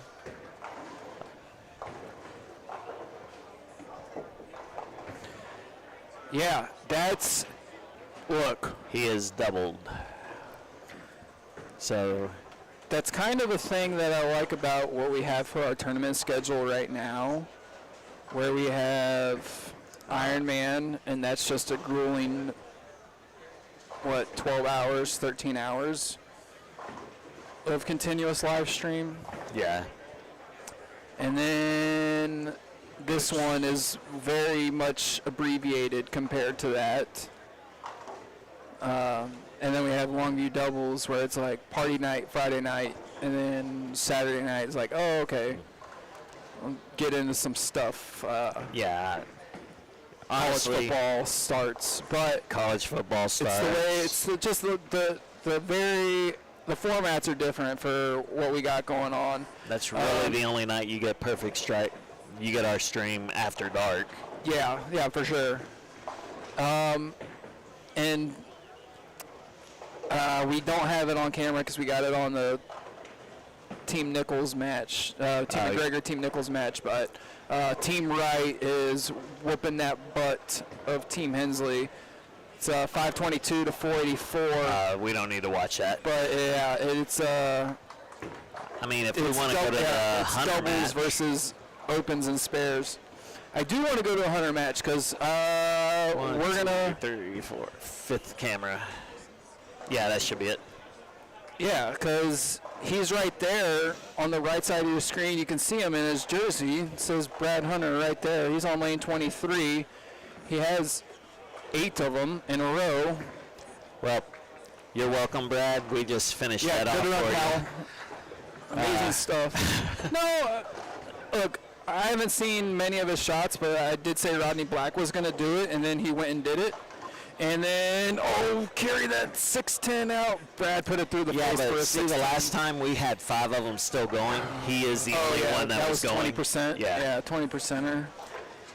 This time we just, anytime you're the only one with a big string and we say something, we're sorry, but that's the end of your game. It's weird how energy can just work that way and permeate itself from the booth all the way over to the settee area. But they are in, that is Team Paul McCordick. They are in 3rd place, taking on Team Gillette. It's over. Paul has his game won. Hibbets has his controlled. And so does Brad. As long as he marks. He is a good spare shooter. All right, you're welcome again, Brad. All right, game over, folks. We will now be cutting off the mics. Yeah. Too bad we're not able to like switch it over and just show the Texans game, right? And the Texans are. And here's a quick word from our sponsors. One of our sponsors, Prime Life, is still in the back over there, handing out free body corrections and adjustments. So if you are in the immediate area and you've thought about talking to a chiropractor, or you're unsure, you got plenty of time. Not plenty of time, but you got a decent amount of time to get your body up here and ask him questions and see what Dr. Grant says for you. That's he's back there behind, I think, 39 and 40, right next to the pro shops. Brought his equipment and table in, and he will give you a chat. So Hibbets is still in control of his. Brad is in control of his, unless he has a repeat of the 9th frame. Yeah, Brad Hunter is taking on Danny in Asensio, and Danny has a max of 249. So yeah, Brad still just needs a mark to win. But that's 12 pins he didn't get though. Yeah. Like it's. And McCordick's just up there rubbing salt in that wound of Gillette. He's like, I know I've got you beat, but we're just gonna. I know Chris and Brad know each other. They're in the area. I don't know. So I made a post a week ago about why aren't you bowling this thing? And one of the options was I want to. And Chris Hibbets had checked that box. So is this like a last-minute team? Were they not on the... Well, I know Chris and Paul know each other from regionals. And right, yeah. I was just saying it in the aspect of it seemed like the way he responded to the team, and I think I'd even seen another post where he was like, yeah, I'm not bowling, but, you know, I have 50 years on me or whatever it is, and I'd like to get out there and put a team together. And they have a team now. Yeah. They have a team doing very well for themselves. They would have been a dark horse pick to win it in the Calcutta. I was not here for the barbecue last night since we already knew we were coming at midnight. Rather than be here at whatever time the barbecue started and the dinner and the sweepers and all that. Sorry, I had to take the wife out. No, you're good. You're good. You're more than good. So I don't know what they went for. I can go find out from Aaron. I'm just talking like in our knowledge. Okay, yeah. So I can tell you this was Longview doubles. They would have been one of our dark horses at the right price. Yeah. What I can tell you is in the fantasy draft for top 6 teams. They were not a top 6 team to get picked. No, so they'd have been in top 10. I don't know. Should have. Yeah, well, yeah, there's shoulds, but then there's the reality of just the way the market reacts to what the prices are. So with that being said, I'm going to go get you that price. All right, then our first and second place teams right now. Wright has shut out Hensley 243 to a possible 222. Rodney Black opened in the 8th, allowing Pete Thomas to creep back into the match, where Pete can finish out the 10th for 38, while Rodney is still on a 45 pace. So that's Rodney's match still. And then, sorry, I'm looking. Hutchinson, Billy. He is on a 280, and he has already shut out Gwen. So right now, this is about Rodney trying to get him an extra 10 bonus points, and let's try and get this score as high as possible. So hopefully they don't drop as far down as the McGregor team did after last game, because they shot only a 593 and got swept and went from first to 7th. Pete Thomas has struck. Rodney Black is up to try and match. Because at this point, anything Pete does, Rodney must do to win his 10 bonus points. Rodney's shot did not sound good. He is split, and second place team will be swept. And the best they can do is shoot a 640, and that's if Thomas can strike out. So second place top score could be 640, and they will be swept. Check. Okay. You're live. I am, and Rodney Black went open on The left lane. the left lane to lose. Yes. So they're getting swept. They're getting with a swept. max of 640-ish. That's what I was just saying 7 frames ago.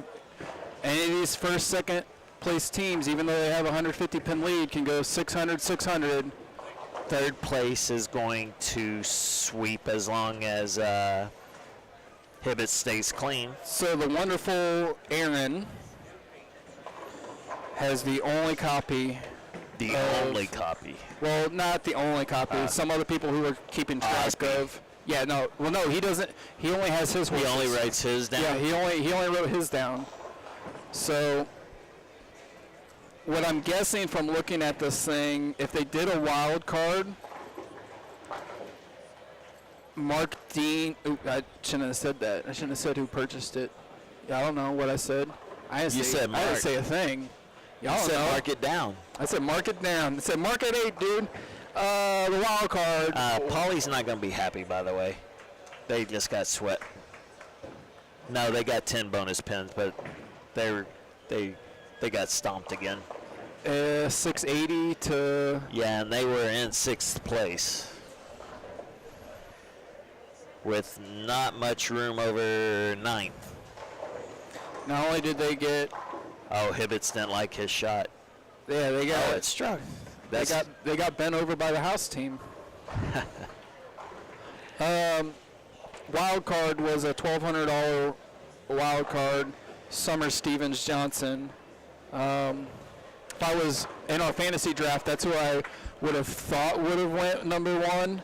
But the team that went number 1 in our fantasy draft was Hoff's Williams Jr. Fleming, which was number 2 at 1150. So we had our fantasy draft had them flip-flopped on 1 and 2. But yeah, I would have said the stronger team was. yeah, well, it's just Stevens and Johnson both here every week.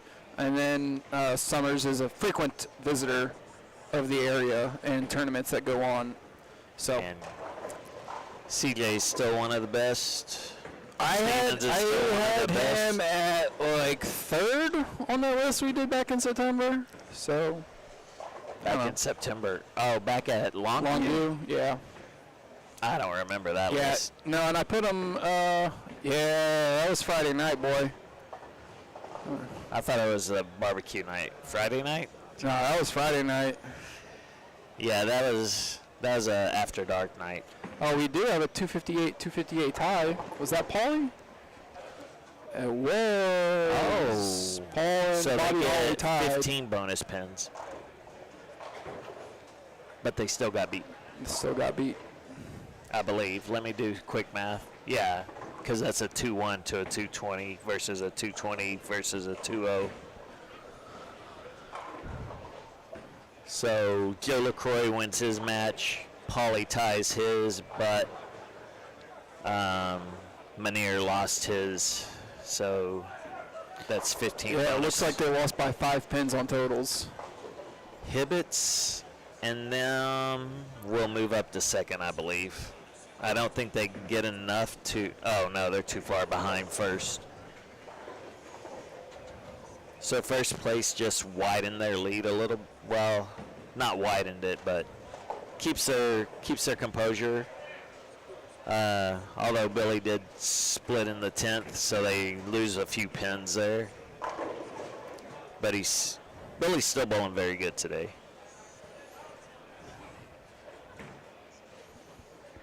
And Yeah, I think we need to apologize to Brad. I was going to when he say, comes Brad back. Hunter just walked by. He shot 267, and The he 9 only out missed. is all of our faults. Yeah, that's all us. Brad, Hey, we want to apologize to you, sir. Our black cloud is the 9 out. yeah, that 9 out was 100% us. Because If you- after you 9 counted when he told everyone you had the front 8, I said, well, he's a good spare shooter. Yeah. I haven't thrown that ball in like 3 games, because the only other time I had something to shoot at was a spin. Well, that's on us. So that frame's on us. I was wondering, I was like, Yeah, You were like, that didn't feel right. so when I went to go get this list from Aaron was to see where Hunter was, how far they ranked. They went for, so top team went for 1,200, second went for 1,150. Paul McCordick. Hibbett's 700. So there are 1, 2, 3, 4, 4.5 teams. Oh, so Yeah, so they were they had top him in 6. top 5. Yep.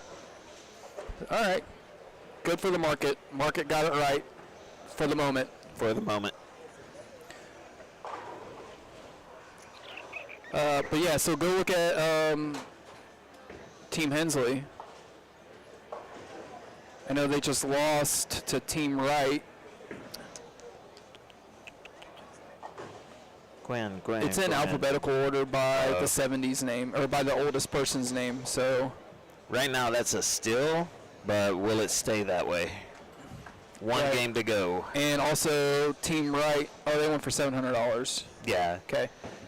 So The way that started out, that was another steal. The Bryce team.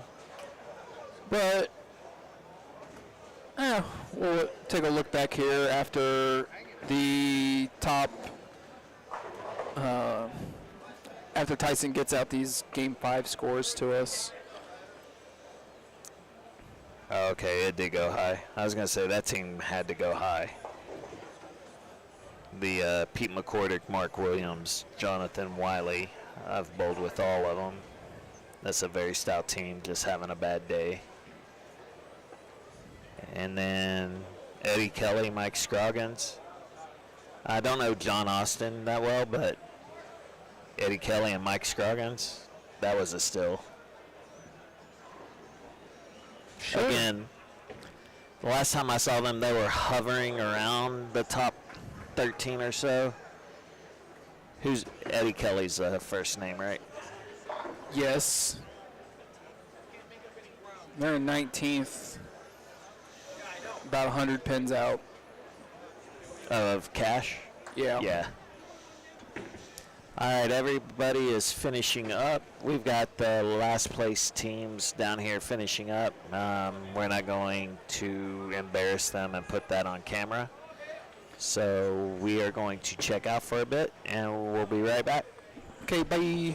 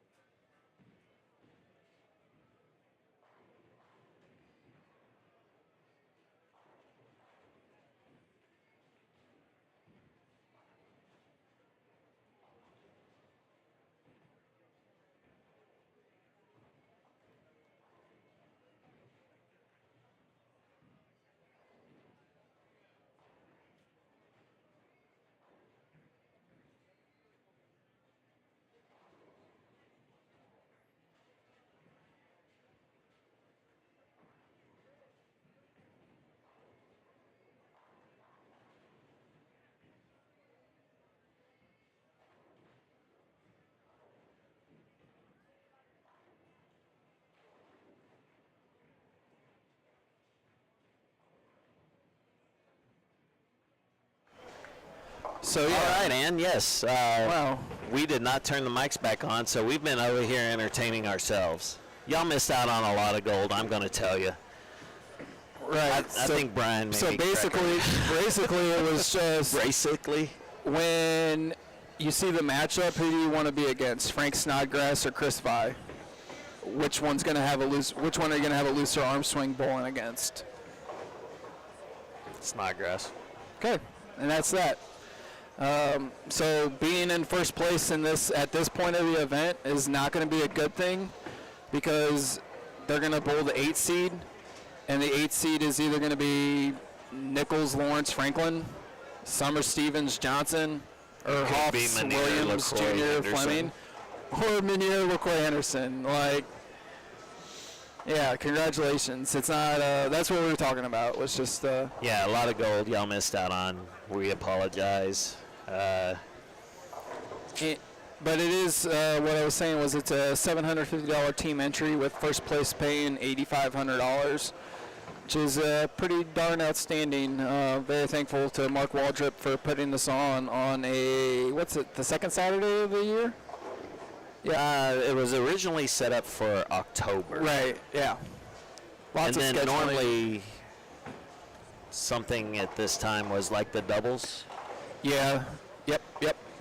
Where you had to be 120. There were two. Yeah. 120, like a 120 and a 140. 139 and below. Oh yeah, that's it. Yeah, Something 139 like and that. below and 140 and above. Yeah.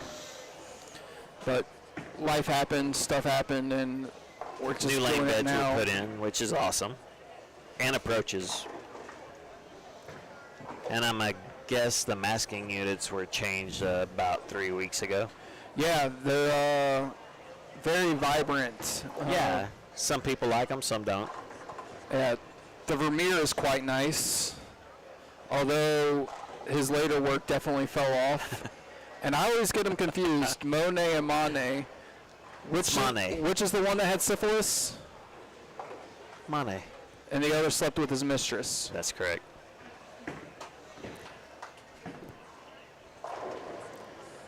It's actually very killer masking units. I would even say more. Bigelow. I mean, impressionist era versus You know, just Rudolph the Red-Nosed Reindeer. neoclassical movement. Yeah, well, you just look at the brushstrokes. Yeah, no, Brushstrokes of the balls in the pin action. Michael and I were talking yesterday about the masking units at the Players Championship. If you've been watching any of it, so the masking units, it's exactly like they are here, double top and bottom. The top one says PBA Players Championship in big letters, and then in very small letters it says presented by Snickers, and there's a very small Snickers logo. If you didn't actually, if you were just like looking at it, you would never know that it was Snickers. Yeah. And then the bottom unit shows a bowling pit area. So it shows a rack of 10 pins. And it's like, so you got the live rack, then you got a picture of a rack, and then you have this. And it's like somebody in the PBA got paid money to make these masking units, and that was the best that they could come up with. Versus these are outstanding. And they'll keep these in until somebody goes and makes jerseys with these on, and then they'll get rid of these and then make new ones. They're like, nope. Hey, Stevens, don't make a jersey. That's you, Jim. Michelle. What's how far? Hey, we I can't see haven't seen her Jim today. Is she not here supporting? I don't know. I would say. Watching? I mean, I would say no, since we haven't seen her. Michelle, if you're out there watching, give us a little shout out. And I cannot see far down enough to know what Jim is doing. What place were they in? Oh, yeah, we don't have a camera there. We are back to the top teams. I'm going to go take a peek. All right.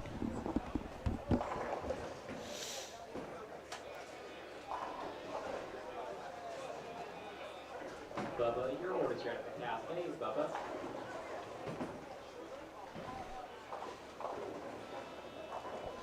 So right now your top 8, 7th and 8th are tied at 37-11, with Nichols, Lawrence, and Franklin sitting right there in striking position at 36-91. That is 20 sticks back. Very easy to make up right now. And then right behind them, 48 out would be Summers, Stevens, Johnson. And then we're about the 72 range for Hoffs, Williams, and Fleming, who have gone 624 and got swept, 661 and almost swept, 703 almost swept, 752 swept, and then 679 and almost got swept. So that's what we're looking at the top 8. You've got a few teams as shown on our scroll that are in striking distance of cashing. I think I cut it off at 15th place, Boroff, Kralik, and Goss.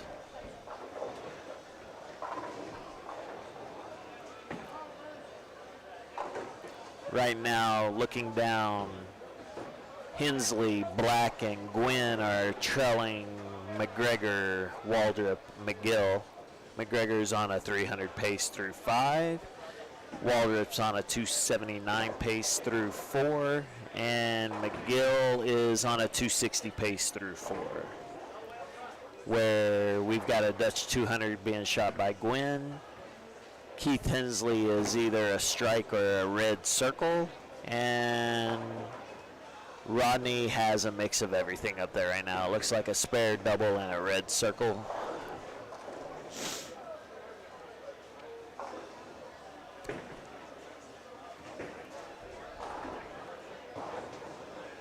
We've had some sightings of some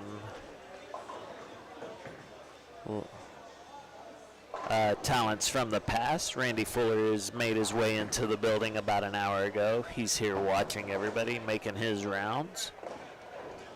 My mind just went blank.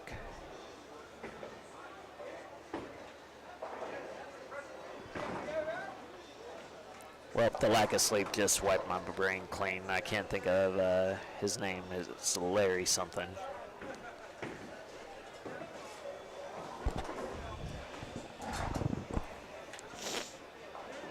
Hibbets, Hunter, and McCordick.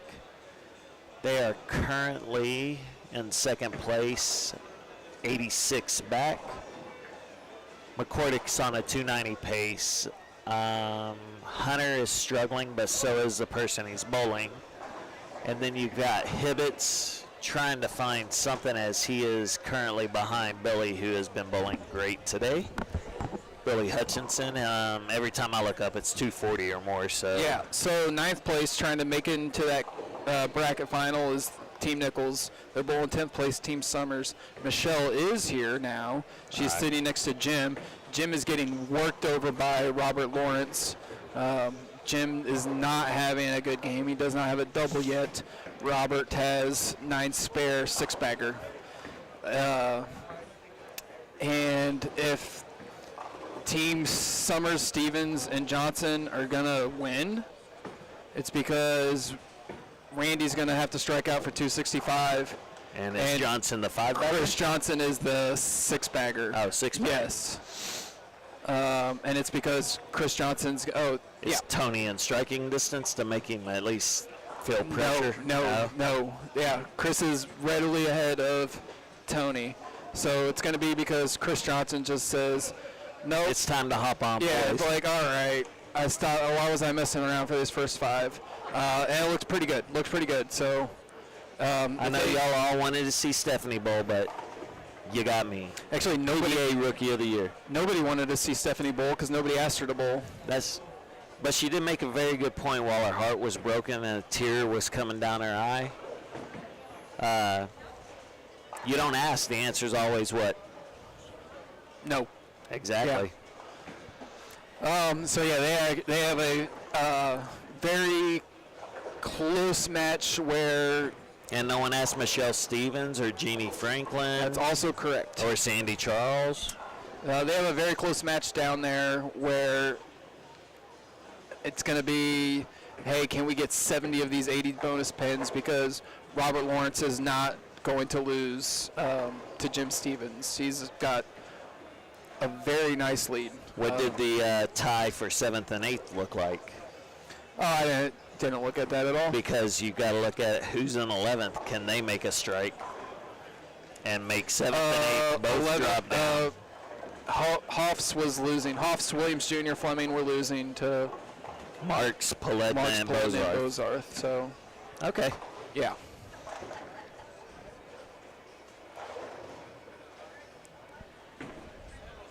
We've got Osby here in the crowd. Everybody in the area knows Osby. He is and in Louisiana. He is very heavy eyes on his Hoffs, Williams Jr., Fleming investment, trying to will strikes out of them.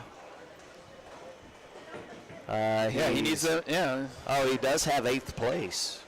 Yeah, so he's out here supporting like normal.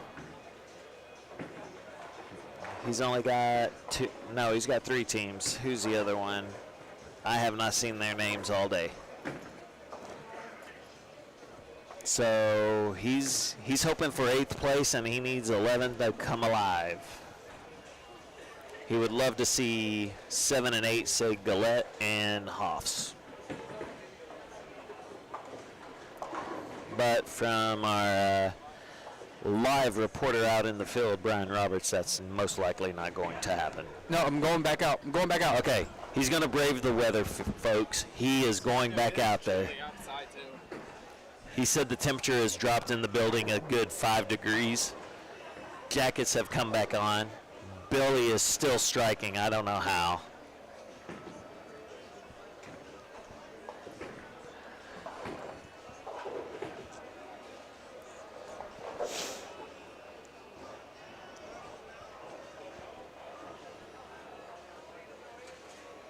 But first and second, honestly, had almost a 200 pin lead, 150, good 200 for first. So, in all likelihood, unless McCordick, Hunter, Hibbets just fall off, because third place is getting worked over right now. So you could have 4th, maybe over jump 2nd place, but first and second are guaranteed to stay in the top 3. As McCordick, going through half the game, is on a 290 pace. Hunter looks lost. Hibbets looks lost.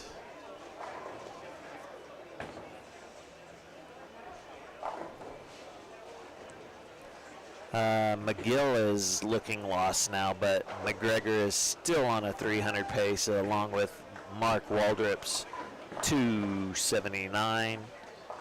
And even though McGill looks lost right now, the bonus is Gwynn is lost with him.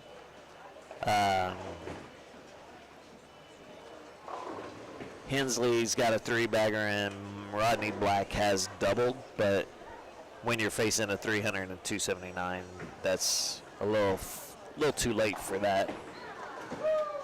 They're going to need some help to get back in that game.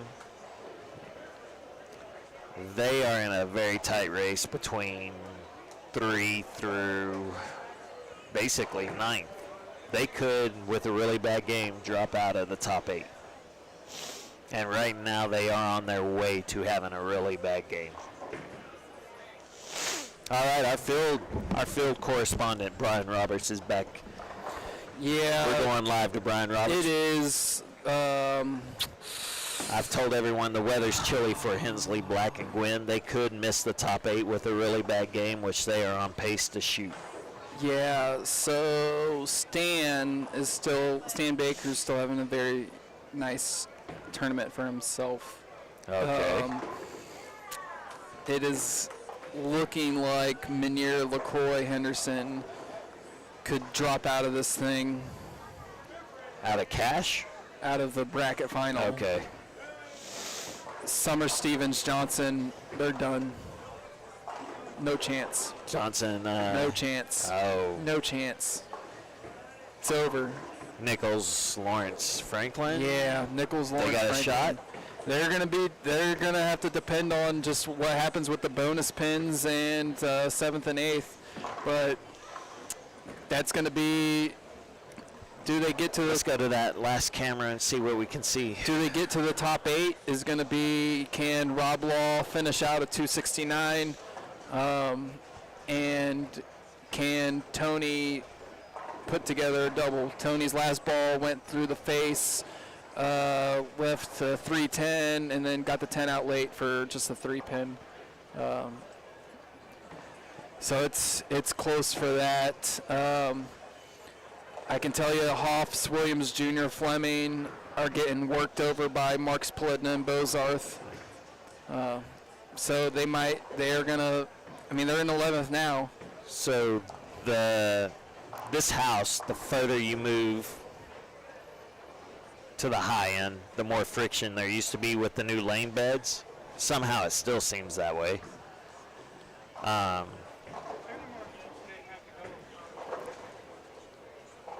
Hold on one second. This is their last game.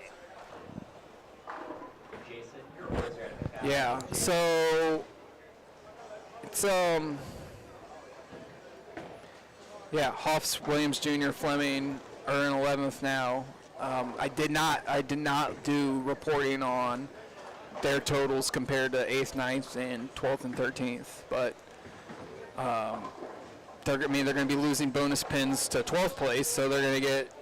So they're getting worked over by Marks, Politna, and Bozarth. Yeah, Fleming like getting worked over with a high score. No, Fleming Okay. had 64 in the 5th.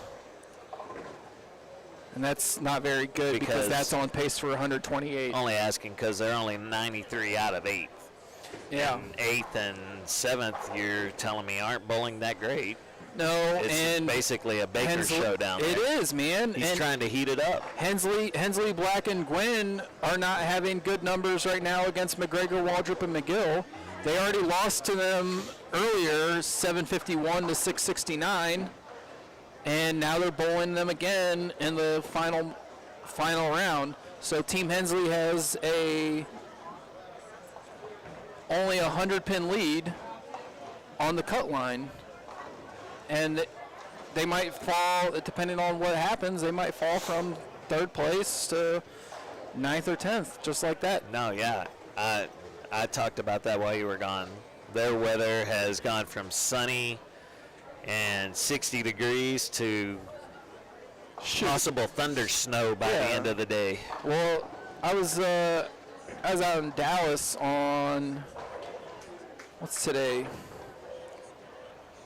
Saturday only bowling tournament. Saturday only, yeah. Yep. So I was out in Dallas Thursday night, had a hailstorm at like 12:30 in the morning. At least it wasn't, well, we were inside this building at 12:30 last night, so.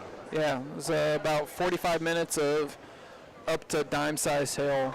Oh, good times. Yep. But it's just normal, fine 60-degree weather, but that cold front stuff brought in some wintry mix. So looking through the building, there are no possible 300s left. Probably not. McGregor And also we are dismissed, so we've only had 2 perfectos today. Stan Baker, Right out the Rodney gate. Black. And we still have time for perfectos. We still have. Yeah, we still got match play, lots but of I'm games talking going. qualifying. It's a little shocking here to only have 2 of them. But we're responsible for stopping most of them. Yeah. And we're bowling 32 and 3, 96. Yeah, 560 games. And only 2 of them were perfect. You just got a pick 6 out of Flacco. All right. Happy Tuesday for those Houston Texans fans. I really hope I flipped that game back to Houston. That was one of my iffy games. I kept going back. Also and means forth on. Flacco's no longer going to win Comeback Player of the Year. We have a Tommy Walker sighting. Tommy, how are y'all doing? You bowling good? 270, 250, 250.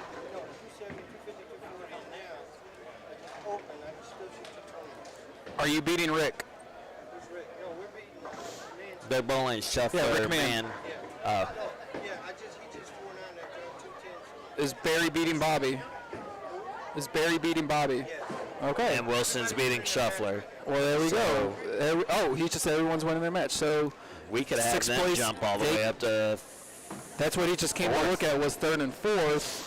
But I don't know if he knows that there's match he play does. after this. He asked. Okay. He asked if there were any buys. I said no. Yeah. And you're not bowling Baker. Y'all get Yeah. to bowl a full game. But okay, so They get to 4th. right. So would bowl Shuffler, fifth. Man, and Holly can go from 5th to see ya. You're getting no money back. And that's just devastating because they've been bowling good all 5 games. They've only lost their team match once.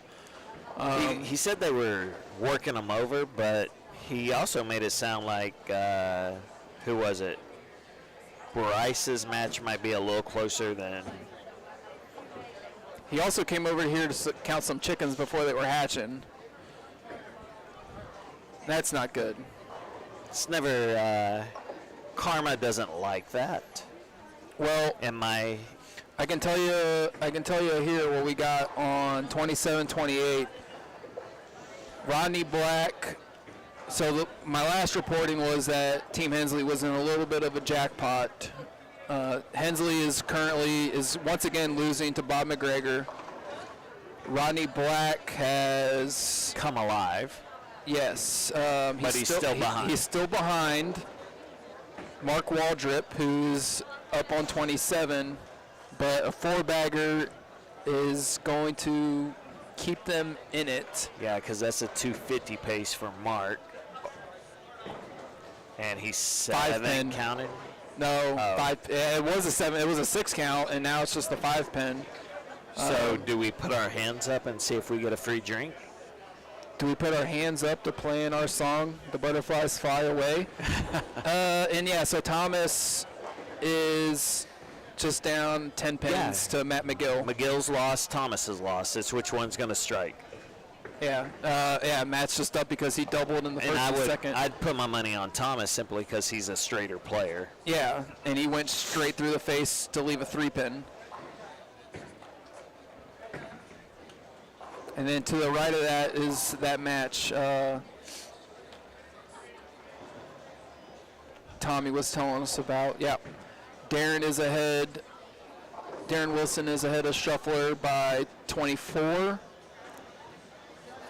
Tommy is ahead of Rick Mann by 30. No, that's 136. Okay, Tommy's right in there. But Barry Bryce is ahead of Bobby Hawley by 32. Barry Bryce can strike out for 268. Unfortunately, the highest team I see going right now is also looks like they're in last place. Brad Hall's team. It's got a 230, a 290, and a possible 230 from Brad himself. You always want to finish on a good note when you're having a bad day, so. Yeah, so I think anything other than a strike here from Matt McGill is going to mean this is a fairly even match.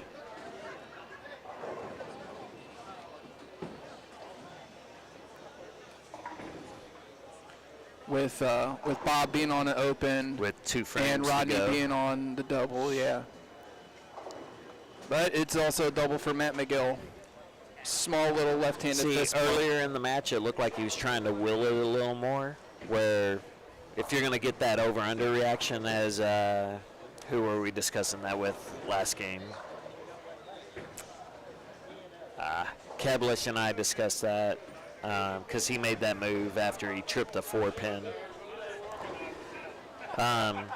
If you got enough, Hibbets and I discussed that. If you've got enough hand and can get on top of it and stay in the middle instead of flat tinning, you've got a better shot at light strikes. Yeah.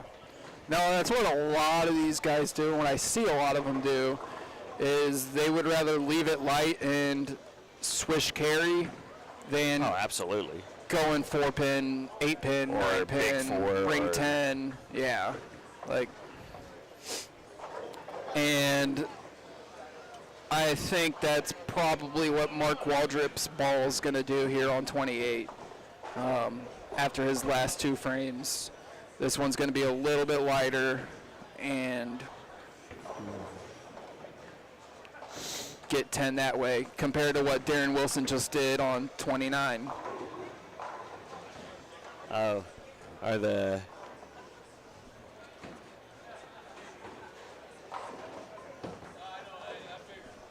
Can we see their scores? Who's that? Wilson. Can you see? Yeah, we those? can see it. They're on the right side of the Oh, screen. okay. Yeah. So it does look like Bryce is in control of his.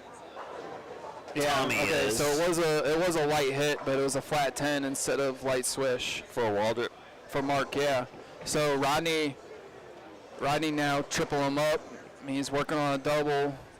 Yeah, see, Waldrop moving into the middle here with the new lane beds just doesn't have enough hand to get that 10 out or even to get the light strike. A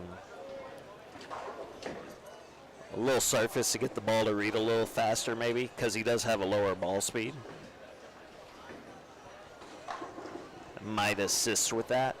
Man, what an excellent shot from Rodney. I just saw it. Yeah, so Rodney's now overtaken Mark. So Rodney's got a chance to shoot 244. Maybe it's, nope, excuse me, 254. Yeah, but if Matt has figured out to keep it in, which he's got Bob McGregor on the team. Bob should be letting him know that, or probably has. Right. That's why he's got the double. I'm looking more at just, hey, can we get a match and top pick 8. up 10 extra pins? Yeah. Where can we find an extra pins, and winning 1 or 2 of these games for 10 or 20 pins? Well, they have an 80 pins. We know they're not having a great game. Shuffler, Man, Holly. You said Henderson and Baker match. That's no one's shooting a massive score, so it's possible to stay in front of them because you already had 80 sticks on them. Yeah, Randy Summers just walked by with all of his stuff. He's bagging it up. They're done. So which means might get a Franklin squeaking into the top 8, and that is not a team you want to mess with. no. And not only do I want to mess with them, I don't. They're the 7th or 8th seed. Just like, geez, what? Oh, the guy won the United States Open. Let me look back Robert at Lawrence. McCordick. And Matt left a 10 pin, so So McCordick's going to be the only one to win his match. There is a chance McGregor, Waldrop, and McGill could jump over them as well. yeah. So it's I don't, No, that's too big of a jump. Never yeah. mind. And it's not that's not necessitative on. I'm looking at 7 and 8 possible yeah, seeds, and exactly. do you want to bowl Franklin and maybe Henderson? Could be Right. The 1 and 2 seed. So this is Which what Billy said, bring them all on. I'm going to course. average 250 today. what Team Hensley's trying to do here. Hensley's working on a strike, Black's working on a double, Gwynn's working on a strike. So they have strength I of missed- strikes going into the 10th. I missed McGill's shot. McGill left a 10 pin. Was it Picked flat up. or wrap? I missed the okay. actual shot, only saw the result. Very nice shot, Tommy. That is going to make him a winner against Rick Mann. Yeah, so Keith Hensley's just trying to get strike here, load up pins, give his team a chance at getting those 50 bonus pins. Maybe make up on some ground if Bob isn't able to strike here.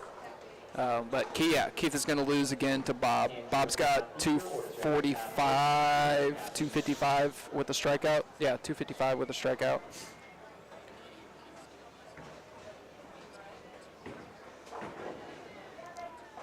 And it's going to be 250s for Bob. Best Keith can do, I think, is going to be 226. So That's kind of a shocking team. I just noticed Doug Barron was all the way down there. Yeah, Oh, with yeah. Hank Jordan. I don't know Kirk, but Hank and Doug. Yep. Upper middle pack of the team in the auction. Oh, and it's Absolute Hank whiff. is not having a great game, but look at it, man. Yeah. So Keith just Hensley just struck out or doubled to get as many pins as he can, but Bob is also doing the same thing. But it's not even about that anymore. It's getting as many pins as you can just to stay ahead of the. You're in third place now. Let's try to stay in this cut number to do what we can do. Hey, they're selling complete tangent here, but they're selling Girl Scout cookies down there. You know, Dollar General sells the same exact cookies at $2.25 a box. They're made by Clover Valley.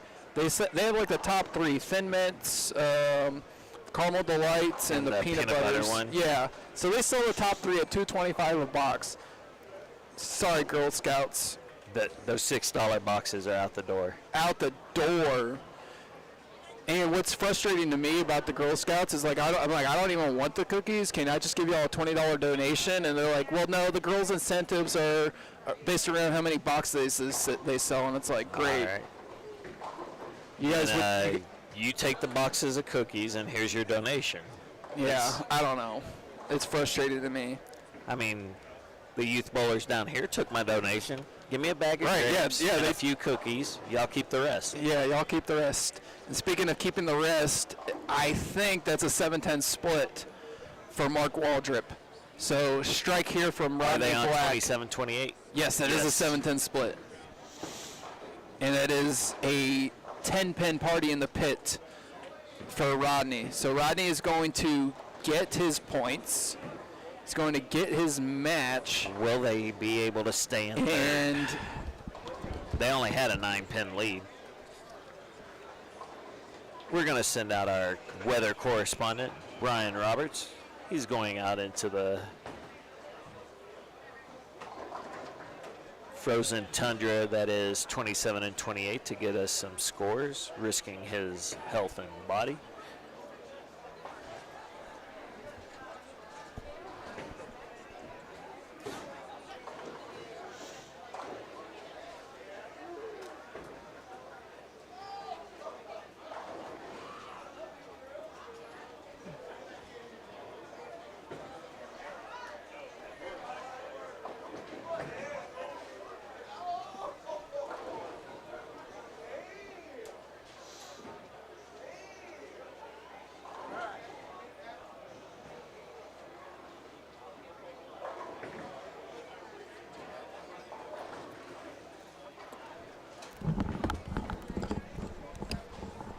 okay, so Rodney just went Brooklyn. He gets strike here for 632 team score. They'll be down 6, but that's also Matt McGill. He was he has struck. Yeah, no, yeah, he was working on a spare. So it's ball in hand for Team Hensley. Thomas Gwynn double We'll need the double. means that they win. And if Matt does not strike here, then it's Thomas Gwynn first one. Thomas Gwynn wins. Team Hensley wins. So that will be enough to keep them, should be enough based on the other scores around to keep them in the top 8. It was Paul McCordick, Brad Hunter, Chris Hibbets winning against Wright, Thomas, and Hutchison, so they will be the number 1 seed. And Wright will be the number 2. I must have missed another score. Well, that's over. Yes, So there's no more football to watch. It is Thomas Gwynn needs to double. Mr. Walker's eyes got big for some reason.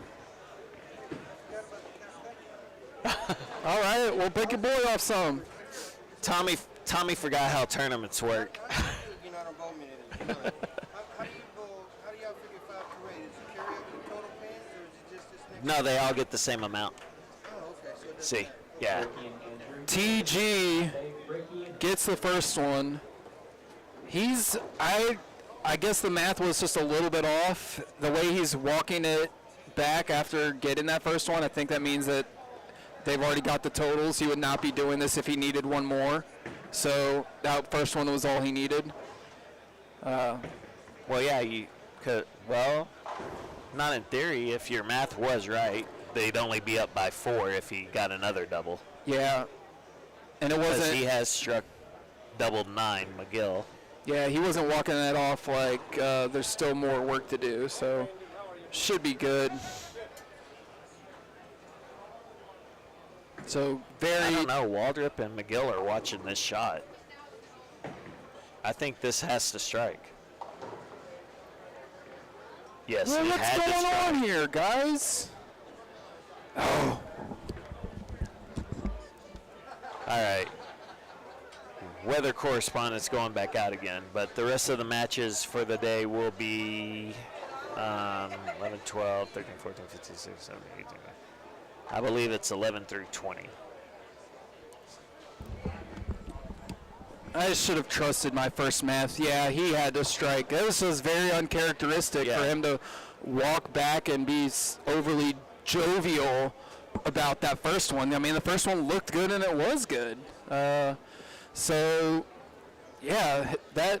I trusted your math when I looked and I saw Waldrop just watching. Right, so that's 50 pins they did not get because that one ate the face. So it's now going to be close for them. So did Tyson tell you anything about does first get to pick the pair they bowl on or anything like that? I didn't even ask about that. I just asked where it was happening. And the way these things have ran in the past when he runs them is that bracket and lane assignments are already set. So there's no picking or any of that when he runs this stuff. Does his show it on here maybe?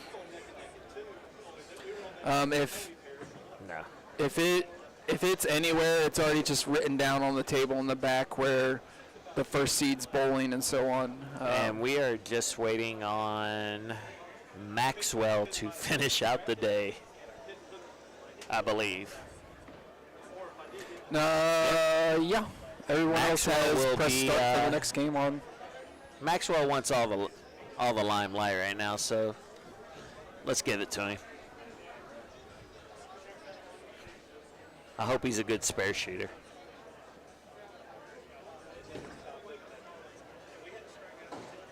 All right, we are ready to get match play going. You're welcome, guys. Y'all didn't want to watch. He's every bit as good as Brad Hunter. We know that. All right, we're gonna cut off for a second. Oh, I'm not cutting off. Oh, we're hanging out. That guy wants to keep talking. Well, it's just as soon as that guy really wants Mr. Henderson on this he thing. ain't coming in. You wanna come chat with me? I'll chat. Feels like he's made top 8. I don't know what you did. Oh, is that?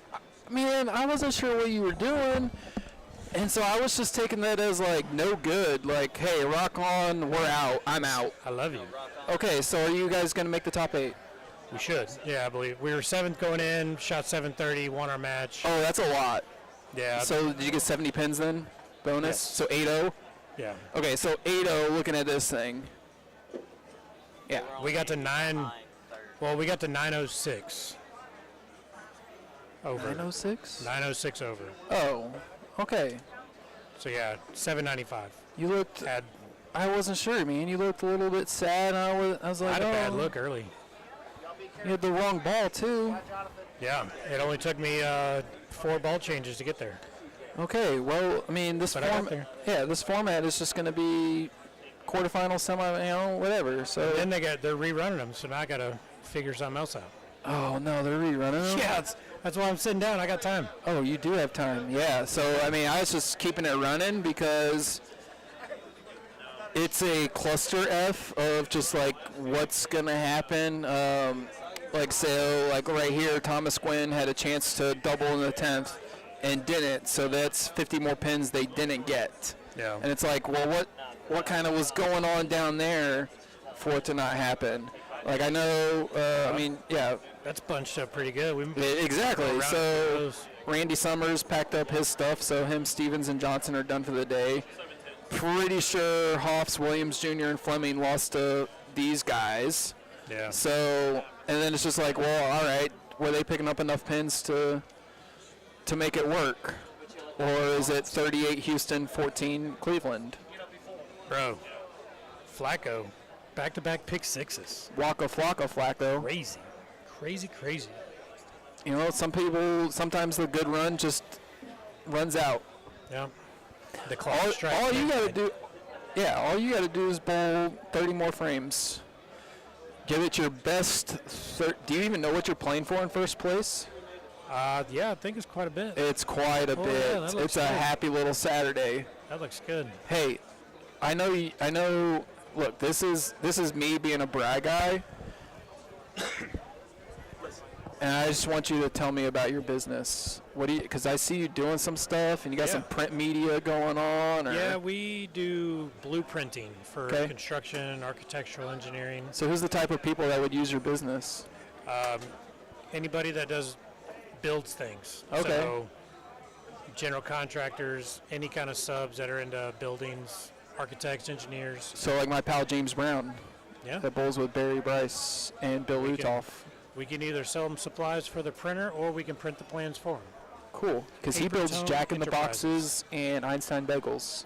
There you go. I got a guy that is building Liquorlands. Let's see what else. Panda Express.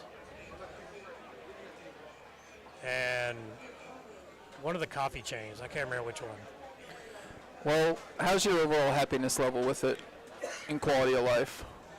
Things are going good? Yeah? Yeah. That's good, man. How about you? Not good. That's no good. Dude, 2023 sucked. I'm sorry. Was it your fault? No. I mean, I'm sorry to hear that. Oh, okay. I was going to say, well, then apology accepted. But you do put a smile on my face whenever I see you. Hey, that's good to hear. Some sweet hugs. Sweet hugs. You're a hug dealer, man. I love hugs. Hugs and other drugs. I do love hugs. Man. So, who's the one team you do not want to bowl? You feel like, oh, The ones that are crap. striking a lot. Crap, I got to bowl Hunter and Hibbets. This is not what I wanted. Yeah, I put that team together. I was supposed to bowl that team. So I was just because I made a post last week asking why you're not bowling this event and do you want to, and it looked like Chris wasn't bowling at all, and he's like, I want to get on a team, I want to play. Chris who? Hibbets. Oh, well, originally this was supposed to be 180 plus a monster. Of course. And I was going to be the monster for their team. Okay. And then when they changed the format, Kepner asked me to bowl with him and Manier. Yeah. So I jumped on that team. Torn rotator cuff. Yep. And then now we got Joe LaCroix bowling. Okay. So it worked out good. But I am telling Brad and Chris that I do get a 5% matchmaker fee. EC said 10%. I'm not greedy. I'll take 5. Yeah, it's probably a good thing because AC ain't in charge no more. Yeah, I'll take 5. Yeah, I want to take 5, but I want to be able, as soon as we get these standings that Tyson says, I'm going to tell you who, I mean, you're going to hear who you're bowling. I'm going to tell the internet who's bowling who, and then I'm going to take a break. Okay. You know what's awesome about working this table is the people that come up to the table, they look at us with our headphones on, and then they ask us questions. Oh, yeah. That's always fun to do when you guys are talking. And I don't just even lip syncing.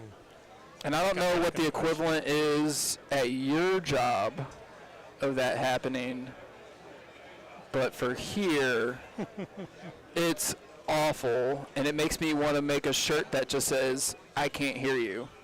Yeah. But that's why I had Chris Lucas make these signs for, because they come up and they're like, hey, what's the link? I'm not blaming the sign. I'm thanking you for the sign. That is Tyson insulting all the old people in here. They look at that like, is that hieroglyphics? It's like, you brought that stuff out. Yeah. With Brad Hall, I said, you just offended us. I was trying to estimate the time that this thing was going to be done by yesterday with Mike, and we both were like, yeah, it's 6 o'clock. That'll be wrapped up. Qualifying, sure. Yeah, we did not have it at over an hour a game. Well, they went to the PBA lane courtesy format. which Not everyone was everybody doing else- it, though. Well, that's what was asked for, and that's Oh, what yeah. we gave. And then we had some people that apparently were trying to make all of their decisions while standing on the approach, not behind the approach. So we had some rain delays on the approach. So instead of like, oh, hey, just actively make your decisions, it was wait until it's your turn, Yeah, let's then get up decide what you there. want to do. Stand there, and then we'll think about what we're going to do. It's out of order. Well, that happens in poker a lot. Alrighty, tournament bowlers. Those of you that are just wrapping up with the tournament. That happens in poker a lot too, where someone won't even like look at their cards until it's their turn, and it's like, well, we could be doing 30 hands an hour, but instead we're doing 16 hands an hour, and I don't want to play this anymore because what else am I gonna do? Let's bowl. Let's bowl. Let's play the game. And wow, that guy's ready to go. Yeah. In fact, I need to go move my stuff. Hey, yeah, you do that Finished for on me. like 31, and they told us to move our stuff. Yeah, we need everything from 21 and down out. So I'm going to go move my stuff. Yeah. And looks like we have time for me to come back if you still want to talk. Nope. Or I want you to can just mentally go get prepare for your next mentally match. prepared.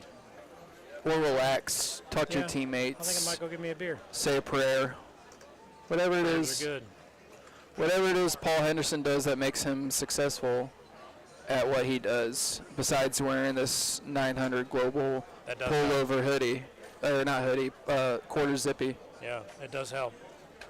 You look good in it, I'm pal. comfy. All right, Look good, bowl good, right? bowl well, Or at least you do one or the other. bowl well, Look well, bowl well. bowl well. Look well, bowl Look good, bowl well. well. Okay, got it. Might be the new tagline. Love you, buddy. All right, all love, nothing but. All right, that was Paul Henderson joining us for just a little bit while we are getting these final standings done. And by I say we, I mean Tyson and Aaron and Olivia getting these final standings done. Fortunately for us, they are running them. They are running 11 through 20 while this is going on. So looks like he's already got 11 through 16 done. So just 2 more pairs to go. I mean, how many? What do we even need here? I mean, most of these matches are going to be on the fresh. So we'll see what happens. The only for sure thing that I can tell you is Team Wright and Team McCordick are both in. So is Team Menier. McCordick's going to be the 1 seed. Wright's going to be the 2. It's possible Menier's going to be the 3 based off of the amount of points that Paulie just said they got to. And then it'll be cluster F to see who's going to end up between 4th and 8th, or who gets these 9th and 10th last cash spots. So they're still working that in the back, but once we get it, I think you guys will even be able to hear it over the loudspeaker. Yeah, so just sit tight.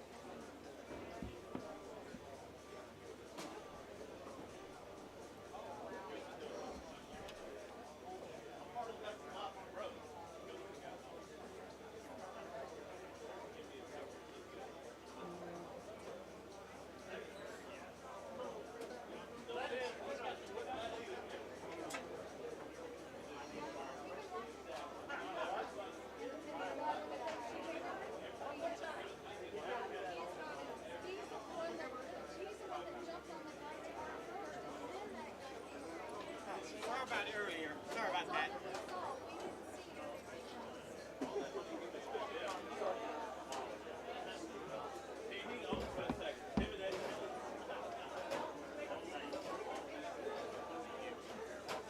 So far.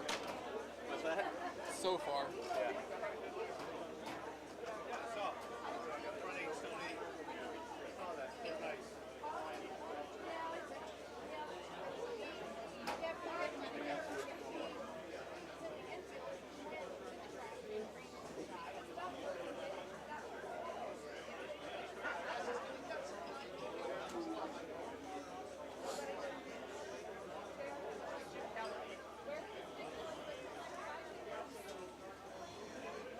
Sharon, your orders you at the captain. Sharon.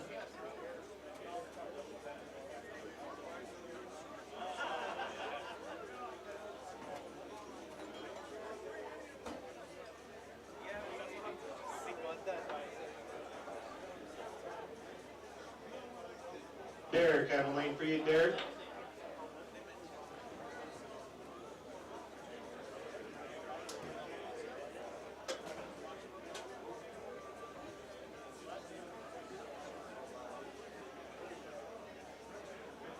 How I managed to walk past here all day and then trip over the road that one time.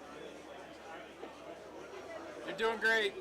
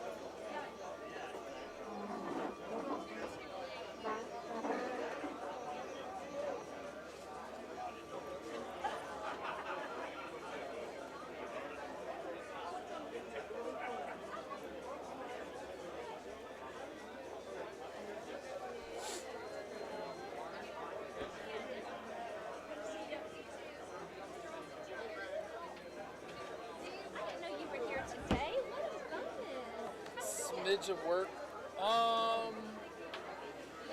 I'd be doing better if Team Summers, Stevens, Johnson was still having their shoes on. All right, bowlers, final standings. You too? First, we appreciate you all bowling very much, so hopefully you had fun.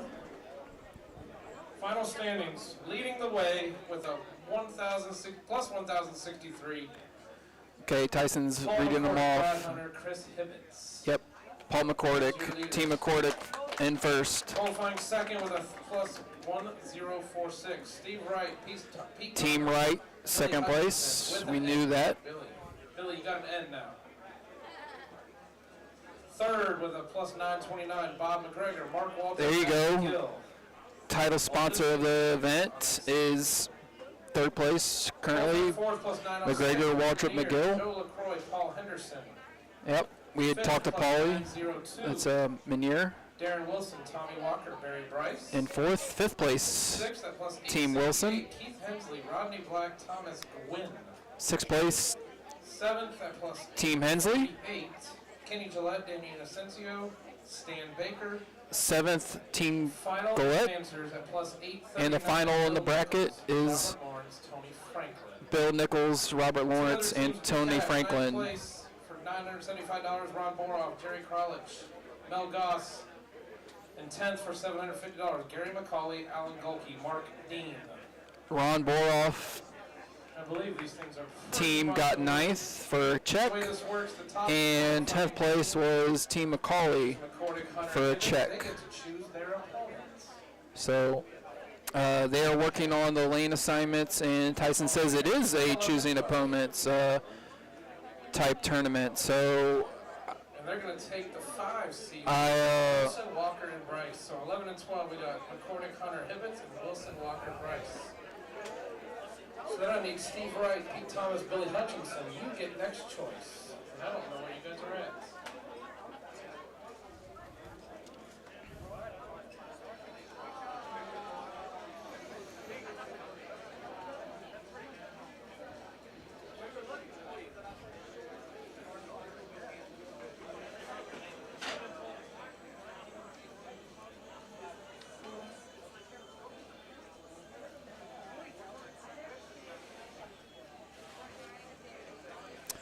yeah, they are in the back figuring out who they want to pick. So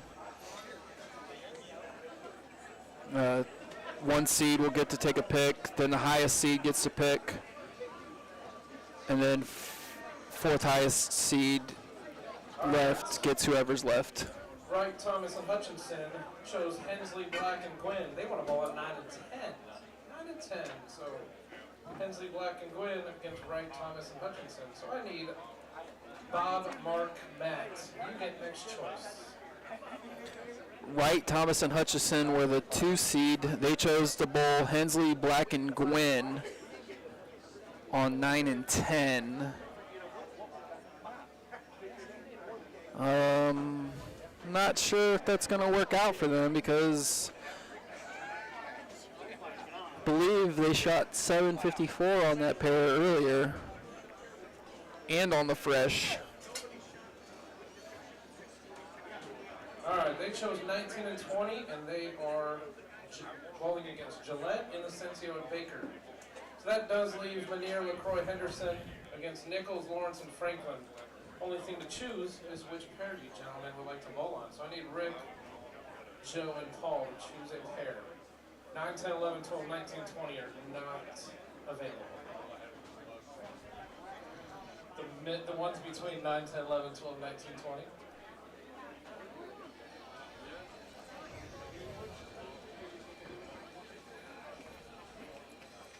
That will be on 15, 16.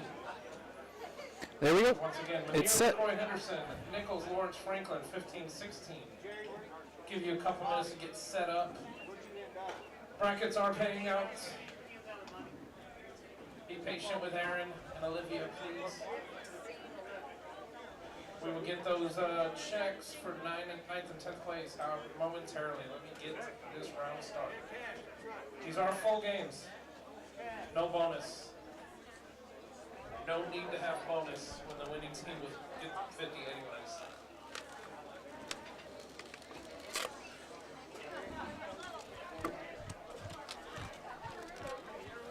Those top teams, McCordick, Wright, McGregor, Veneer, you guys have choice of which lane. Yes, please.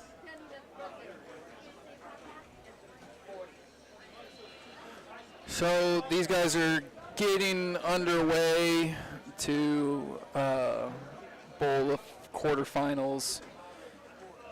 Bowling for a heck of a lot of money. Tournament prize fund, 1st through 8th. First is going to be $8,500. Second, $4,400. Third and fourth, $2,900. 5th through 8th, $1,500. And that's on a $750 entry. Now over here for the bowlers auction, first is going to pay $4,300. Second's going to pay $21. Reset them so we can get the Third and fourth are going to pay $14. fresh. And 5th through 8th are going to pay $735. So that is first place paying $12,820 for a Saturday only bowling tournament. Again, those heading out, thank you all very much. Hopefully you have fun. A lot going on. A little bit of a different format.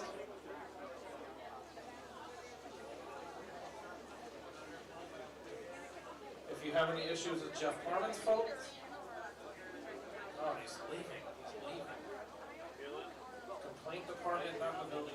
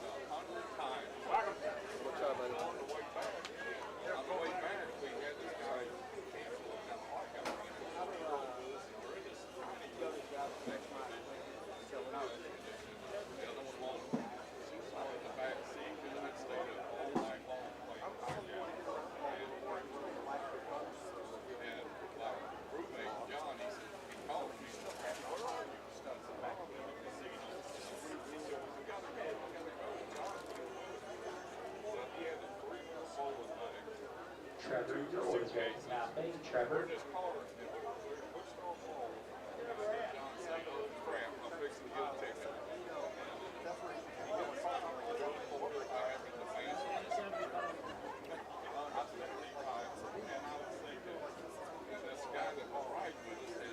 All right, I've been informed they're good for Fagan. Lanes are on.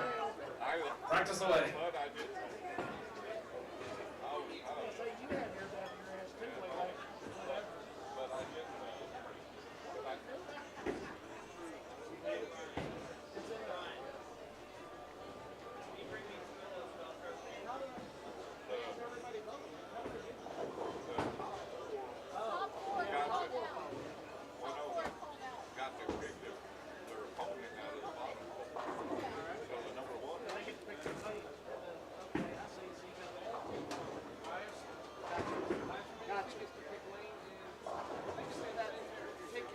Partner thing like we did, no carryover, nothing, it's just one game.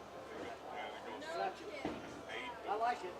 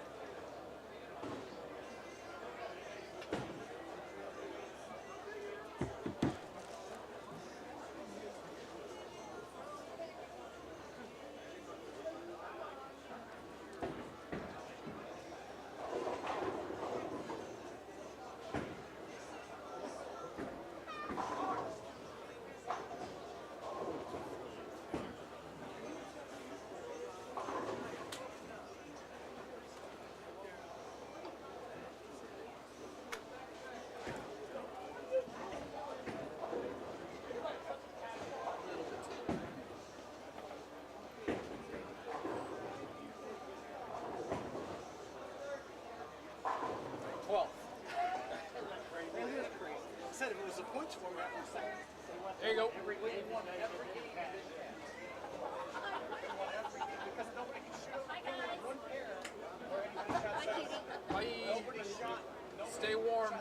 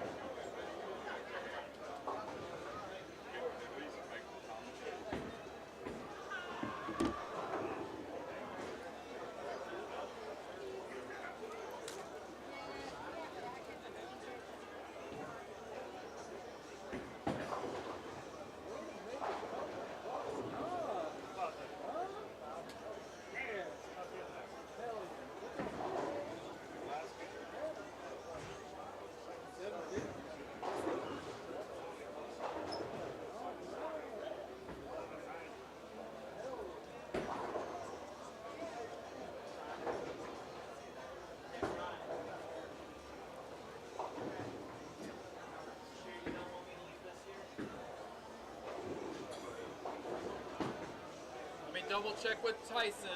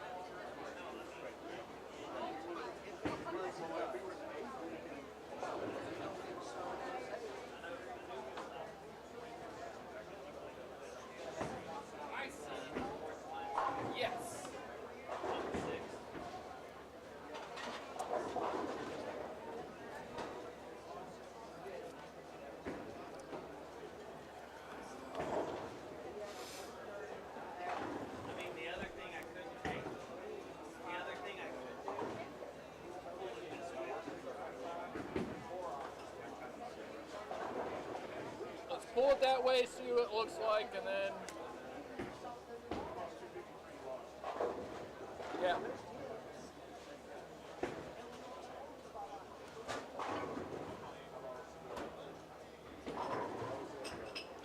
Lexi, your order's been at the cafe. Lexi.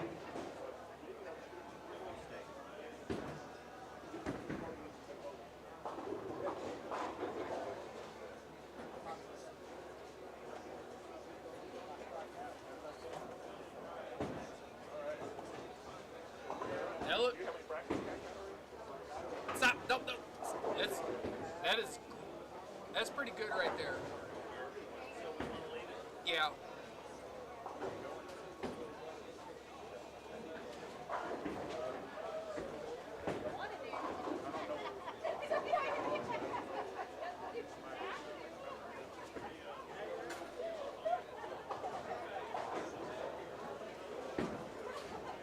Hey, temperature's dropping out there.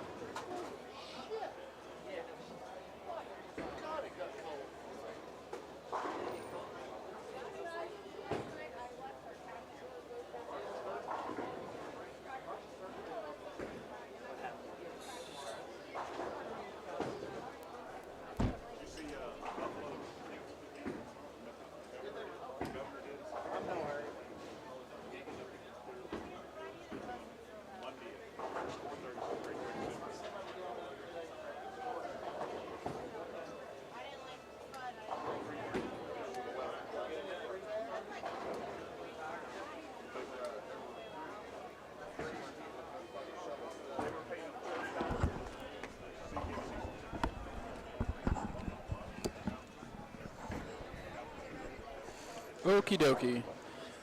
We are watching Saturday only bowling tournament. It is Team McGregor versus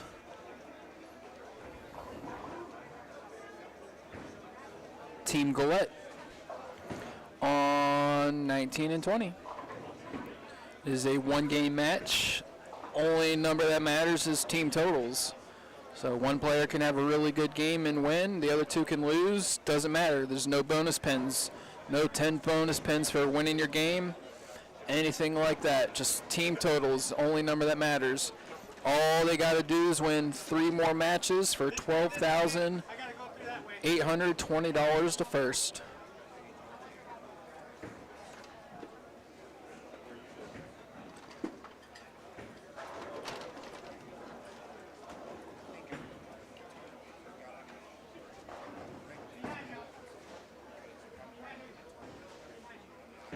Alrighty, Saturday Night Live. We appreciate your patience. Welcome back to Final Super Bowl. Don't forget about that strike pot and pot of gold up at the counter. You will notice there are no pens out there. Once you throw your first bar, there will be. When your lane lights come on, you may begin your practice. Good luck, high scorers.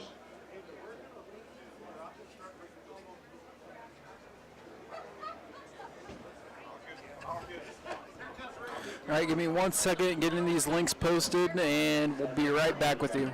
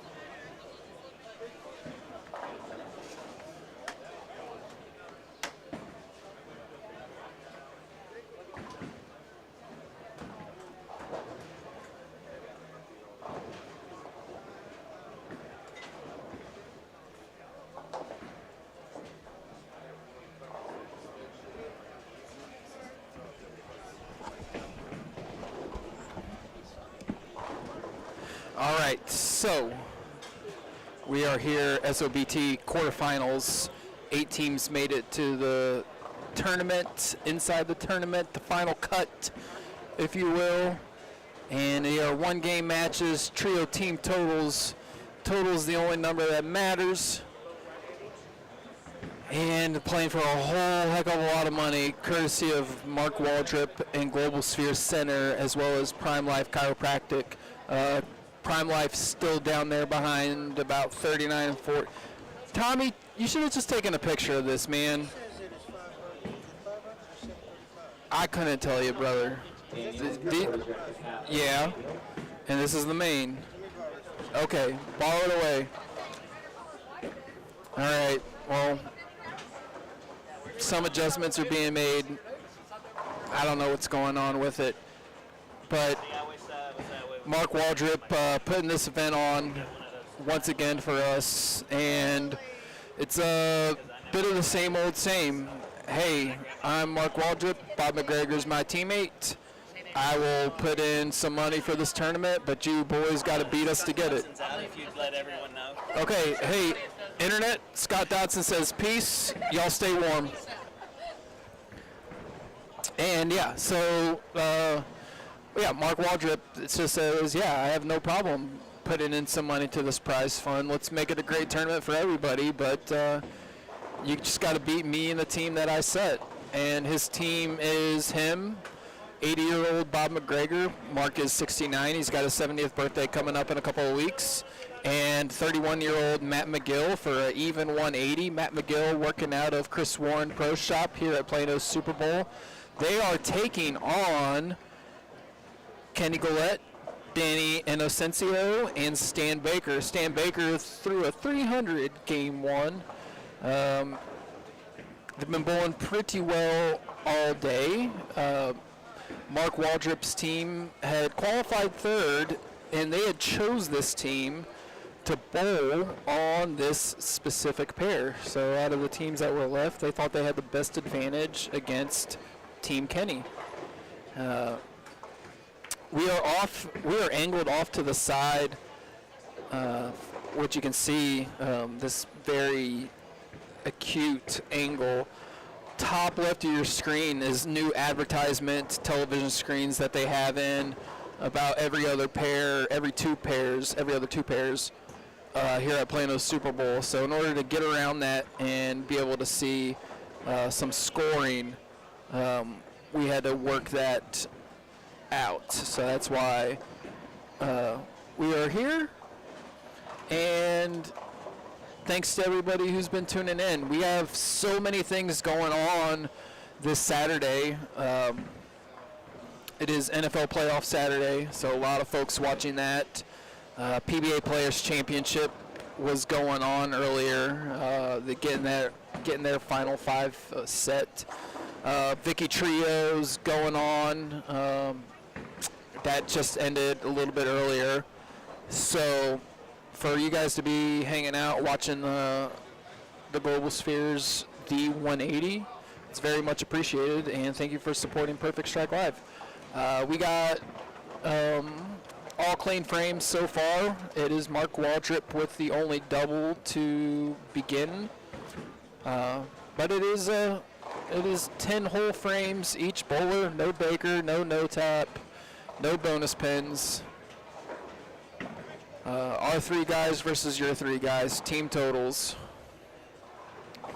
Bob McGregor's going to be up on 19. He started out strike 8 spare versus Kenny Golette's 9 spare strike. But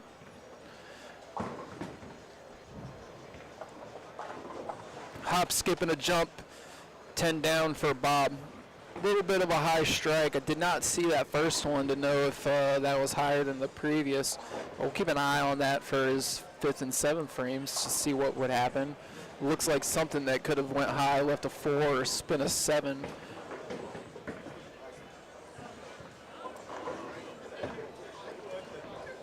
And double him up for Kenny G. Luckily for pace of play today for the quarterfinals, most of these matches have a buffer pair in between them. We are not using 21, 22 at all, and the rest of them have one pair in between them except for 9 and 10.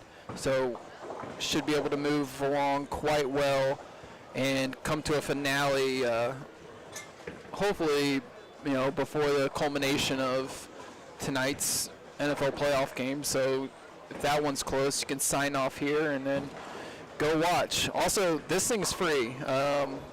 Perfect Strike Live is free. To watch this on YouTube is free thanks to our sponsors. You do not have to download Peacock. You do not need a login. We will be streaming these next 3 matches and all of our future events for free. All you need to do to know when we're on live stream, subscribe to our YouTube page. You'll get an email notification when we go live.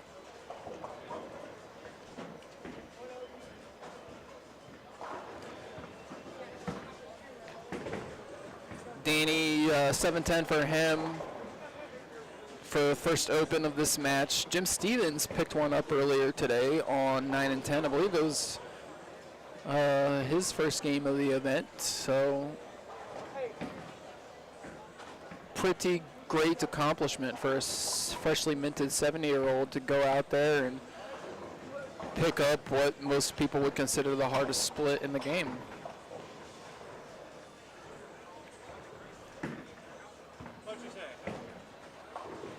Spares for Mark. And Stan Baker on 20, looking to double up his second frame. And it is. Another thing that's really great about this tournament, too, is Mark does not facilitate a dress code. A lot of these guys, most of these guys, are wearing their name shirts. Very helpful to us, especially for the live stream to see who's who. But if you want to wear shorts, go ahead, wear shorts. You want to wear your hat, wear your hat. Just look professional and presentable, and whatever you feel most comfortable doing is going to be okay with Mr. Waldrip. So really makes this event one to be at for a lot of these guys. I know a lot of these guys like to wear shorts when they bowl compared to a nice pair of slacks. Nice pair of golf shorts is all they need. And got a guy like Stan Baker out here bowling in a nice pair of golf shorts. And he's bowled quite well. Despite the weather outside starting to become quite frightful. It says it's 33 degrees on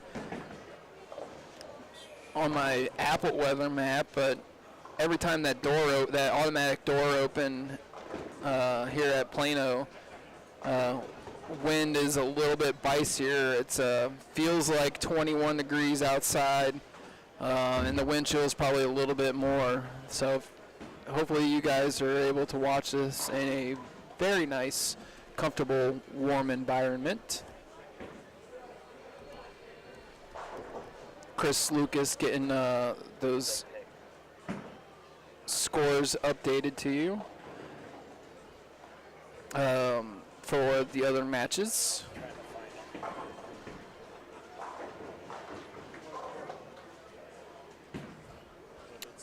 Let's go take a look. A whole heck of a lot. That is all 5 strikes to start for Bill Nichols, all 5 strikes to start for Robert Lawrence. Tony has got nothing on the left lane, but he's got all strikes on the right lane. Very fast start for Team Nichols, well ahead of their opponents. 43-pin lead at the moment. Down to 33 with Tony finishing out the 5th on the right lane. So 5 frames through, it's going to be a 40-pin lead for Team Nichols. All right, 10 for Tony on the right. So both him and Paul Henderson struggling with the other's bad lane, but 40-pin lead.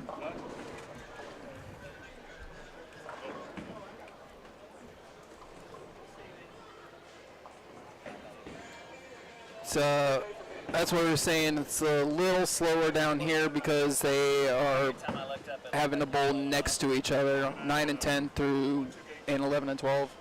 So a little bit more behind on the action because of the lane courtesy, but it is Team McCordick ahead of Team Wilson.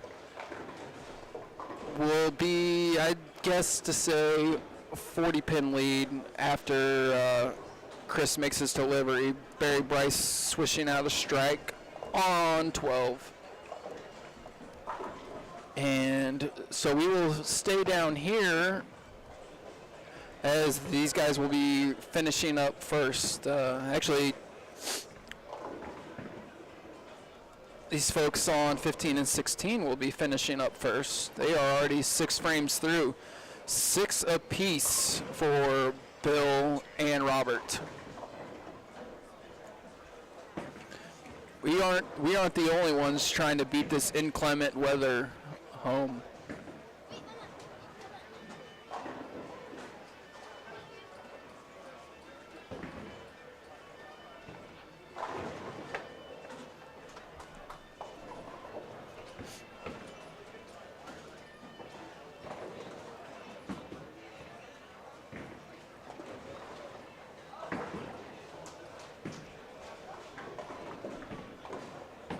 Your orders are at the cafe, Landry.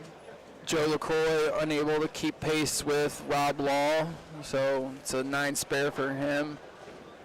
After 6 frames, it's going to be Team Nichols up 60, and that's with Paul Henderson getting a strike here. Paul and Tony both able to figure out their bad lanes and get themselves and their team a double. Looks like our television sets here show that the Dolphins and the Chiefs are soon to kick off. I don't know if the center here has Peacock or if they're turning it over. Yeah, no, it says Peacock wildcard exclusive, so it looks like we're going to lose coverage of the game right before kickoff. It's negative 24 degrees Fahrenheit in Kansas City, Missouri. So lucky us, we're 40, 50 degrees warmer than that. And who's warm right now is Bill Nichols and Robert Lawrence. Robert Lawrence, they are not just warm, they are scorching. They are scorching this pattern, and they were actually picked. If they weren't picked, they were just what was left. Who's that? Paul Henderson, team. Oh, Manier got stuck with Franklin. Yeah, I think they got stuck with. And this is what we were discussing after game 5 was like, oh yeah, do you want them to be the 8th seed? No. And Bill and Robert are showing you exactly why. The match is now readily in their hands, as it is 7 baggers apiece for their 2 guys, and Tony's making a delivery to get a triple. No triple for Tony. It's 2-4-8. However, the other team is just not being able to match the strength of these strikes. If Paul is able to strike on 15, it's going to be Team Nichols with a 70-pin lead, plus 2 of their guys working on doubles. So 3 frames to go, about 100 pins to make up for Team Gillette. I do see Keith Hensley down on 9 and 10. He's got a 5-bagger for himself. Rodney Black's doing okay. Thomas Gwynn had 2 red 8s, 8 1s, so we'll see. It's a 6-bagger for Keith. Pretty close match down there. We'll get you guys down over there when it gets a little bit closer to the end. Stay over here on 15 and 16. Team McGregor has fallen behind on 19 and 20. They are down 30 pins headed into the 7th frame, but 4 frames and a lot of time left to make those up for them. Nothing really getting out of hand as far as one player just having a whole bunch of strikes or look better than another. That's a 19 besides Kenny. pin. I mean, Kenny's got it, but So that's 19 sticks, 29 sticks. yeah, just 29 pins. But it is 8 in a row for Bill. It's 8 in a row for Rob. I would like to see 300, 300, Who 223. Yeah, 823, and that wouldn't even be the high series for the day. Well, you give them bonus pins. Oh, no. High series for the day is 832.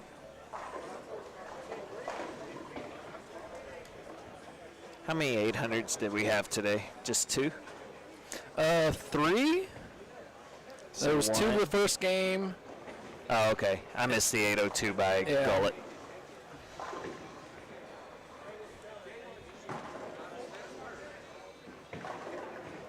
If anybody else had 800 and is that far down the standings list, then that's just a bad Saturday. I agree. Tony did get his strike in the 8th frame, and it is back up to Bill Nichols on 16 to make more work in the 9th.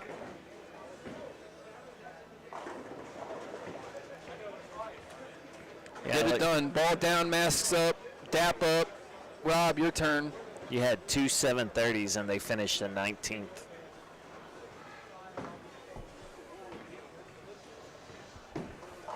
What can you do? Bowl better the other 4. True enough. I mean, and as far as just the relative speaking of bowling better, Team Minier is not bowling bad at all. But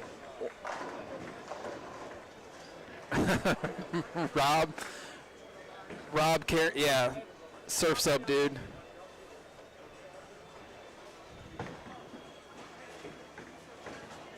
We are going into the 10th frame with 2 chances.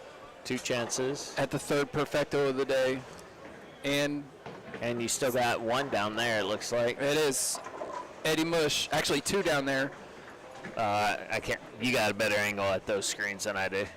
Yeah. I see 9 and 10. Yeah, the advertisement screen's a little bit in the way, but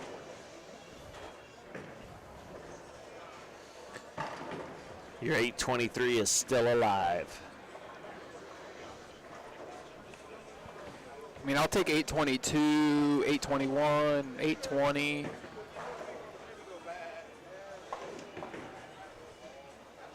But it is, it's game over for Team Minier.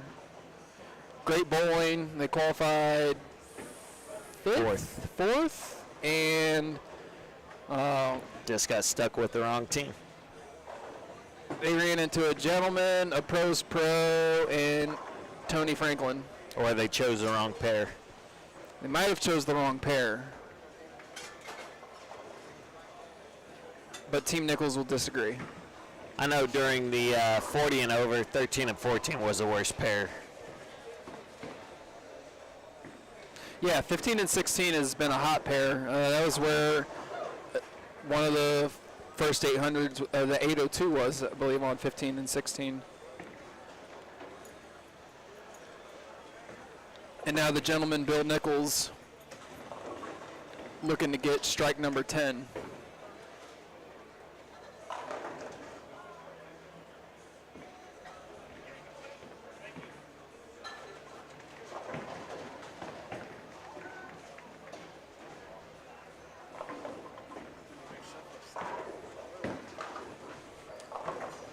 It's unreal.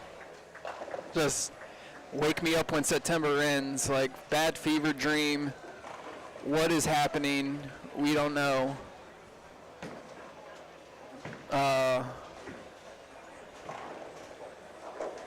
Free birds flying down in the pit.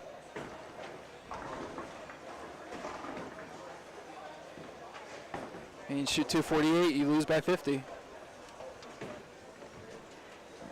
Let's be precise, 52. Bill Nichols looking for number 11. Comes off a little bit inside. Yep. Flat 10. See, and that's what I'm talking about. But with enough surface, you see how it finished a little more than the other flat 10s we've seen? That's what, I don't even see that. I just see he's inside his body and doesn't get it off his hand as good as all those other 10 shots were. So, I mean, Bill's a good spare shooter, you know. It's 289 for Bill. Great spare shooter. Bill. All right, 289 for Bill. So it's going to be a double from Robert Lawrence on 15 in order to go around his teamie.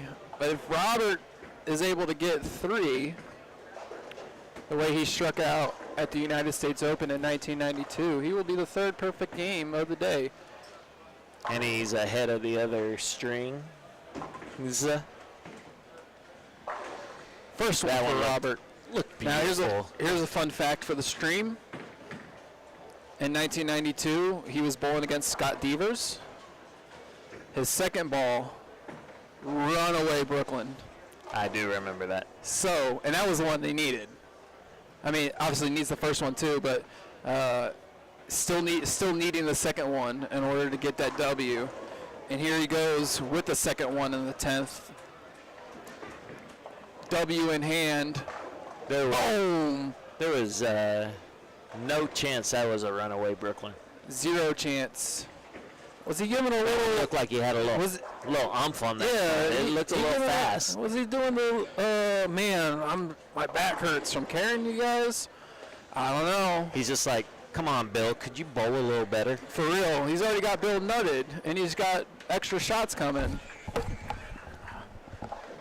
Tony doesn't even have to shoot the 10th. Yeah, because your 823's dead, so you don't care. It is dead. 800's still alive.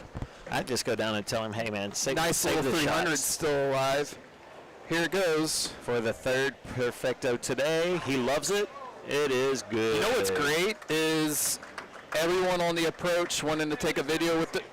Yeah. We're live streaming up here, but they just don't, you know what? Great job, guys. Glad we could be here. Joe LaCroix, great spare shooter. So let's go down to. You guys will see that video in more higher definition on the internet. We're going to go down to 11-12. I don't know if we'll be able to see. No, we need to get back over here. Well, we got a perfecto being shot there, too. Yeah. And it's a close match from what I was told. No. Yeah, yeah, Team Gillette is up a whole bunch of pins over Team McGregor. And McGregor picked them. He did. So we have a high seed getting ready to drop out.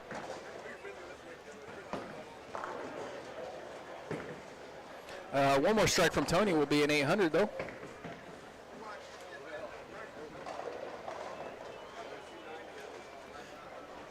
Team Hensley can't tell if they have the lead. You want me to go down? Please do. To get scores.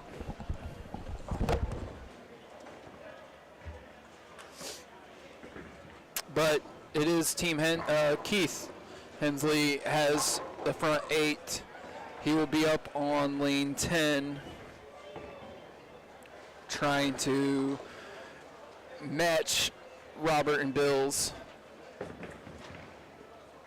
9 perfect to start.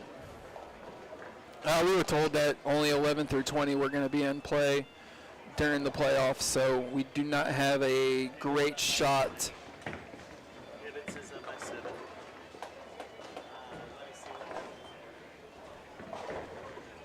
We do not have a great shot at 9 and 10. Team McCordick is up 70 on 11 and 12.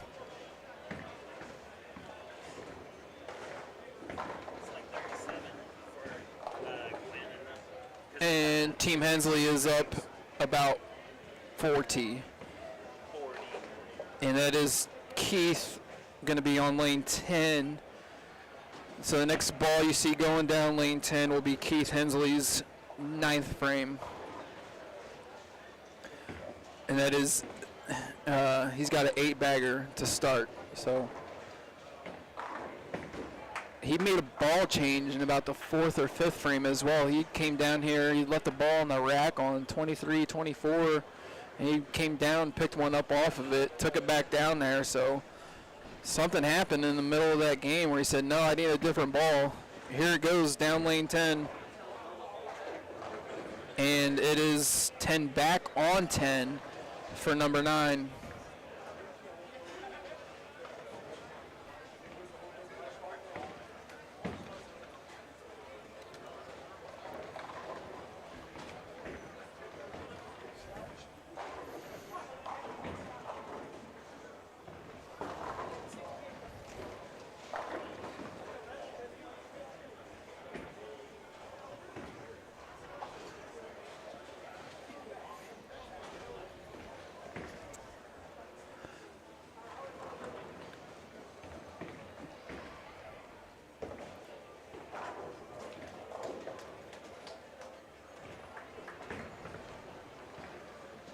Team McCordick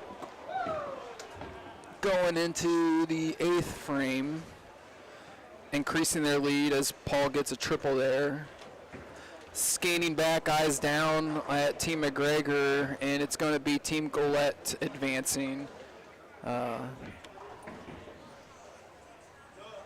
It's currently 662 to 582, so gonna need a whole bunch of doubles and a break in order to go around. But Danny Incensio already got his first one in the 10th and is going for a double,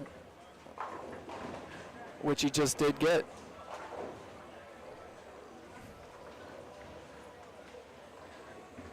So the max they can do is 692, and Danny and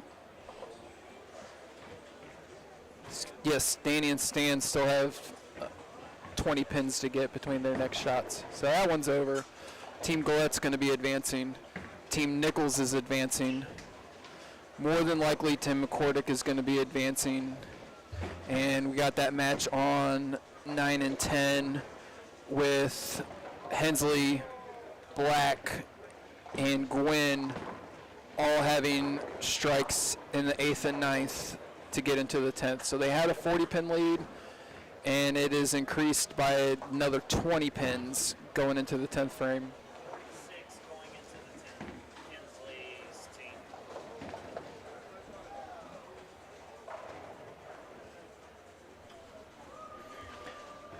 Chris Hibbett's been bowling extremely well all day.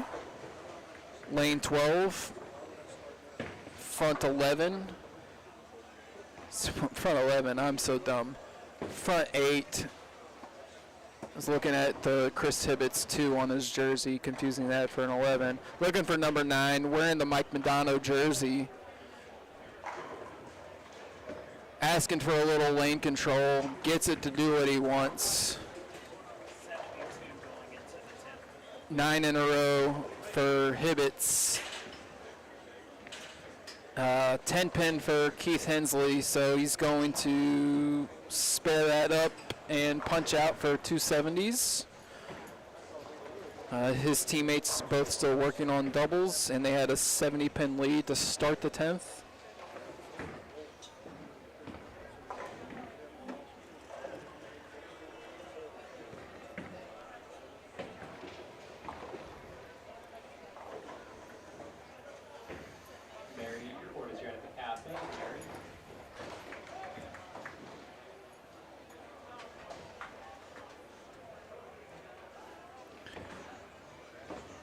Darren Wilson, 10th frame.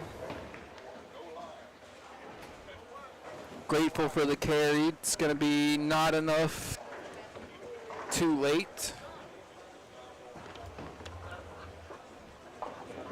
As McCordick, Hunter, and Hibbets, off the strength of that Hibbets 9-bagger, are scoring very well.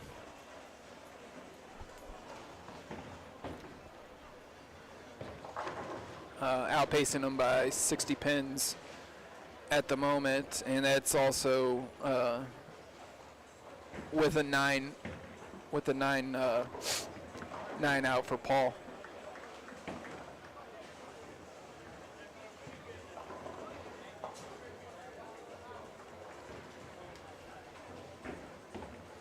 Robert celebrated his 300 by going to get himself a box of Girl Scout cookies.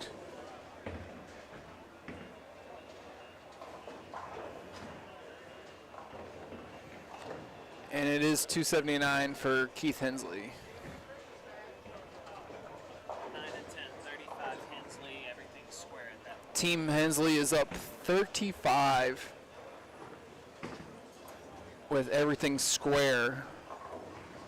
Everyone working on doubles. Middle bowlers, anchor bowlers, both working on doubles. So that is Pete Thomas getting his first. Ronnie Black must respond to keep that 35-pin lead. Anything else will be a loss of 21 pins or more.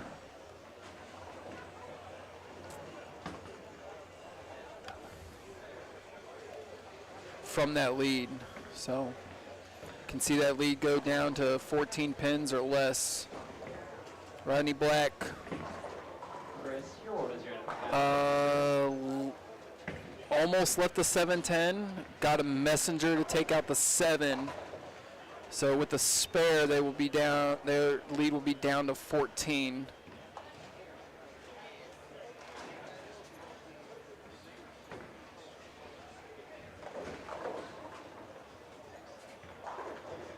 Pete flat 10, so make it a 24-pin lead with a spare from Rodney.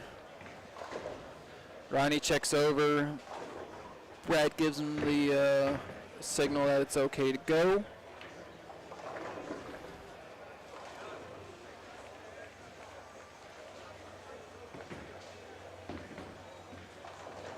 Rodney hooks at the 10, catches just enough of it for the spare. So it's going to be a 24-pin lead for Team Hensley, which means 9 spare strike from Thomas Gwynn on lane 9 will be a shutout. The McCordick match is over. Barry and Darren shaking hands. Only thing left now is just to see if Chris Hibbets can be perfect game number 4 for us.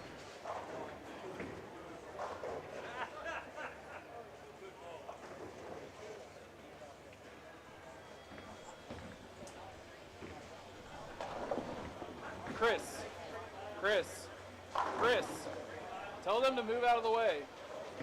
Tell them to move out of the way. They're in the way of the camera.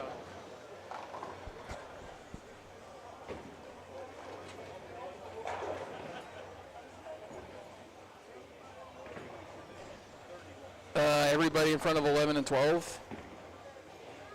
Well, now he's out of the way. No, just a little to the side. Looks like it was all futile anyway, as Chris left a 4-7. So now it is Thomas needing 9 spare strike to win it for Team Hensley and get them to advance. Ball's going down lane 9. I got hearing claps from Rodney Black. So he's still going to have to keep it on the lane and get a really good count. But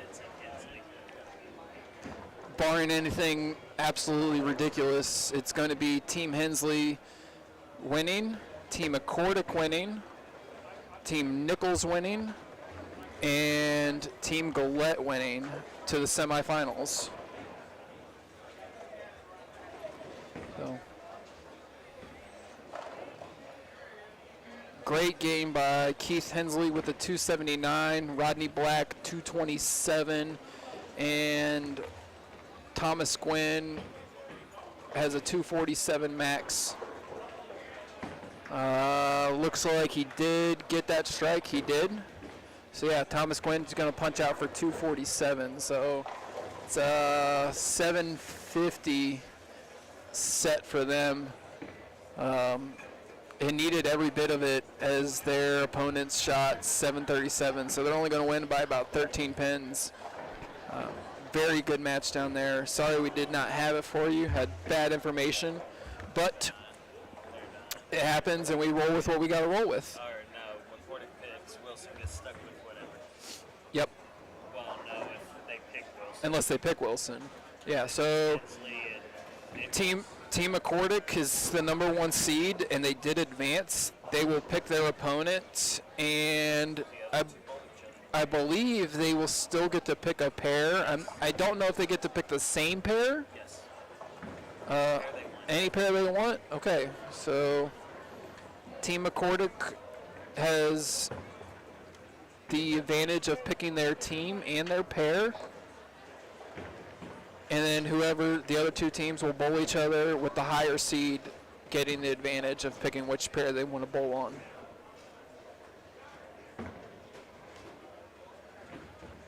So some great quarterfinal matches there. We got semifinals coming up. That The seed, the 6, the 7, and the 8 remain. yeah, 1 seed, 6, 7, and 8 are the remainders. Oh, yeah, 5 So the 1 seed gets choice again. And the main prize fund, that was a $1,500 match. And the Calcutta, that was a $730 match. This next one's getting even a little bit bicier, as the difference between second and tied for third and fourth is $1,500 on both sides. So got some big pay jumps coming.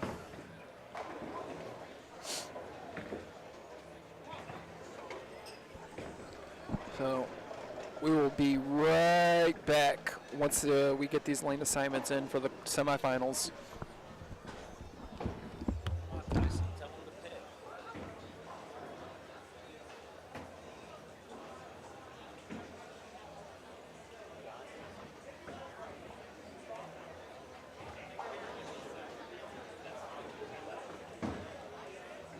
Alright, buddy. Don't forget what I told you.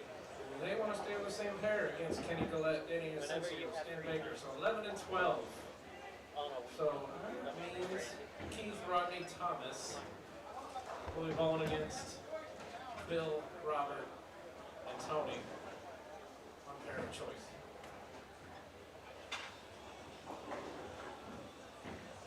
Tyson, who did McCordick take?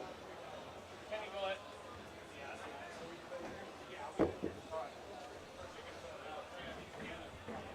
Thanks for doing all this, guys. No, you're welcome. Good bowling.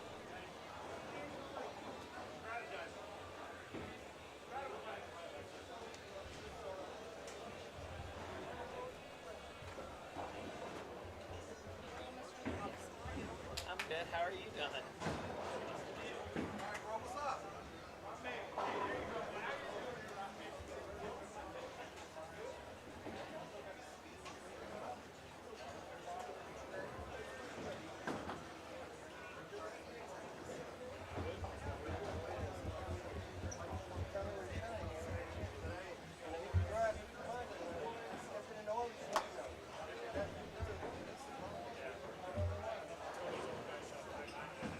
All right. They want to stay on their pair as well. So 9 and 10, 11 and 12. I'm going to give you guys about 3 minutes of practice. Gives a couple shots each.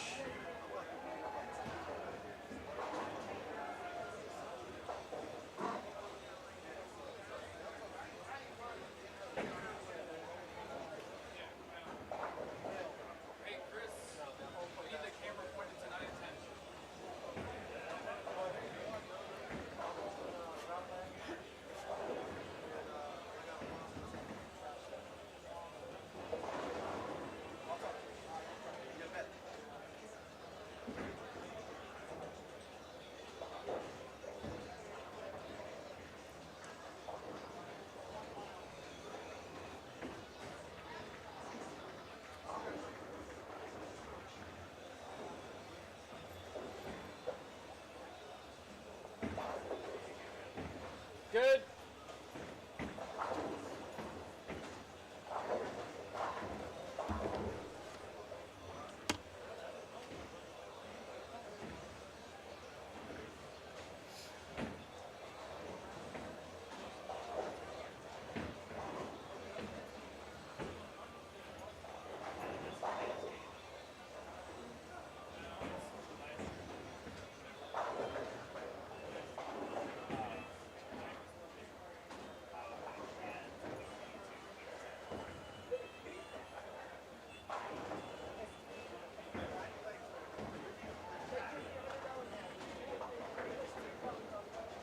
So we gotta wait on Tulane first.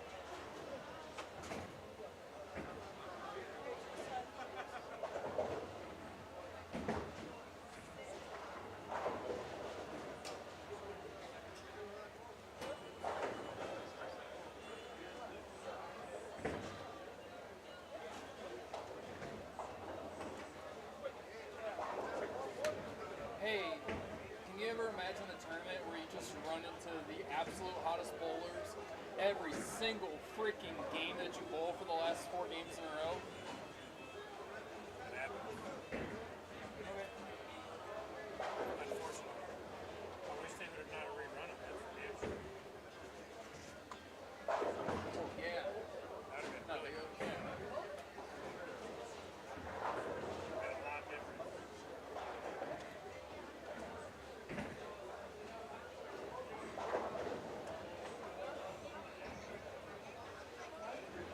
Sorry, I was saying something Girl Scout cookies. All right, fellas, don't forget about Girl Scout cookies behind 33 and 34. Jeez, yeah, get your questions answered. But you can get them at Dollar General for $2.25. Like the knockoffs, They're the actual same exact things. but repackaged. Yeah, Clover Valley instead of the same company that makes these and charges $6 or whatever. It's actually up to Glass Troops. likes one of the weird. Alicia wants it. I don't eat it at all. I like Thin Mints, Samoas. It's 2 of the ones that the Dollar General sells. The other one is peanut butters. The chocolate peanut butter. Yeah, They sell the top 3. yeah, those are good. Yeah, Alicia likes peanut butter sandwiches. I'm like, I need chocolate. Like, I like peanut butter, but with chocolate.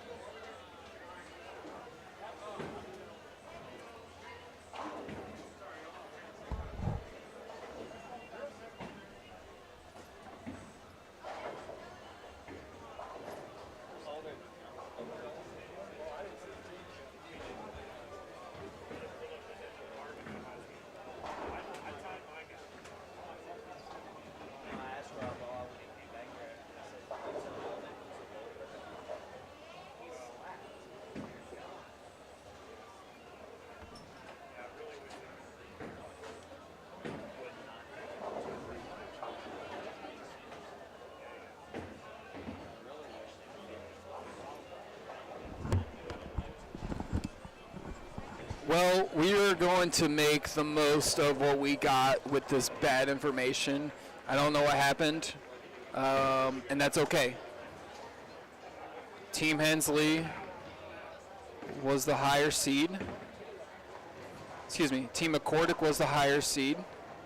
They picked to bowl Gillette. And they said, okay, we will bowl on the same exact pair, 11 and 12, which left Team Hensley being the remaining higher seed. They have to bowl against Team Nichols and they said, nope, we're going to stay on 9 and 10. So we have it all on the one camera that we have down there. So we're hanging out. We're watching semifinals here, Saturday only bowling tournament. It's a pretty expensive match here. The main prize fund, it's $3,000 to third and fourth. It's $4,400 to second. Of course it was. Why wouldn't it have been? They had the 2 highest 800 shot. Yeah, and I know that the mics were hot, so you might have heard me say it, that it's quite incredible that Paul Henderson said, can you imagine a tournament where the last 4 games of the tournament, every team's bowling their absolute best, lights out against you? Yeah. You had 832 shot at you, you had 812 shot at you, and I know the other 2 matches in between, it was like, whatever, 720 to 700, 690, 680. Yeah, there were a few games that we got run over and made up ground on the field. And I would like to think that if you were, Paulie, just from me watching you bowl and your ability of bowling, if they don't rerun them, I did like my look the last couple games. I'm not going to lie to you. maybe they don't go 289, 300, 223. Because 692 wasn't a bad game. Yeah, yeah. But not good enough. it happens. You still really made good. money. Yep. I don't know about your side action or any of that. I but only lost $82 in side action. I'll take that all day with $82. 2 O's. I only Yeah. lost $82.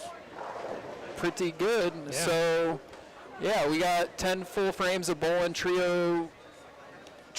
Team total is the only number that matters. It sucks because these guys are bowling right next to each other, so there's no, it's all the lane courtesy and you go, all that stuff. Yeah. Hey, at least one of them's up against the wall, so there's nobody to the left.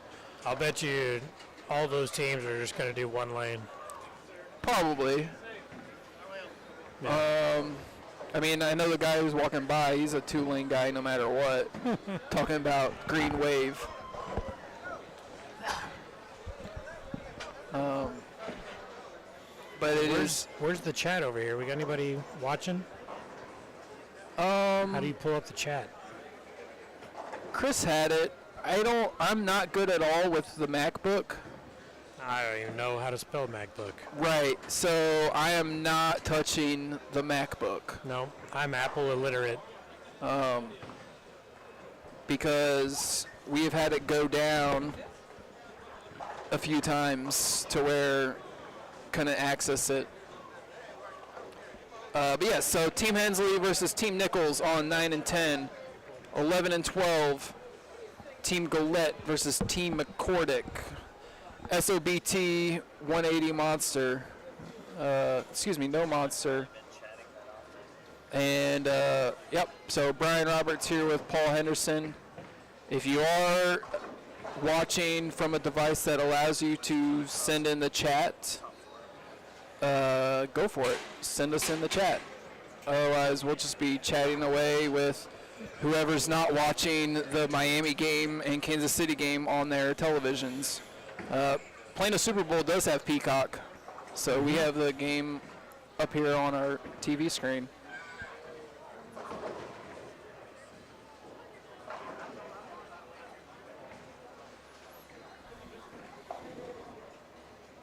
Yeah, I don't know. Bill Nichols did not strike. It's the second shot in a row he did not strike. That didn't happen at all the last That game. did not happen at all the last game. They bowled, him and Tony bowled together last year. Yeah.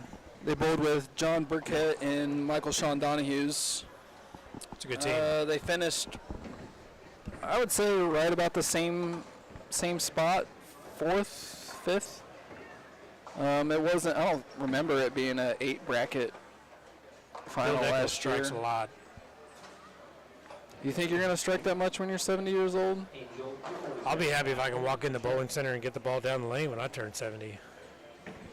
I'm not far from 50. And the immediate thoughts of just even discussing that with you was, I've lived half of my life to getting to 70. I'm halfway there. Living on a prayer. Like, it seems like it's so far away, but it's not. I'm going to wake up tomorrow and be like, hey, Paul, remember that time we were talking about Brad Guy being 70? It goes by quick.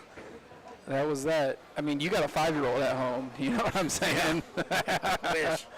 Yeah. I wish. Which is insane because it feels like, just even talking about that those comments were like just last week, but that was 10 years ago.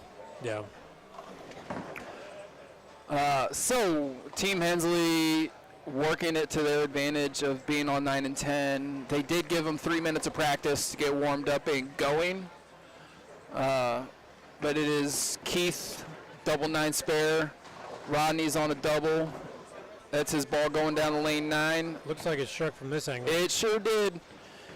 And Gwynner Printer also started with a double. Robert, on the other hand, double 9. That's definitely something he did not do. Bad spare shooting. Definitely something he did not do earlier.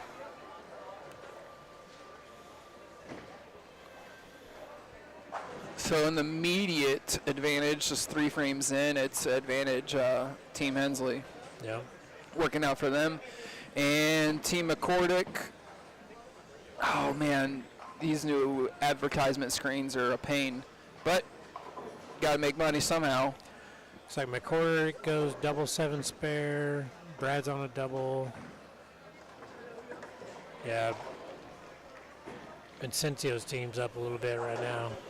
Man, so I don't know, like I was telling when Tyson was on with me, I was like, I've never seen the name Stan Baker on the internet before. And Tyson says he sees it down in Omar's stuff and down in Houston. Like anytime he sees standings from that area, he sees Stan Baker's name a lot. And because I mean, I don't recall a Stan Baker in the other iterations of this event, whether it was the 180 or the 139 and under and the 140 and over. Yeah, I mean, he's playing him right today. He's just right, firing it. I asked him how old he was. He said he was 53. So Little as far as McCune action. As far as senior stuff, he ain't even that old. Yeah. Yeah. The last game of qualifying, we bowled them, and totals was close. He and I could both punch for 59. We both strike the first ball. I stuff a 9-pin in the 11th. He bones an 8-pin in the 11th. We tied our point, and we won by total by 9. It was a good match. And he shot 48 at me earlier too. And yeah, there was a lot of guys, there was a lot of teams having to bowl the same match twice. I did not see any third matches, but I'll give you an example. Was Team Wilson had to bowl Team Walter A. Williams Jr. twice. Took it to him twice. Nice. Yep. They got themselves, they tied for 5th and 8th.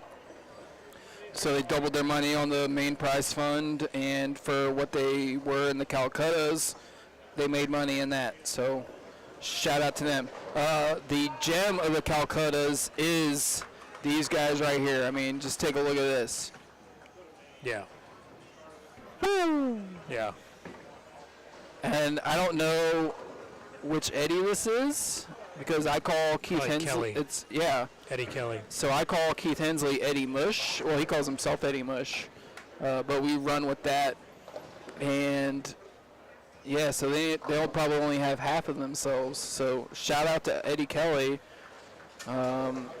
He's a savvy Calcutta player. Yeah, he bought a few teams, and he's going to be doing quite well for himself.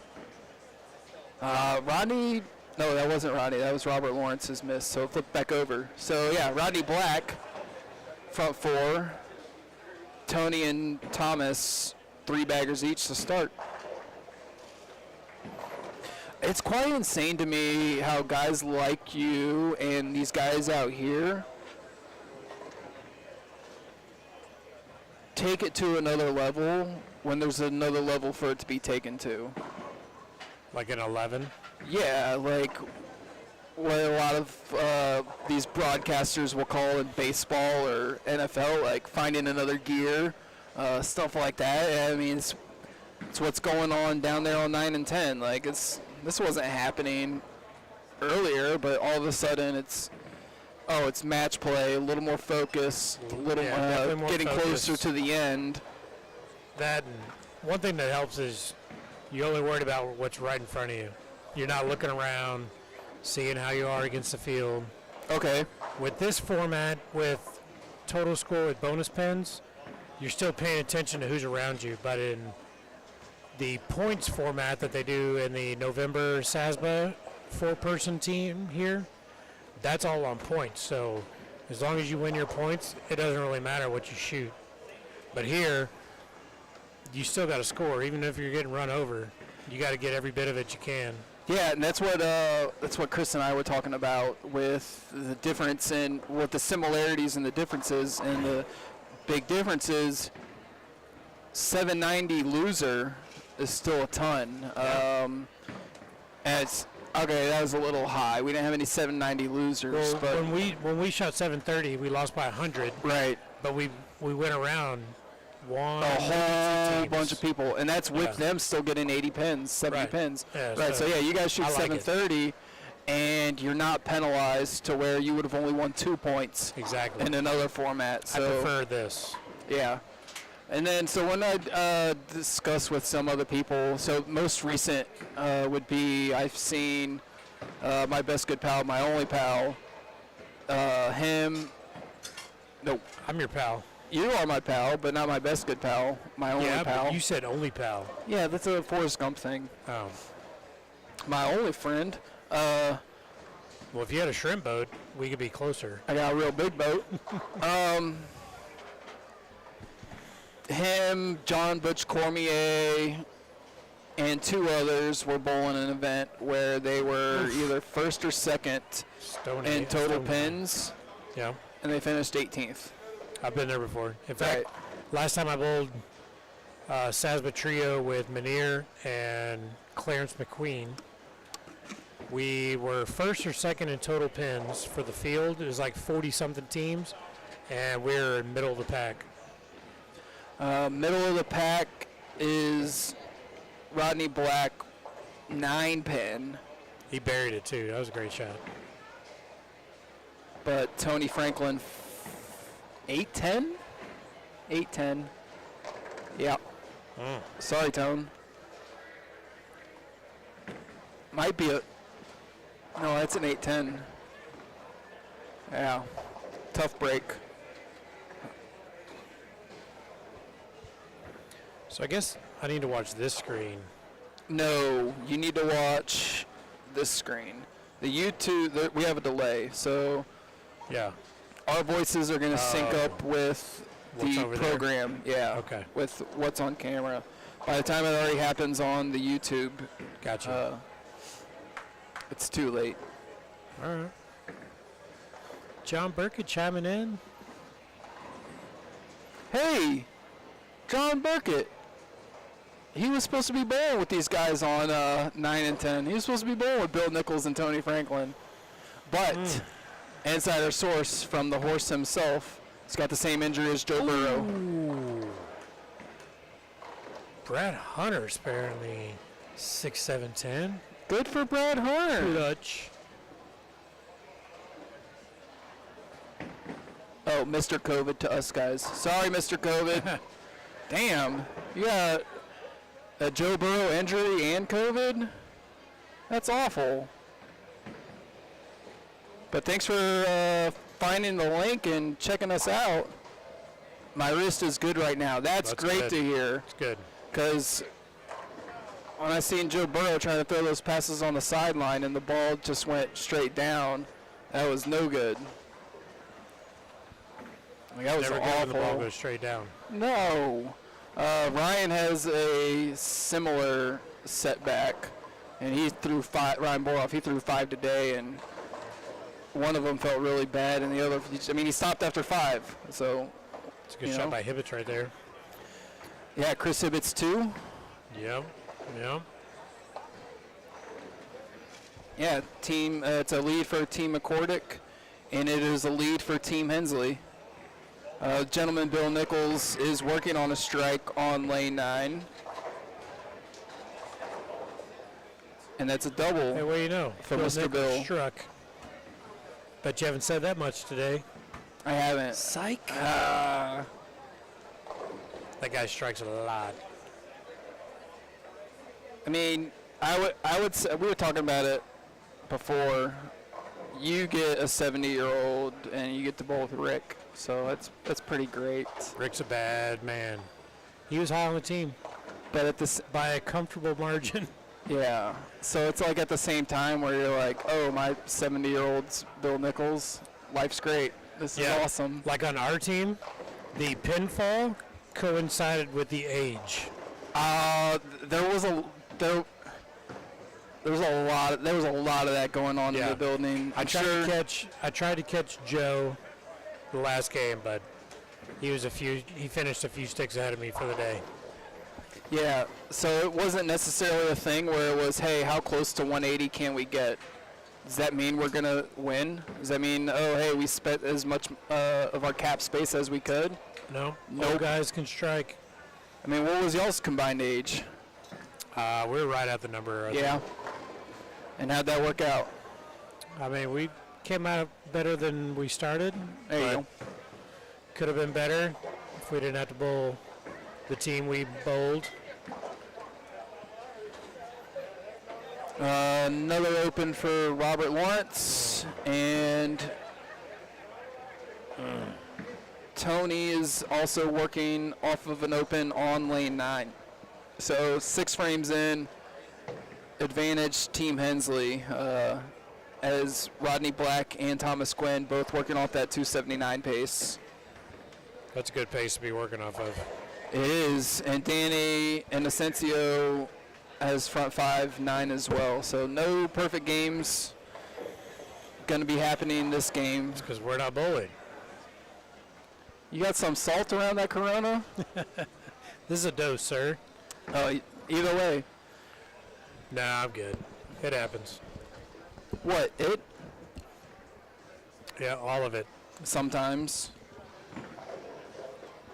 Oh, no. Oof. Awful break for Chris. Wasn't a pocket 8-10, but shake. Just the way those pins fall. Like, how does one of them not hit one of them? Physics. Is that a bowling ball? It Astro? actually is. It actually is. Actually is. Which bowling ball did you throw today? Several. Through the attorney pie, looked good early, and then great spear shooter, Danny. Got out of it through the exponent, Sublime, Journey. That's a lot of bowling balls to throw. Yep. What color's the Sublime? It is Ballards versus Big C colors. Black, gold, and purple. It's pretty. You had me at black and gold. UCF Knights. You lost me at purple. That's a good one.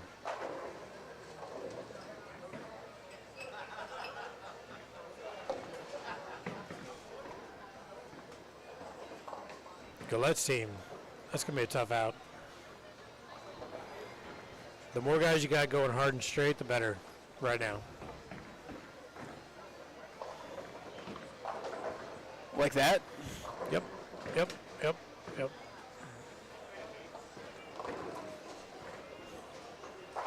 Yeah, Stan Baker can max out for 279. Yeah, trying to shape it right now is not good. Can't see him. Chris going to get us some exact scoring updates as we are 7 frames in. It's going to be Team Hensley with the lead and should be Team Golette with the lead. but we will get you the exact number on that so we can follow along.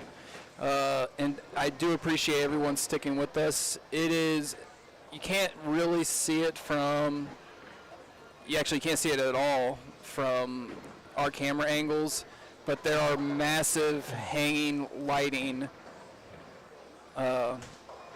fixtures right in front of the scoring monitors. So our cameras have to shoot past that into the scoring monitors while also making the range of being able to get a proper angle and view of the games. So it's a quite difficult mix.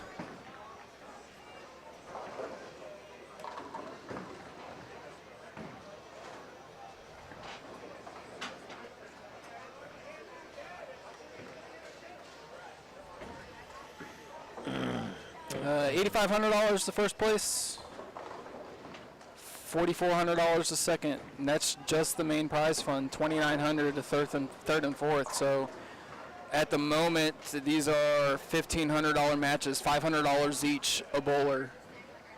That's significant. That's a significant jump. And then the jump between on the next match, I mean, I wouldn't be surprised if there's some opportunities for what's out there, but it also is going to depend on who's bowling who. If Yeah, I mean, that's almost if that at $4,000. if that's a Team Franklin in there, it ain't chopping.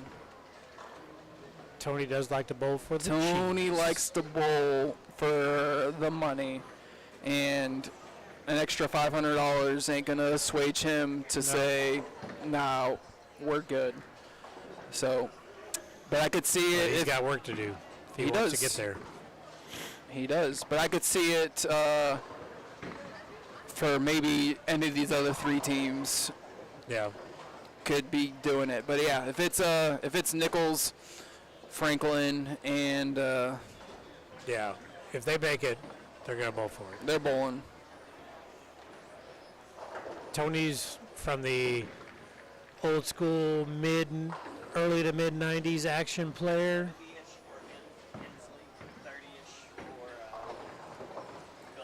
After 7 frames, Team Hensley's up 70. After 7 frames, Team Gillette is up 30. I love seeing Paul McCordick bowl good. And that's accounting for strength of strikes.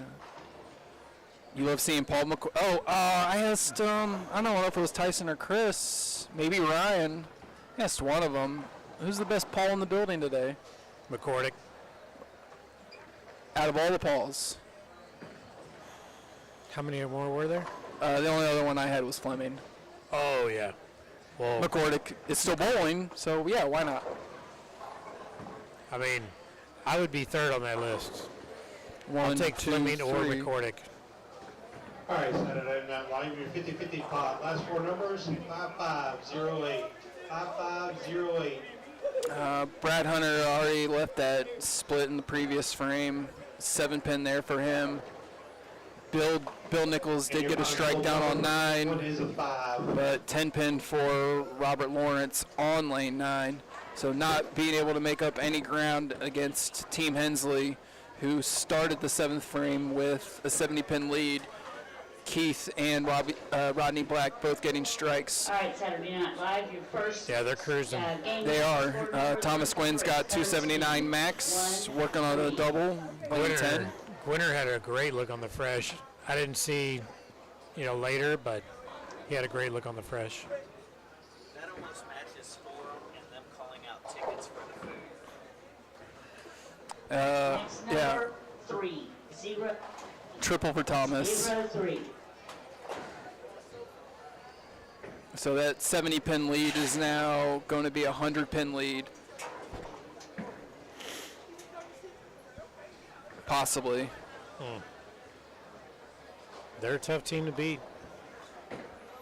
They're one of my favorite teams for value, just as we were talking about with the auction. I'll buy it at that price. For sure. Every time if I can. It's actually a very surprising price that they let it go. They didn't get themselves? They didn't get themselves. Yeah. for one more bid. I mean, if you're bowling 250 a man here on just the main entry, what's another hundo? It's another hundo.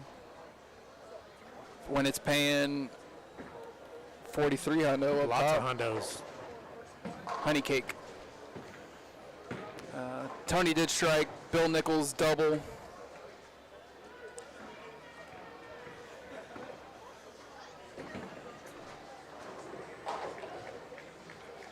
Stan Baker really just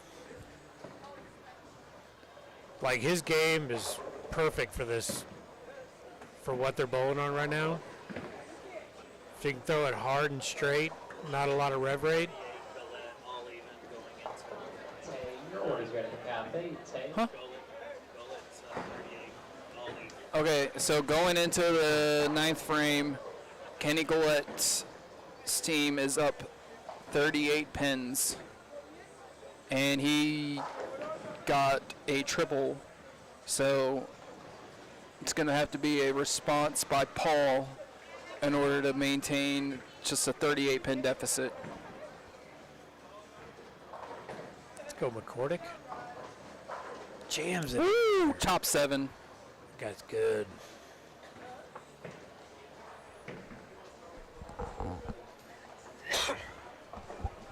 Yeah, I was telling the guys on my team today that I wish I either had 100 more rev rate or 100 less rev rate. That is a tough spot to be in. Where if I had 100 more, I could have moved a little. Do you not left. know how to take enough off? You don't know how to ease back? Not to get it to go through the pins. So good shot, Danny. If Team Hensley had a 100-pin lead going into the 9th, and both Keith and Rodney strike, it's going to be the same lead. Going up a little hair more because they were all on doubles. Yeah, it's going to be the same lead as long as Thomas is able to do 9 spare or better. Come on, Brad. Let's go, Bradley. I put that team together. Just reminding me. It's a good reminder, and it's also a reminder to the internet that you're in for 5%. That's right, 5%. Now, they haven't said okay, but I keep asking. They haven't said no yet. Oh, out of trouble for Thomas. So it'll be about a 70 pin. It'll be about 72, 80. 73 pin lead. Yeah, with the conversion here. Keith Hensley's ready to go on 10. He's ready to rock it. He's paying his fine for the hat. He don't care. Nice one there. Yeah, I mean his teammate isn't. I guess he's just ready to go home. They just got to stay clean. They got this one. Yeah, his teammate wasn't even done picking up his spare on lane 9, and he went after it. If it was a 38 lead pin for Team Gollette and they all struck, it's going to be Chris Hibbett's needing a strike here to keep it. Yep. So Team Gollette has a 38 pin lead headed into. It's a. I'll make it at 94. Yeah. 105, 94. Yeah. They just got to stay out of trouble, get some good count. Team Gollette is up 38.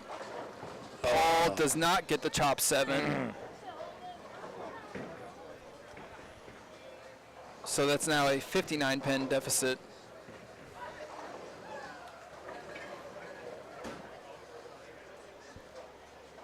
For Paul McCordick.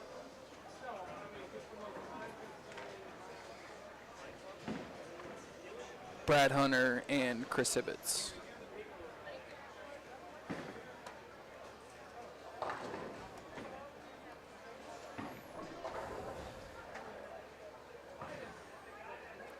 So let's see. All right, Keith told Kenny to go ahead.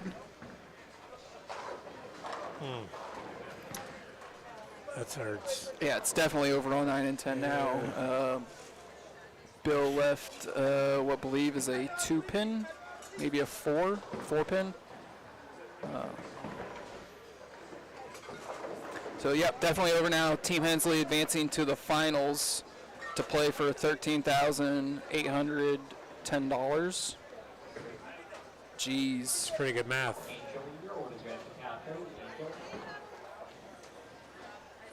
Let's rob these old dudes. You have to cash the check. Oh, crap. Yeah.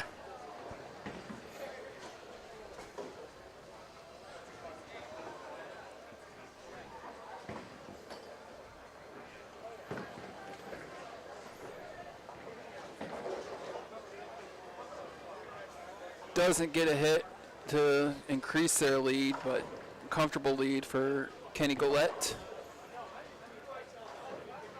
Danny Incencio and Stan Baker.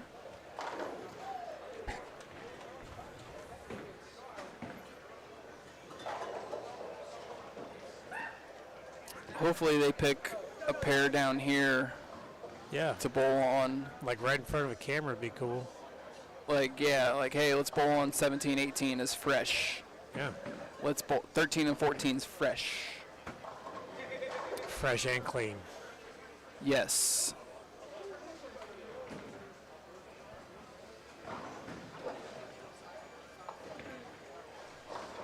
I would guess, though, that if they had the choice before this game, that Nichols, Lawrence, and Schkan would have picked 15 and 16.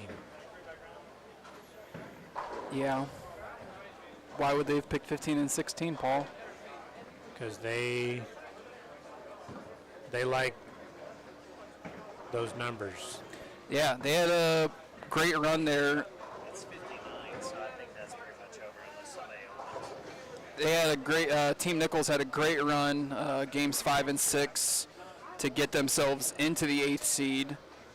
Steamrolled their first match, and then going to end up with a tied for 3rd and 4th for a team total of $43.50 between main prize fund and the Calcutta. See, Paul, that's exactly why I don't touch this thing. Yeah, that one's over. And that one's also over. So I'm going to go get Team Fort Worth versus Team Houston. Yeah, Houston-ish. Team South Texas. I don't think Bill's from down. Oh no, Gillette. That's a good. Yeah, they might be down there.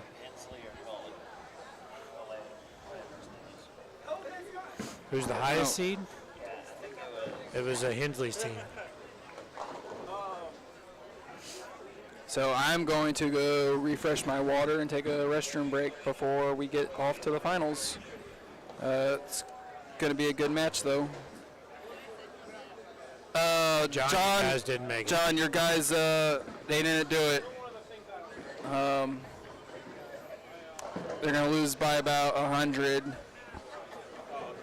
And their combined winnings between Calcutta and prize fund is going to be $43.50. So they made a good run, games 5 and 6, to get themselves into the 8th seed. Won their first match in the quarterfinals, but came up quite a bit short as Team Hensley chose to bowl on 9 and 10, and it was the correct decision. Robert Lawrence struggled that game. Looks to be about 189 for him.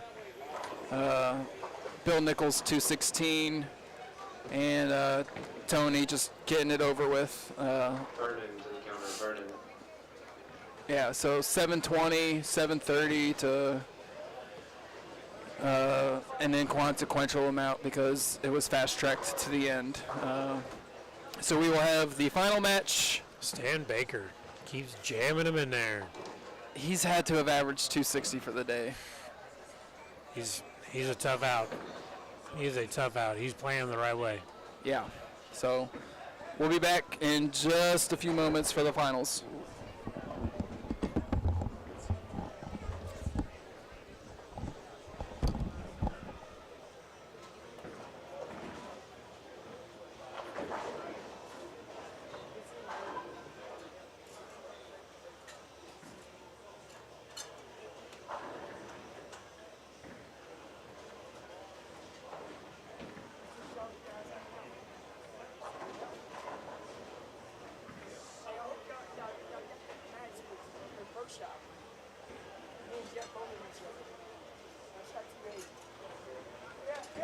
I see hope you got it. I want to go back out there and play it. Stop. Hey, all the balls down here today, I didn't care nothing but catch. That's all you can.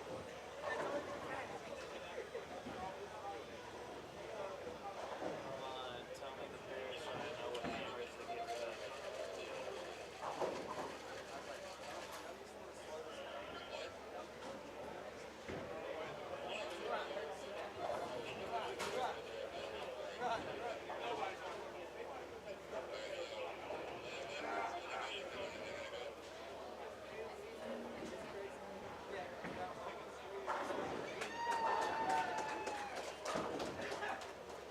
All right, they want to stay on 9 and 10. Keith, Rodney, Thomas. It's Kenny, Danny, and Stan. Pate, can I have 9 and 10 on for 3 minutes of practice?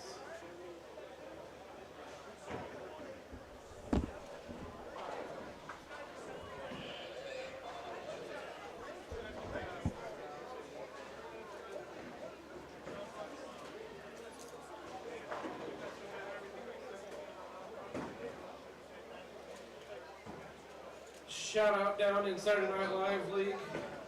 No idea what pair, but Sean Harden. No, 23-24. Employee Sean Harden, perfect 300 game. Sean, make sure you tell Doug.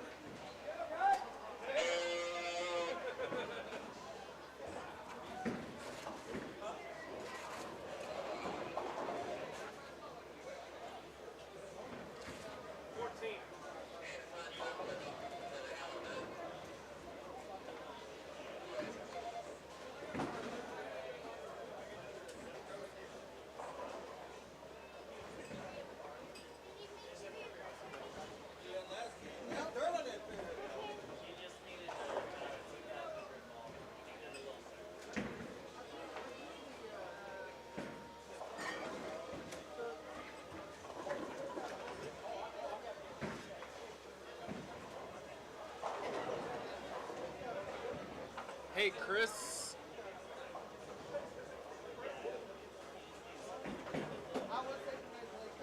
Hey. So, yeah. I'm not too I'm like, all I did was, instead of like, well, let's 11 and 12. Instead of like, just saying we shouldn't be going upstairs.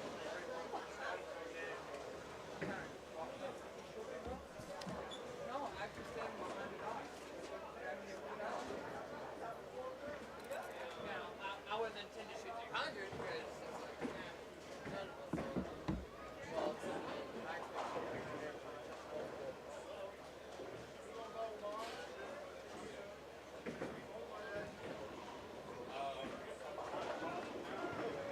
Eric, you or dress a cafe? Eric picks.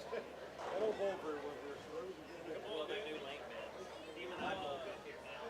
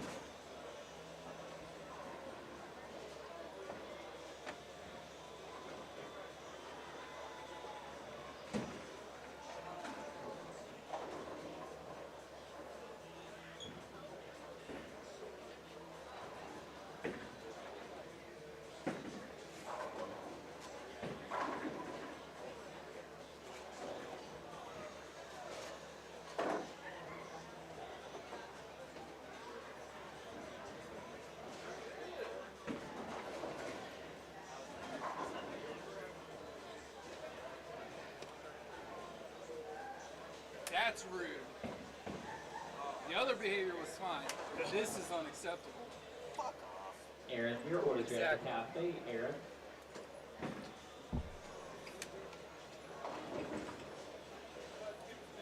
But I do need you to let my wife know that I did apologize. Yeah, there we go. What? We're good. We're good. We're good. Did I do the wrong team? No. Okay. No. I just, Mason, your lanes are ready. Mason. Okay, bud. I am just going to. Paul Henderson went and got his Girl Scout cookies. I'm going to just double check and make sure that what I was told. Okay. That says 11 through 20, right? Okay, we were told 11 through 20. That 9 and 10 was not in play. So take that for what it's not worth. This is, and it's okay because it's working out for one of these teams, Team Hensley. That's what I can't even remember now. It's so tired because we were here till 3 in the morning, and then Chris got back at 6:30. I came in at 10. Ice Cube woke me up at 7. Got a power nap in. But anyways, it worked out because I knew, I was like, hey, Team Hensley bowled really well on 9 and 10 during qualifying, and whoever picked them to bowl there first, like, they signed their own death certificate with that. Yeah. So then they're like, okay, let's bowl again on 9 and 10. I would have not picked that pair. Of course, no, I don't think anybody would have, except the one that did. Yeah, and then just boom, there we go. And now it is a one-game match. For They did not, for the cheese. Was wrong about opportunities. Didn't hear any of that, and I think that's because they're like, hey, we're on 9 and 10 again. We got. I mean, Thomas, don't blame them. Rodney and Keith were like, hey, Thomas, you want to bowl on 9 and 10 again? And Thomas just was like, why would we go anywhere else? I wouldn't. Yeah. So here it is. Saturday only bowling tournaments presented by Global Sphere Center, Prime Life Chiropractic, courtesy of Mark Waldrop. He puts a lot of time. Well, one, he puts a lot of money into this thing. Two, he puts a lot of time into the internet, making sure that people are aware of this event, as well as getting signed up with Tyson in order to make this thing run. Wish we could get a camera relocated. Yeah. That'd So, be awesome. with about $40,000 more, we will be able to afford Wi-Fi dropped cameras and the extended batteries that come Alright. with it. So, You're not gotta- getting it from me. well, hey, I wasn't asking, but we got to recuperate the money. I got like $5. I'll put 5 on it. You put 5 on it. We got to recuperate the money. We got to make money first. Yeah. In order to spend money later. That's how it works. Reinvest. So yeah, one match here, man. This is it. Don't get scared now. First is a combined $12,810. Hey, Rodney Black has been bowling really good today. I just doing this math. First is a combined $12,800. Second is a combined $6,700. So it's a $6,100 match, $2,000 and change a man match. Oh Let's my! frickin' go. Just on a regular Saturday afternoon. Like, this isn't any, like, I don't want to say it's not anything special because it is now special, but. And it's cold outside. Might And as it's well be cold outside doing outside. something. Yeah, I mean, look at Tyreek Hill. That dude's freezing it off. Yeah, they look miserable out there. But no, it's not Tyreek Hill. It's. But Tyreek Hill's not worried about $6,000. Yeah, that's true. It's Keith Hensley. It's Rodney Black. It's Thomas Gwynn taking on Kenny Goulet, Danny Incencio, Stan Baker. Jamming it in there. $2,000 a man match going down on 9 and 10. Keith Hensley's team, pick of the litter, right? Yeah, for sure. I mean, did you have to bowl him? Yeah. Yeah. No. Definitely had to bowl him. You want to tell us about that in case, because, well, that's what I'm saying. This is an in perpetuity thing, so it's like. It was, I mean, we bowled good and lost by 100. Just put it that way. It was Keith Hensley, 266. Yeah. Rodney Black, 300. Yeah. Thomas Quinton, 266. Yeah. Yeah. But the other shout out was that it sucks that it's going to be out on the internet forever. But Tyson and his crew ran a very They were in a great tournament. great tournament. Yeah, the only thing I would change is don't rerun them before the finals. Other than that, everything was perfect. And that's a subjective opinion. Yeah. Some of the other teams in the finals will say, no, glad you ran them. You're right. You're right. But yeah, Aaron and Olivia did a great job. Yep. And that's all that matters. It was smooth sailing. 4-9 for Stan, so he's going to have to strike out. He's going to have to spare it up or strike out in order That's to the hit first his time I've average. witnessed him get less than He fell 9. way off that shot. That's the first time I've witnessed him get less than 9 today.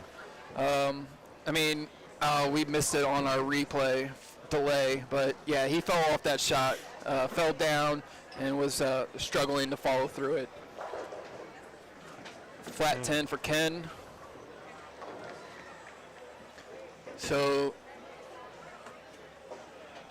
Give it a run. Yeah, not only do they have one open, they don't have any doubles to start. Whereas rough start. Is Rodney Black the only lefty on this pair, right? Because Lee Lortz is the lefty in the Danny Lee team. So yeah, Yep. Rodney's the only lefty. That's an advantage to them. VJ, I'm waiting for you, VJ. Great spare shooter, Kenny. What do you got going on the rest of the weekend? Not much. Not much. Not Dallas much. Cowboys Packers game tomorrow. You know it. Who do you want to win? Not the Packers. Okay, so I'm going out to Rowlett Bolorama Yes. to meet up with my nephew, Nice. Dalton Autry. Man, give him a big squeeze for me. If he wants a big squeeze, I will. But we will be wearing matching jerseys. Oh, baby. They're What are going to y'all be number 12, and they're going to be green. I bet his dad put him up to that. No, I put him up to it. Ugh. We bowled a tournament out in Longview back in... Did he lose a bet? No. I was bowling doubles with Dalton, and I wanted to match. And so I went to the store. I went to Ross to get us some shirts. And they had Aaron Rodgers jerseys. And they were like $20 each. Authentic, like, legit stuff. But Nice. since they were Packers, you know, they ended up in Ross. And I said, you know what? Yeah. Why not? Yeah. And that young man absolutely loved it. And so Mr. Happy Tuesday himself texted me and said, hey, we got Travel League at Rowlett on Sunday. Guess what Dalton's going to be wearing? Nice. And I said, well, hey, I'm going to spend the night in McKinney and then meet y'all down there. So, Perfect. yeah, I'm going to have a very happy Sunday as long as the weather cooperates and Yeah, I mean, I think we're able to get out there. I'm not planning on doing anything that involves outside tomorrow. Yeah, not only does this stink for our camera placement, it stinks for our banner placement because you don't get to see our GSC banner, our Platinum Ford banner, our Roto Grip banner. Yeah. But That's what happens when you but let hey, the bowlers pick the pair. we own it. Yeah. So we'll live with that. Actually, that's the one bugaboo that Tyson messed up. Tyson told us we were not using 9 and 10. And it turns out 9 and 10 were the nuts for main one of these player. teams.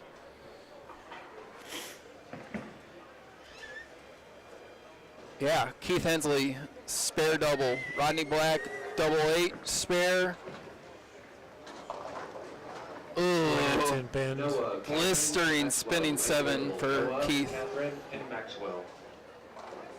But it is their lead as they have 2 doubles to 0 doubles and 1 open, just 3 frames in.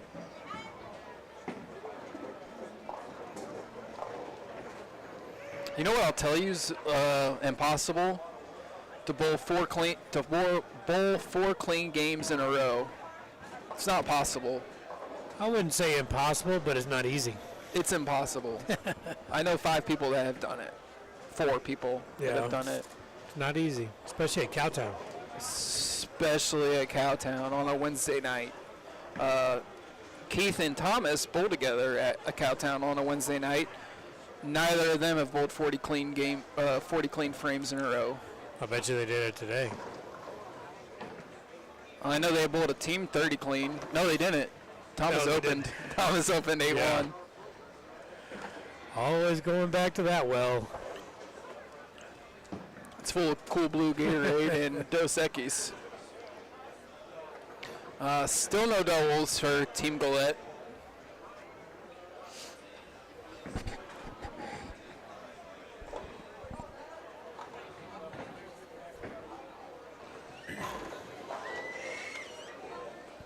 Hey, Rodney Black struck again.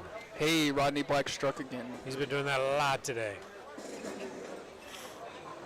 Rodney Black is unsatisfied with anything less than 253. I mean, if I struck that much, I might feel that way too.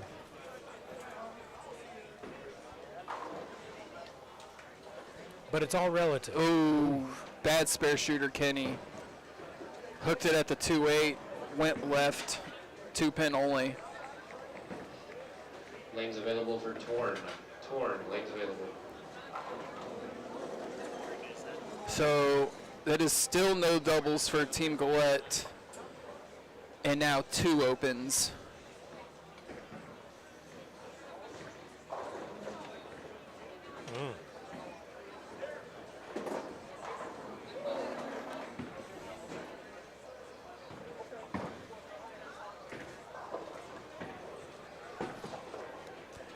Gwinner might need to shimmy a hair left. He got that one in, and it still picked up. He's nervous. You think? Yes. Well, your orders are at the All right. Maxwell. So what I know of these guys, I could tell you Keith Hensley does not give a shit. Yep. Keith Hensley is a lot like Tony Franklin, where he's just happy to be here. More of so, hey, how much money do you want to play for? Yeah. I'm willing to play for, like we said, they're bowling for $2,000 a man right now. Keith's very happy to bowl $2,000 a man because he doesn't care. Especially when it's house money. It's very much like Tony Franklin. No, let's bowl $500 a game. I'm ready. And Tony likes the juice. Yeah, so Keith is that guy for that. Rodney is looking at this like, I'm the only lefty on the pair, so I don't care. Yeah, he's like, game on, bitches. And then Thomas has, he had a good run in SASBA. He made 2 titles there. He just won some of the stuff that Tyson's put on out here. But it is, I mean, for all 3 of those guys, it's definitely going to be their biggest skin on the wall that I know of. Danny's got plenty of skins. Yeah, Danny and Kenny both have skins. Yeah, Baker. I know just alone in SASBA's, Kenny's got about 7 or 8 of them. So, But yeah. I've known Danny for many a year. But this is like what could be called like just a North Texas major with the prize fund, it's, and the field depth. You don't think so? I don't know if I go that far. I mean, I got Texas Ironman. There's age restrictions here. Oh, yeah. I mean, yeah, it's SASBA major or whatever, Okay, or fair. senior major. Fair. Yeah. But at the same time, Bob McGregor, Mark Waldrop, and a 31-year-old Matt McGill, like, they made it work.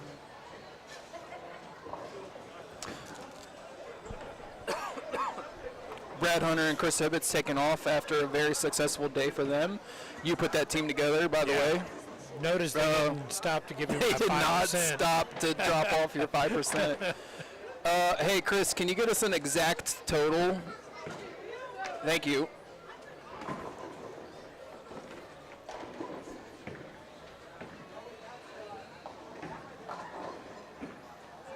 It's my Montana bottle cap. Nice. It's a magnet.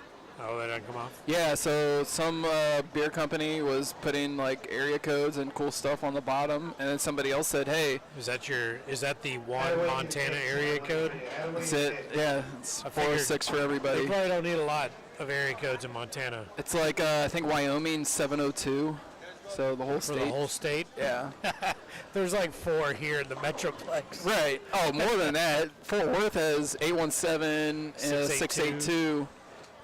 You got 214. I think 791. Oh, 469. 469. That's it. Yeah. Yeah. So when folks ask me like, why do I like Montana? It's because the entire state of Montana has less people. Montana has less people than the entire state than Fort Worth has. Like, so that's me. I saw something the other day that Dallas-Fort Worth Metroplex is almost double the population of Oklahoma. No, thank you. Yeah, it's getting crazy.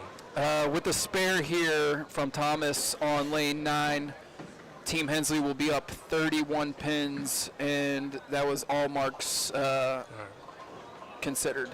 Up 31 pins. Yeah. Gwinner made it. Yep.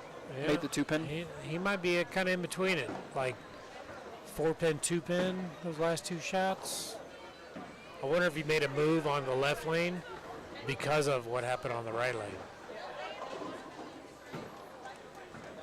I'm good enough to know that lane 9 is playing closer to the wall, so it's going to be completely different than lane 10 based off of seismic activity and just the general layout of micro vibrations and the stuff that goes on. That sounds very technical. Yeah, but I'm not good enough to know what adjustments were made. I bet you Rodney strikes. I like your reaction. You're good. No bet. Dollar. No, never. 7-pin? Should take it. No, not a 7-pin. 710? It's a dot. There's way too many people in the way. His camera angle is trash. His camera angle is trash. Okay, but make sure you say why it's trash. Yeah. That's a good idea. We should blame Tyson on everything. No, we have photographic screenshot proof. Yeah, it is Rodney Black left a 710. I guess I BC'd him. All that for $1, huh? You said no bet. I did say no bet. I gotta maximize my profits here. What did Danny do? He struck. He struck because that's what one would expect him to do when he has an opening. Looks like Galette's. And now Galette's team's taking control okay, here. $1 Stan Baker strikes. No bet. Because I think he will too.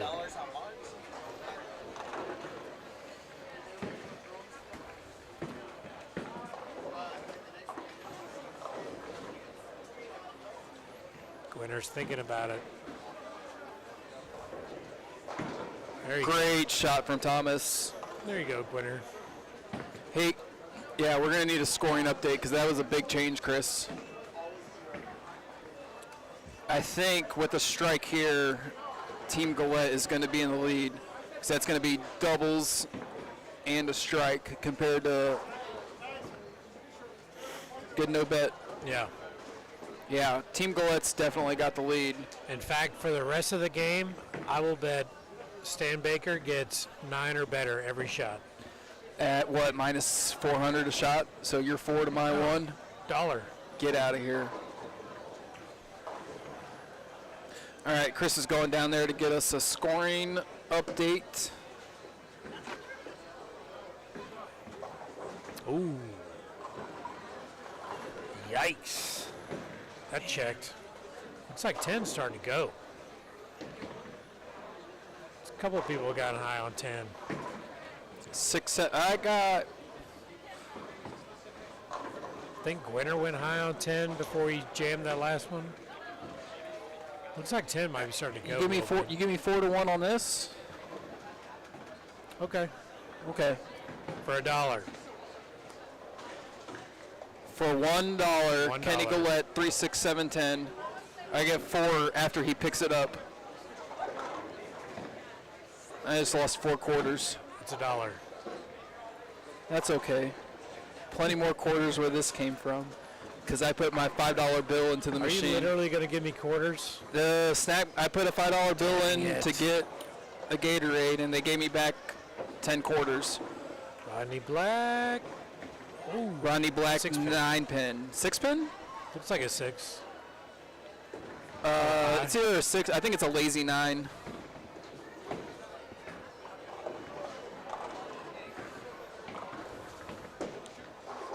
Vincencio stuffed it.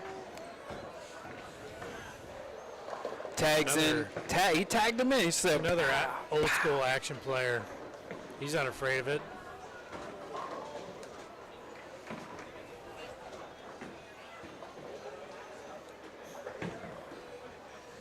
skunk in the building.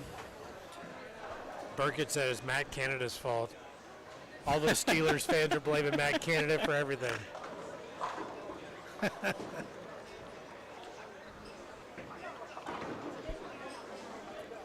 Oh, hey, Baker got more than 9. Yeah, what did that pay? I mean, if you had taken the bet, you'd have paid $1.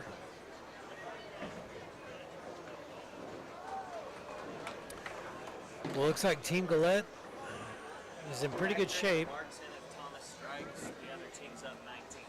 Okay. Oh, 19? All right. Thomas Closer than I strikes, thought it was. Gillette's going to be up 19. And if he doesn't strike, it's going to be 39. Flat 10. Ooh. So, yep, it's going to be 39 pins in favor of Team Gillette with just 3 frames to go.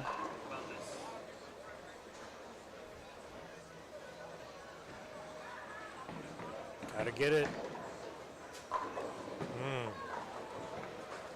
No 2-roller for Eddie.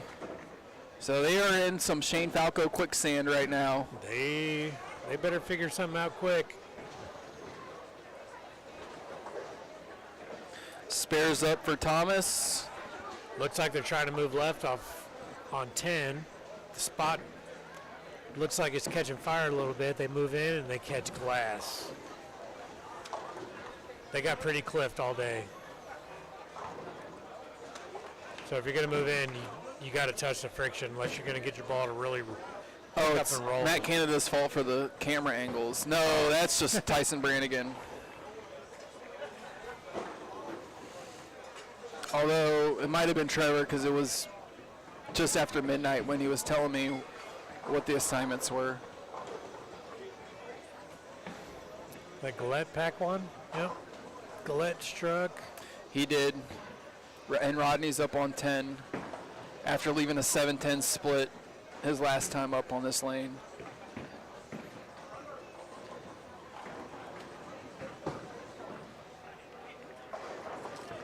He tried to jam it in there, 6-pin. That's for sure a I jam mean, that's six. a common thing to happen after you kind of blow her 7-10. You try to jam it in there, and he picks Yeah. up 6-pin. Yeah, and now Danny, who has gone triple since that 7-10, is back up on lane 9. Ooh. 8 the face, but it should just be the 4-7. It is Yeah. just the 4-7. So unable to make more ground on that 39-pin lead, but Hey, I bet you Stan Baker gets 9 or better. even money, no chance. How much? What odds do you want? Minus 400. 4 You're to 4 1? to my 1. Okay, I'll take that. 9 or better. My $1, your $4. Your $4, my $1. Whatever. Okay. This is my retirement plan. Betting against Stan. Good luck. All right, there you go, winner. Thomas. I think Team Hensley needs to punch if they want to win. I think you are correct in that They assessment. need a team punch. Did Danny chop Danny, that? yeah, Danny chops. That's a I don't want to play this game anymore, Paul. I'm running. I only have 50 cents left in quarters. Or you could just bet whatever, but Sure. Hey, why don't you reposition the camera? Tyson can do that. Ooh, shake, shake, shake. KG got it to go Yeah, for a doubles. yeah. Yeah, I think Team Hensley needs all of them to have a Hey, chance. Chris, how about a scoring update? How about a scoring update? Oy, Timpin. It's gonna be tough, man. It's gonna be tough. For you assholes, yeah, I'll go down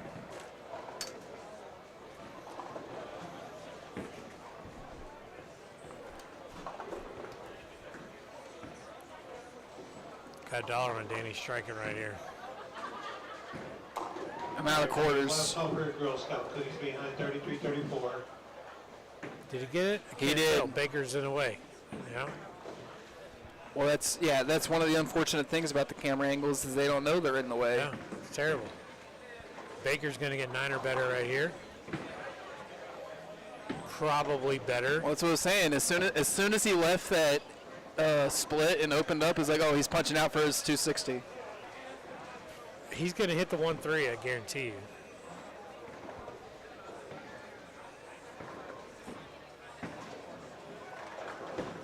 Oh, he did not hit the Pretty heavy 1-3. on the one there. Yeah, that was a whole lot of one for a 6-pin. Well, it's still 9. Yep. And it's going to be, it's still in the ballpark of what you said. There's a frame and a half to go for Team Hensley. They're going to need all every of them. single one of them Yeah. with help Yep. because Kenny's got a double and Danny's working on a strike. All right. Well, Rodney did his part to get things started. Yeah. Spares for Stan. Big third down here for Thomas Quinn. Yeah. Big third down. Big one here. Big third down. What did he leave? Oh, 10-pin. Kind of a Flat half, 10. Flat, yeah, half quarter. Yeah. See if you can get it to face up a little better. Move, Tom or Stan. Move. Ooh. 5-7. Got the 5 to fall. 7 remains. Gas that one. It's gonna be 17. tough If he had struck it and knocked it to 6, and all marks would have been equal, but they got a double, so it makes it 17. Chris Lucas is saying it's just a 17-pin lead now. It's closer than it for looks Team from here. Gillette. It'd be cool if we had a better camera angle. We could see some scores. He might. Chris says 4 hours of sleep within the last 3 days, so it's a bit delirium, too. But we'll take that scouting report for what it was. It is a 17-pin match in favor of Team Gillette heading into the 10th. But that might have already included Keith Hensley's strike on lane 10, because he did throw the 10th frame while Thomas was waiting to shoot. But it's another 2-pin. Same 2-pin he left there in the 9th frame, so. This is a big shot for Gillette. With do a lot of the damage. 17-pin lead and a strike here, This one right here could do a lot of damage. that's a 47-pin lead with 20 more to get. And that's a 47-pin lead. Started out 17. Eddie Mush should not pick up any ground. So now I can go to 28, go in, strikes again. Yeah, I'm at this, right? sure. Make me question myself. I'm out of my shirt, I spit my game at a nun just to test myself.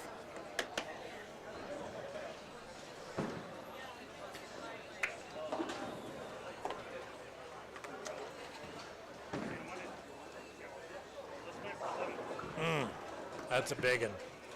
Yes, it is. It's gonna be Although Danny did leave a 4-7 and opened on lane 9 his last time out. He did.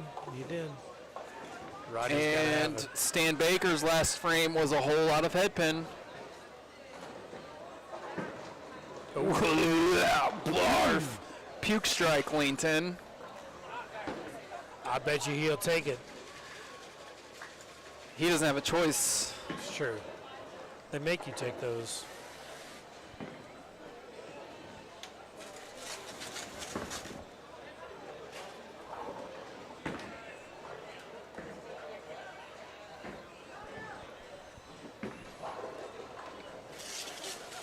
Gillette coming up clutch.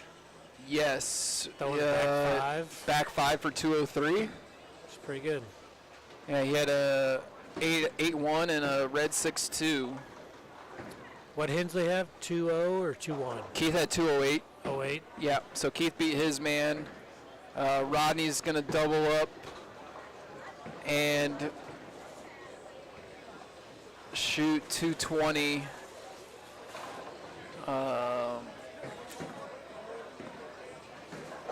It's going to be tickle Danny it. strikes. Yeah, so 220 to 220. 220.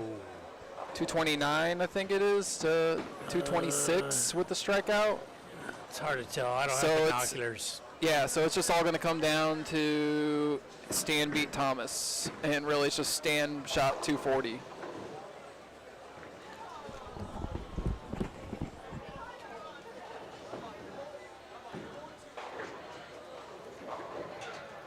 Looks like Roddy had 223.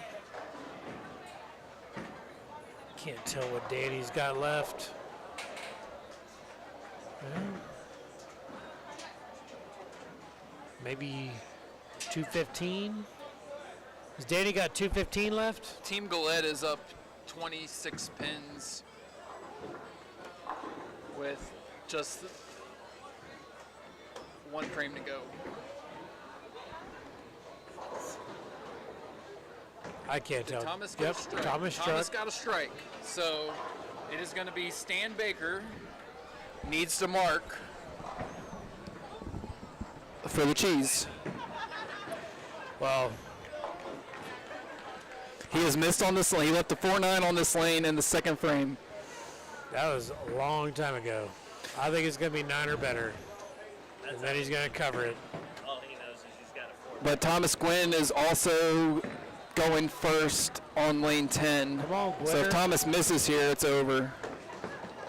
Make him go earn it.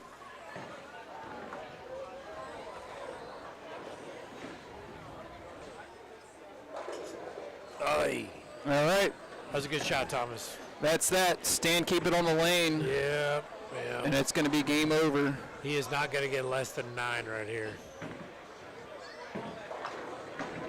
Holy crap. That was not Where'd that enough. come from? Not enough late, but it's doesn't matter. Where did that come from? Remember when I said he did that back in the second frame and he just did it again? Yeah. You're right. Hey. I, Did Gwynn have to strike out? Yeah. At least you recognize it. A lot of other people don't. yeah, that was a good call.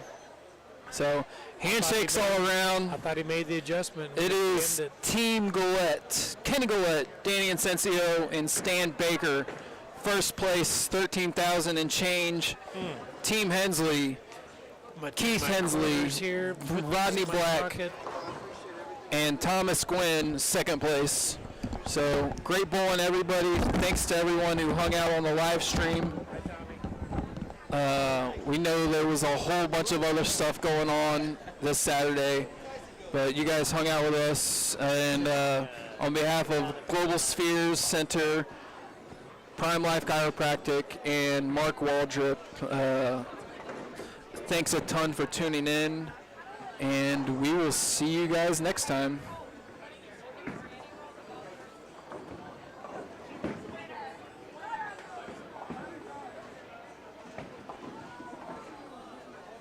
Are we done? Bye-bye.